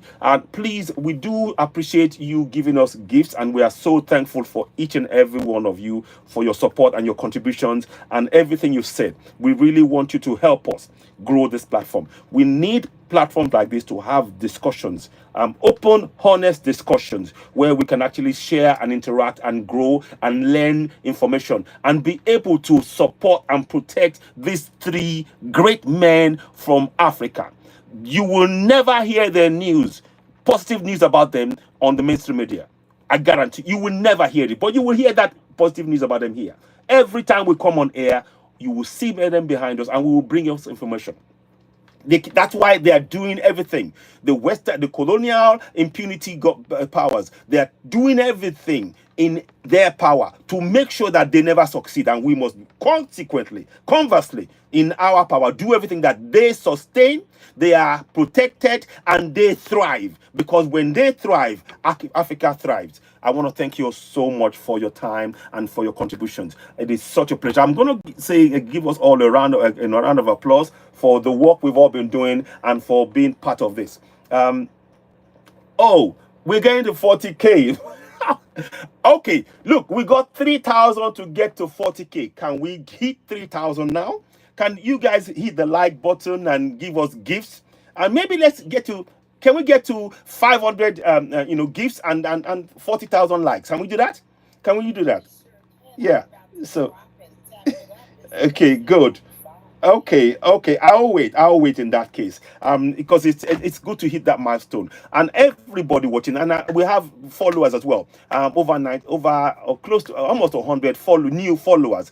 So that means that we're doing something right on this platform. And I couldn't do it without the support of Linda and, of course, Verna May, who are the moderators, and, of course, Adiremi as well. Many of your looking at things and in the background and really being part of the process is something that is I'm immensely grateful for. And without your support of these three wonderful ladies here, none of what we're doing here would actually be possible. And in fact, in many respects, if it wasn't for the discussion we were having, we won't be having regular discussions about how to move Africa forward. So I am grateful for all the three ladies that I mentioned and everybody else who are following and supporting. And there are others I have to mention as well, like Personality Alliance and Coach. I've forgotten. Oh God. Anyway, please, you all know who I'm talking about, and many other people on the and Peace Africa Hope as well. So there's a lot of work for us all to do. Let's get to that 40. Okay, hang on. I was gonna go down for a bit, but then I thought, okay, I'll bring them in. I've seen some, and I was almost gonna go down, but since you guys said we should wait to hit 40K, I'll bring them in. I did see that. Do beg your pardon. I haven't. It's just that there's a lot to do, and I wasn't. Yeah. Hang on. Let me bring them on. If you can bring them in, I'm trying to. Okay, I'm actually accepting now. I think. Am I accepting? Okay, if you can do it, do it. You know. Okay. Okay, Angel is coming back. Okay, I'll bring in James Mobley. Okay, and then okay, go ahead. I'm gonna so we can. Okay,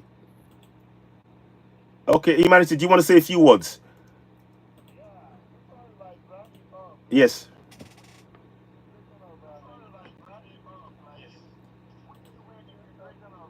One second. I'm going to mute everybody else. There's some noise there and I want to try and mute them. Sorry. Anybody coming in, as you're coming in, mute yourself so that we can hear Humanity. Yeah, please go ahead, mute yourself. Okay, go ahead. Okay, Human.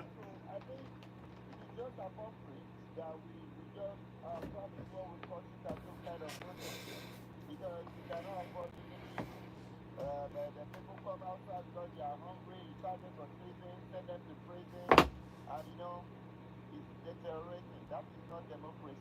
We have seen cases are even worse than type of military government. Because you can just imagine, you are arrested in Nigeria Labour Congress chairman. Hmm. Same day you see Buba Sura in Abuja. These are military kind of government. Mm-hmm. So you can't frame what is not. You claim to be a democratic government, but you are practicing what is even worse than that of military. Mm. You not even do that. So we need to understand that this time around we can afford to lose people. Mm-hmm. What we need to do is to try in every parastatals of the government, every institution, every kind of schools, let everybody just try. Don't can't afford people living their life because they are hungry and telling the government to do the right thing. And you come out, you look at them, and you know, this is getting very, very stupid. Mm. So we need to start Mm. at home. Okay. Have a major strike. So in this way, we can get them to listen to our hearings and, you know, and get what we want. Okay. Country actually needs progressive not much. Need stable electricity. Let people get the work done. Once you have stable electricity, hold your thing. You came out talking about taxing people that you won't provide electricity for or subsidize for. Mm-hmm. That is insane. It's Mm. annoying thing to do. So we need to understand that what we implement for this government is not much. We can continue with their transaction, with their imperialism, but let the people breathe.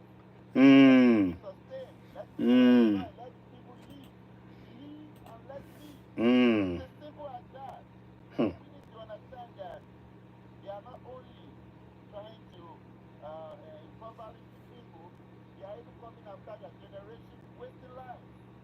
Hmm. Wasting life unnecessarily, you know. So we need to understand that the country whereby we don't have middle classes, we only have criminals and the poor people. So in a country like that, there's no way you can survive. So we need to fight and, you know, let's sensitize the people to let them know what is right of them to do. Yeah. Things like this. So Thank you. what we can share it on our status, posting it on our WhatsApp pages, and you know, that way we get to sensitize the people because most people are still under the shackle of religion, and these are the things. Religion people who call themselves religion leaders who are religion traders. So these religion traders, you know, the religion traders are just making them to benefit of the government. They are making themselves richer, even from the poor masses. So Hmm. this is the idea. We need to stop this. Imagine all churches in Nigeria and mosques are now factories. Hmm. Unemployment will grow. Yeah. Yeah. So we need to understand these people just Yeah. looking for us to distract us. Yes. So we need to understand where we're coming from, who our ancestors are, Mm-hmm. and let's just come back home. Thank you. Thank you. May I say something, please, real fast? Okay, go ahead. Okay. No, finish what you're saying. I don't want to interrupt. Finish it. Very good. So that's just what I want to say. Religion has been an issue. They have turned into something different. Fine, it's a trade in Africa, in Nigeria, generally, it's a trade. It's just making businesses all over, making silly things of it, and making people poor the more. You collect from people that are poor. So this is not the idea we want. We want to live and let live. So if they give you religion and they're not providing anything for you, be business, be industry, be factory, empowering you, making it comfortable, giving you electricity and basic social amenities, then that's what you say. Let's jump into them and face the reality. So that's what I'm saying. Thank you. Thank you. Thank you so very much. Thank you. Thank you. Go ahead. Go ahead. You know, very good. Okay, please don't put on the clap when I talk, okay? It rattles my brain. Okay. Hello? Yeah, I hear you. I hear you. Hello? I hear you. I hear you. I hear you. Go ahead. I'm just muting myself for the echoing.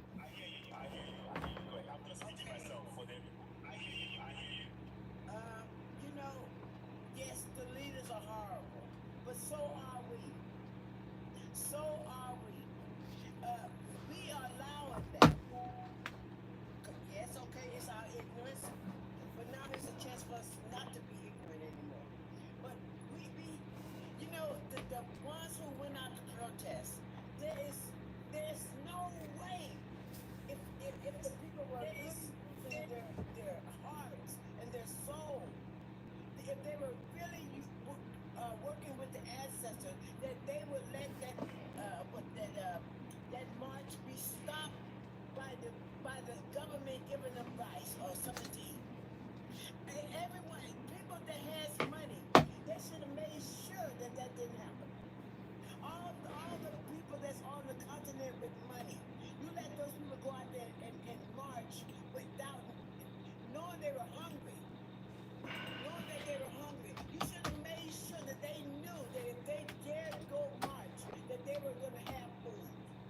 Mm. That would have stopped the government from getting them to stop it. Mm. But we're not thinking it with our really our true hearts. You know, all these big mega churches on the continent, all the people in Nigeria that Mm. has money. Why didn't y'all put bags of rice out there for those people that they knew that when they got through marching they could eat? Why didn't y'all do that? Mm. So it's our fault too. Mm. Mm. Those that have don't give nothing to themselves. The government only doing that because we allow it because we do it also. Love y'all. Thank you, thank you, thank you. Well said, well said, Vaname. Thank you. I think. I would like to say something before I lose my train of thought. 1 second, 1 second. There's echoing. Okay, go ahead. You go ahead. You go ahead.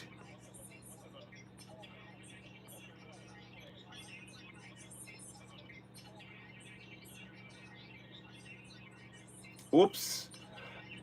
Okay, okay, okay. I think it's stopped now. Can you? Okay, try again, Linda. Go ahead. All right. So, what he was. Okay. So what he was. Whoa. Are you muted? Let me drop and come back. Yeah, drop and come back. Drop and come back. Okay. Yeah. Okay. Okay. Simplicity. I know you've been waiting, and let me hear from you if you can talk. If the line is, I think you went off just now. Okay. I'm just gonna. Okay, go ahead. Simplicity. Go ahead. Go ahead. Good evening, my brother. Welcome. What would you like to say?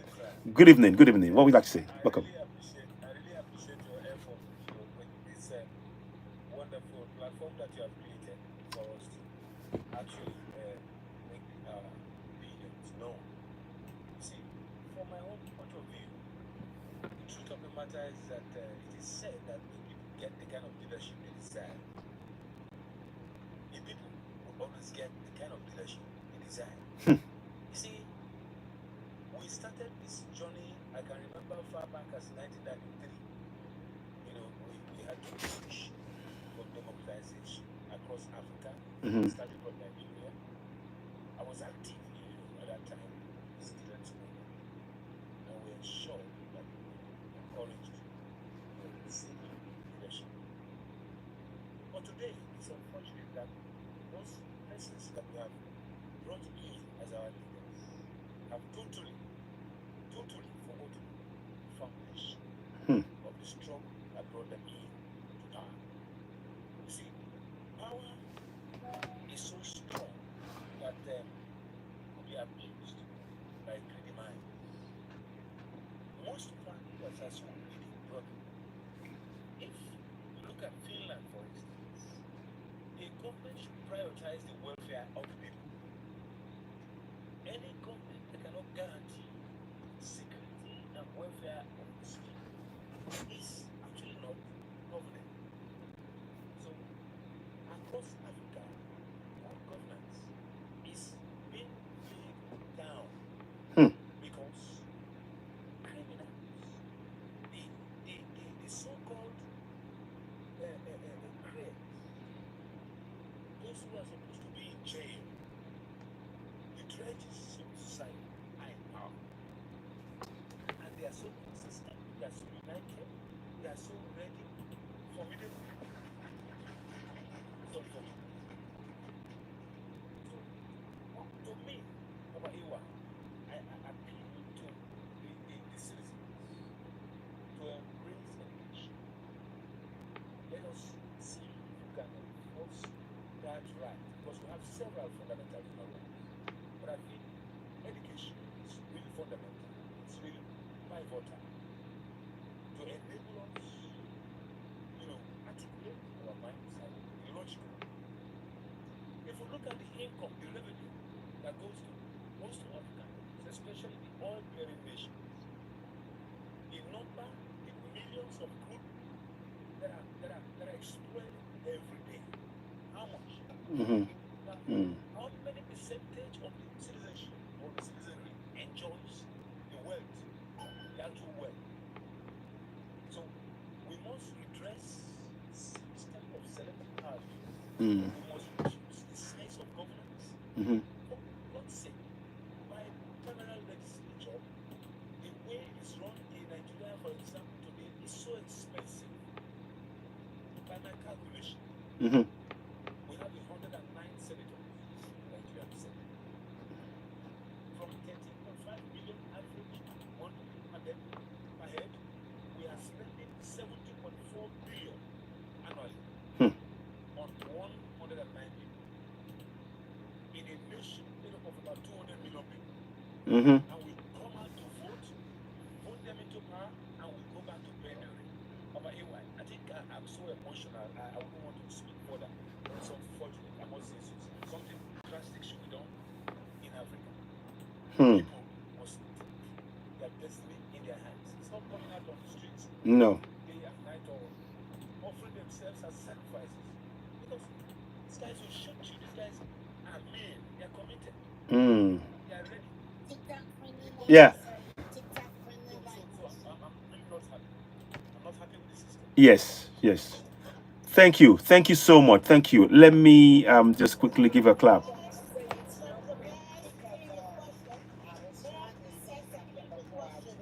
Okay, Linda, 1 second. Hold on. Everybody, 1 second, 1 second. Okay, quickly, as Linda, I'll come back to you quickly. Vanna.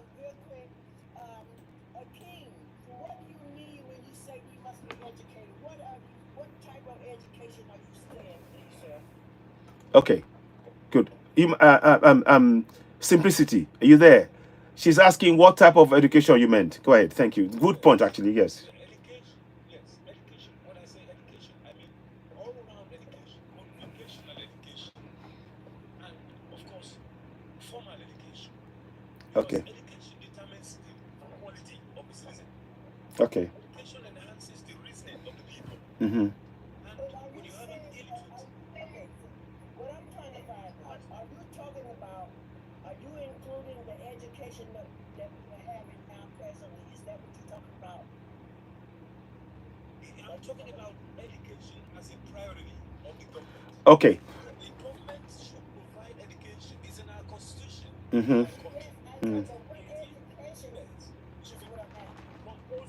Okay. Okay. Let me. Yeah.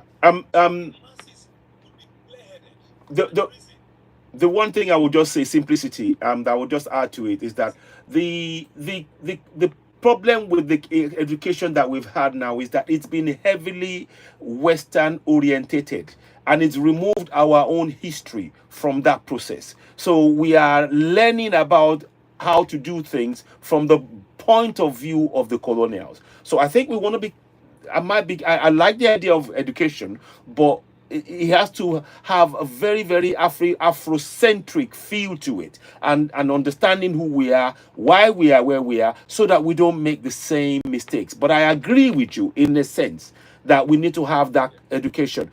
What I would only add, I would add that education has to be in our local languages, because okay. Fantastic. Okay, great. And thanks for that clarification, and thank you for taking the time to understand that. And Verna May, brilliant question. Brilliant question. Thank you, ma'am. Thank you, Queen Verna. Linda, let's go to you. Go ahead.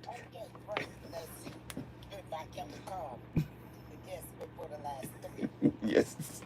I told y'all this brain is getting smooth, not crinkly. Mm-hmm. Crinkly brains have a lot of information. When they smooth out, Mm-hmm. they lose it. So anyway, the guest that talked about business.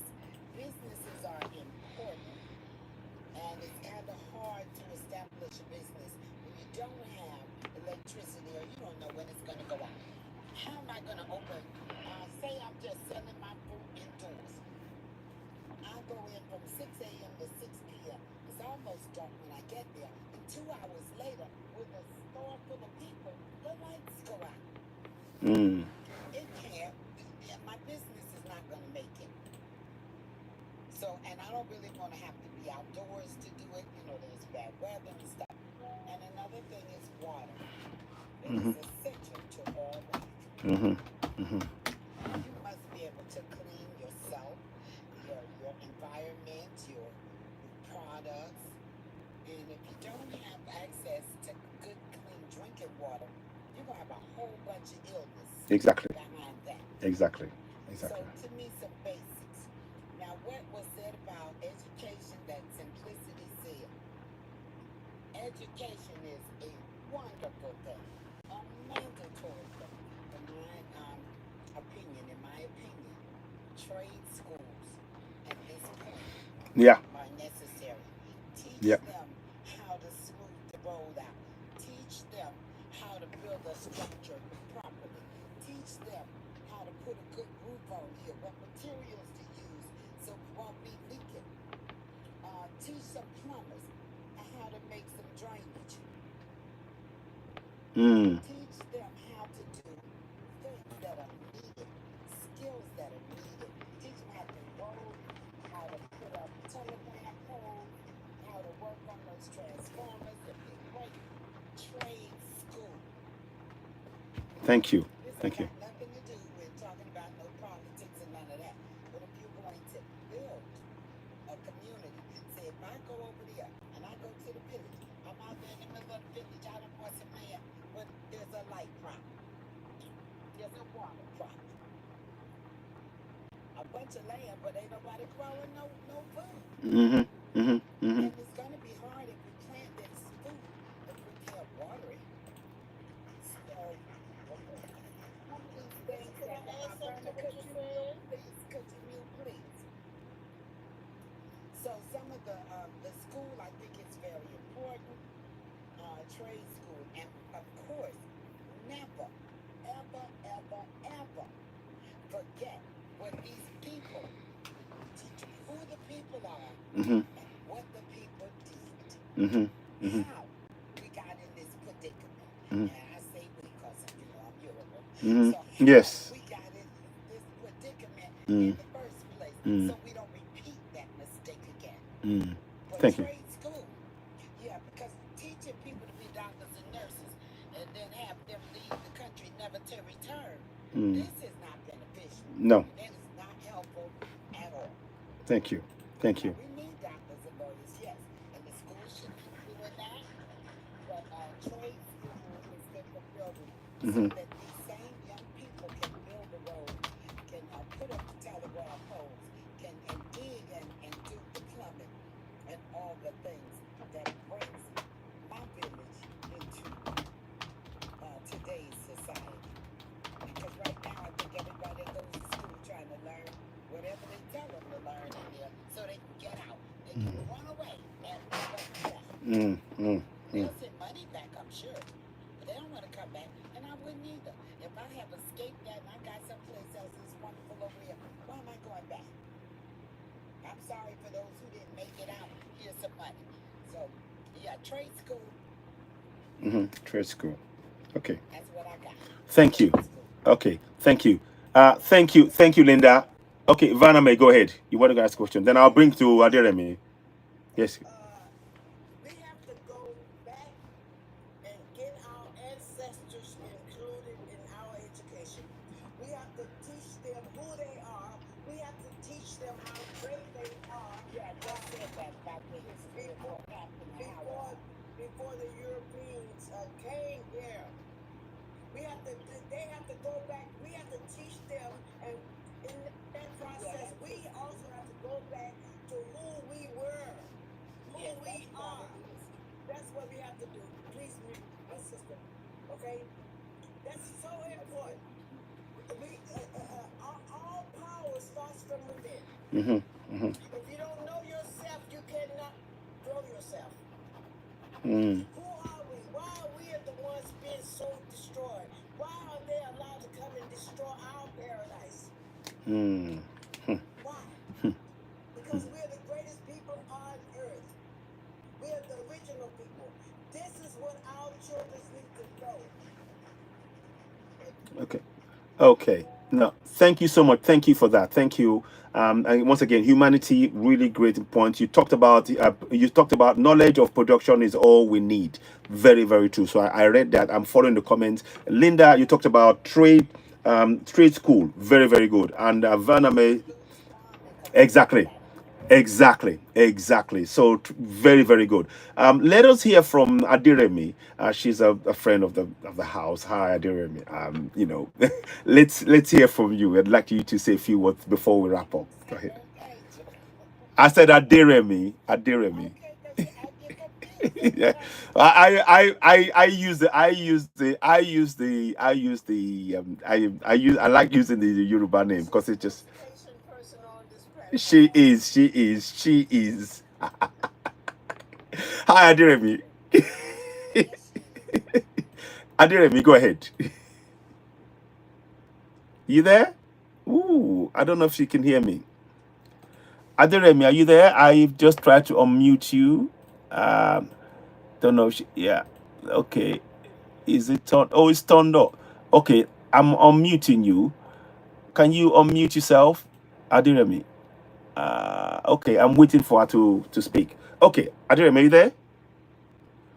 Ooh, okay, I don't know if she can hear me. Okay, let's just do this. Before I go, again, we are over 41,000 likes, so thank you all very much. And I can't thank you all for your contributions. Simplicity, I like a lot of what you said. Please, one more thing before I go. Let's not forget that our role is to monitor our governance. Let us get used to that mindset. We got to put it in our mindset. In our local communities, our people must know that their role is to monitor their government, not just to sit back and take whatever the government gives them. The government must actually listen to what the government is saying and what the people are saying when they say, how come you can't? Oh, I can hear you, but you can't hear me. Can you hear? Oh, you can hear you. Okay, let's try again.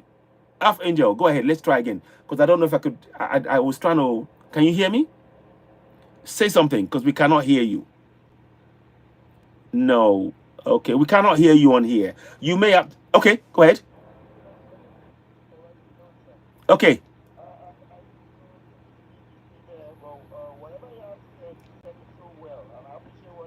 Mm-hmm. Mm-hmm. Mm-hmm.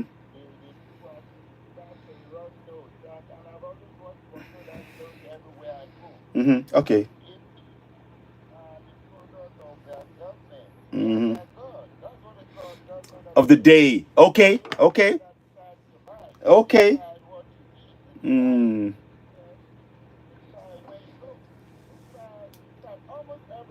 Mm. Mm. Okay. What? Okay. Thank you. Thank you very much for that. I get what you're saying in essence. Adiremi, I'll disconnect you. Come back in and see if I can speak before we wrap up. I agree with. Yes, please. Exactly. Yeah. Thank you. Okay, fantastic. So let me just say quickly, both for everybody, it's important that we begin to inculcate the idea that the people must know that the power of governance flows from your community. The power of governance flows from within your community, and it is your role to monitor your governance. We need to begin to really inculcate that in local languages into our people. Humanity, thank you so much. Thank you. I appreciate you. Do call in again. Do join us again. It was a pleasure having you on board, and thank you for your contributions. Before you, anyway, I'll be in touch again. TJ Baba, welcome on board. And I want to say thank you. Let me just see if I can before. Hello, yes, please go ahead. Yes, I'm gonna play. Oh yes, you were reminding me. Okay. I'm sorry. I'll be playing that. I'll be playing that right away. So before we do that, so just make sure that our community, it is our right to monitor our governance, and we are the sovereigns, and we must make sure that we begin to take that role on. We need to teach this to our children from 4 years old, so they get used to that thinking straight away. Okay. Archangel, are you there? Can you say a word from you, and then we can wrap up a bit? Yes, we hear you now. Go ahead. Go ahead. Question I had earlier, and it's really bothering me because they must really think Africans are a bunch of idiots. Because the reason I say this is GMO seeds, right? What was the reasoning that the West gave to the African government why they wanted them to not have their own heirloom seeds versus GMO.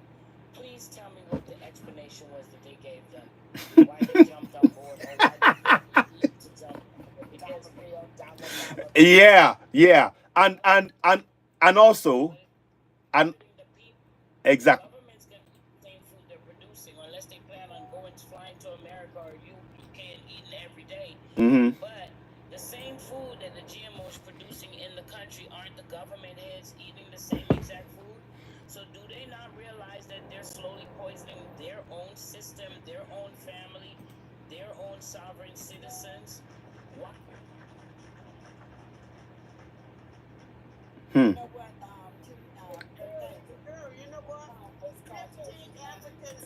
Yeah. Yeah.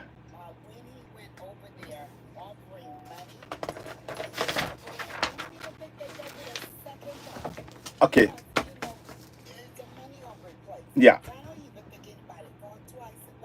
Yeah.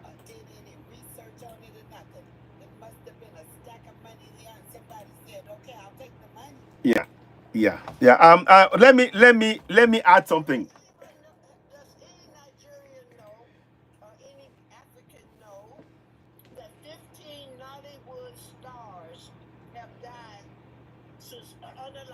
Mm-hmm. 15.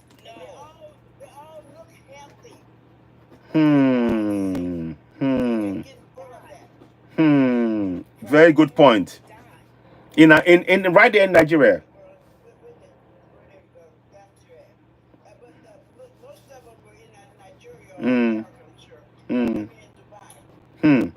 Very good point. I'm actually going to do, yeah. Sorry. Yeah. No, yeah, sorry. Yeah, they're right. No, we heard you. Yeah.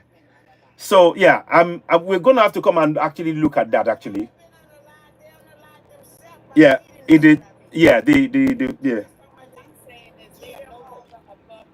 Yes, they're not. Yes. Yeah, exactly. I think let me add more to that also. There's a bit, I want to put a bit of context to the question that Adiremi asked. One of the things is that we noticed that some of the puppet leaders that have been put in place, they actually have a lot of dirt. A lot of the Western leaders have a lot of dirt on quite a few of the puppet leaders. So if the puppet leader was to try to say, look, I don't want to do this, they say, hang on, remember, we got that paperwork. If you want to make it go away, just do what we tell you. Sorry.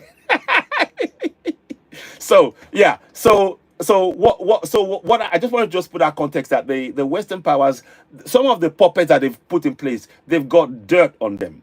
That's what they did with Samuel Doe. And that's why they were able to control him. And then of course, when they finished using him, they dumped him. And you know what happened. So many of our puppet leaders, they are having to get. That's why they could get this so-called BG nonsense guy to come and say, "Oh, talk about GMOs. Say you support it." They don't care whether the person likes it or not.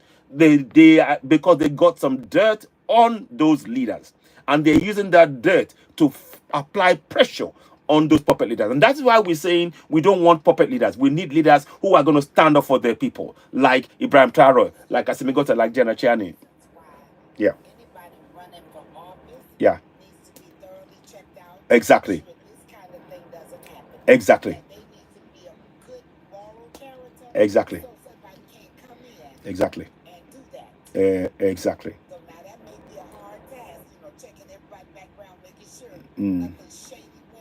Yeah.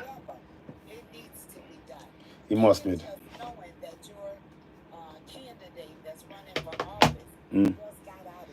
Exactly. This is what I'm hoping that's why we need the people to participate in that process even more so, to make sure that they oversee it and they get confident in questioning those in government. Right now, our people are not confident in questioning those in government. We are trying to bring that idea out. So the more they are confident, the more they can question. And once they can question, those in government will know, oh, I better not go because they're going to question me. So this is what we have to retrain the minds of our people. But listen, I could go on to, there's so much more to talk about, but we're still about the project of this 54 nations having the constitution in local languages. I want to thank everybody, Vaname, Linda, and Adiremi, and others. It is a pleasure. It's been a pleasure talking to you all. Before we go, let us. I am gonna speak to EcoPal again, even though we have a difference of opinion. I'll see exactly. I'm gonna try and find out some information. Exactly. So we need to exactly. So yeah, this is so many. You're asking all the right questions, but hopefully we'll be able to come up with information. And of course, we'll come back with information about the AES and how to join them as soon as we get that information. Please don't forget to send that to me. I'll be in touch with you. You know. I know. I should have. I'm sorry. Wow. I will do that next time. What I'll do is when I'll have a little break and then you take off next time. We'll do that when we play. I wasn't sure you're coming in, so I was a little bit. Exactly. Good. We'll do that next time. But before we go, I want to say thank you to you all. Thank you. It's been a pleasure. I hope you found this beneficial. Please do share, subscribe, and thank you for the gifts. And we really appreciate you joining us on this discussion today. We'll have more discussions and more enlightening discussions to awaken us all. We really need to make sure that we support the three behind us, because they are the lifeline for the entire African continent, and we mustn't allow anybody to take away our lifeline. We must defend it at all cost with everything. Exactly. Exactly. So as we're doing that, we're gonna play out. I'm not gonna sing today because my voice is not, but I'm gonna try and get the song out if I can find it. No. Let me see if I can. Oh, where is it? I know I have it here. It's somewhere. Okay, that's a go. There you go. That's a go. So we're gonna it's gonna come up in a minute. I'm hoping it comes up. Okay, here we go. So yeah, good. So oops, sorry, I don't know what happened there. So thank you all so much. You can download it on iTunes and Spotify. Oh, thank you. Thank you.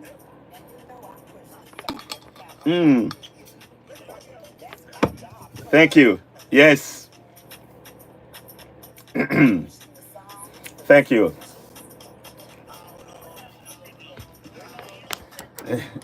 How long? How long?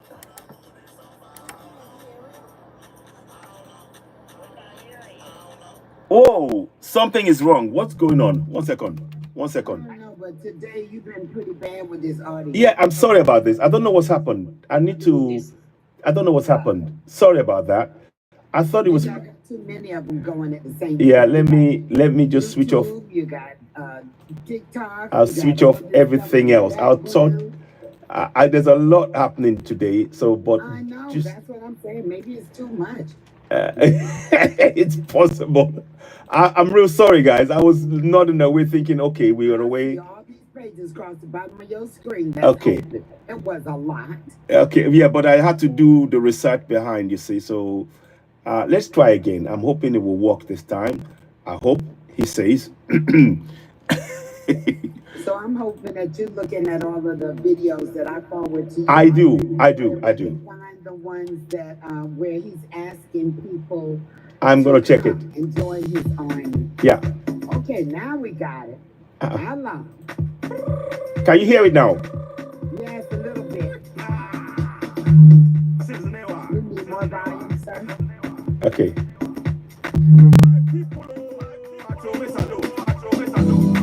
Is that better? A little bit more. Yeah, now. Okay. Sorry. How long?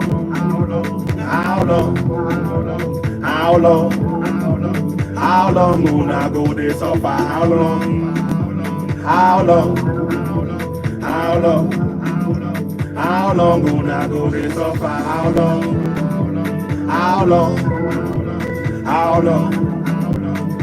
long gonna go this so far? How long? How long gonna go this suffer? My people, we don't tire. Inside Nigeria, now slave camp we dey oh. Now so my people, we don't tire for the country where them they call Nigeria. Now slave camp oh.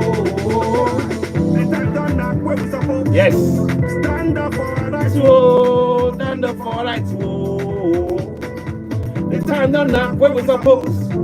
Stand up oh, for rights oh, for self-determination. How long? How long? How long? How long gonna go this suffer? How long? How long? How long? How long gonna go this suffer? How long? How long? How long? How long gonna go this suffer? How long? Oh, how long? How long? How long gonna go this suffer? Abdul Salam na fake man.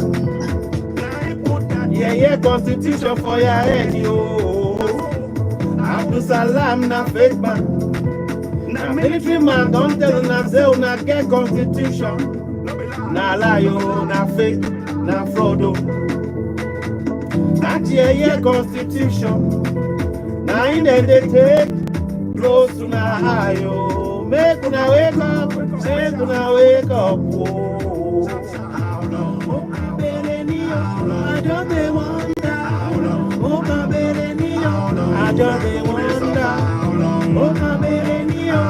just they wonder, oh my baby, I just they wonder, baby, I just they wonder, oh my baby, I just they wonder, oh my baby, I just they wonder, oh my baby, I just they wonder.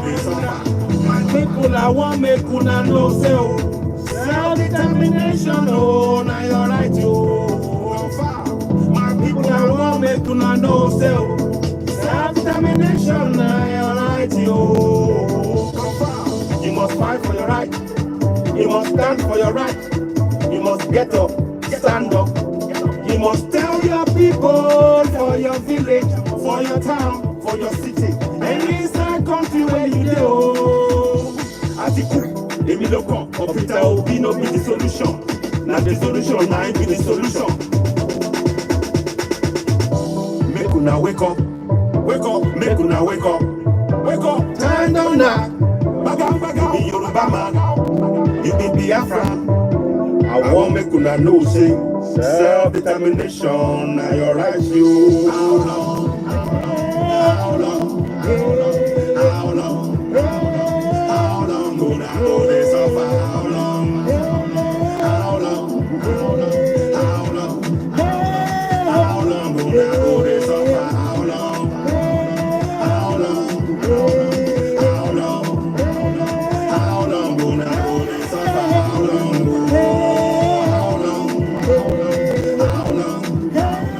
How long gonna go this suffer? Yoruba land na your land yo. Na your land yo, Hausa land na your land yo, Biafra land na your land yo. No be Nigeria, no be Nigeria, no be Nigeria, no be Nigeria. La, la, la, la. Thank you all so very much. It's been a pleasure. And I'll be back again real soon. For now, I say bye for now. Bye, Linda, and Adiremi and Vaname. Thank you all, and bye for now. I'll be back real soon. Thank you.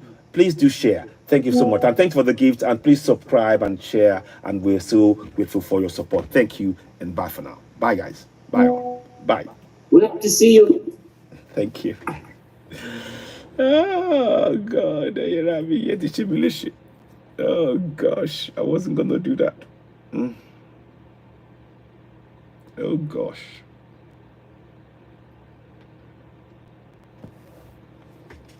Oh. Okay.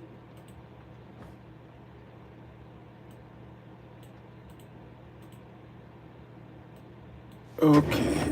Oh God. Right, guys, I gotta go off. I'll be back later on. Thank you for watching. I'm just gonna share. We're gonna end up now. We're gonna end this now. Ending it. Okay. No, sorry. Gonna end it. Sorry. Ending. Bye now.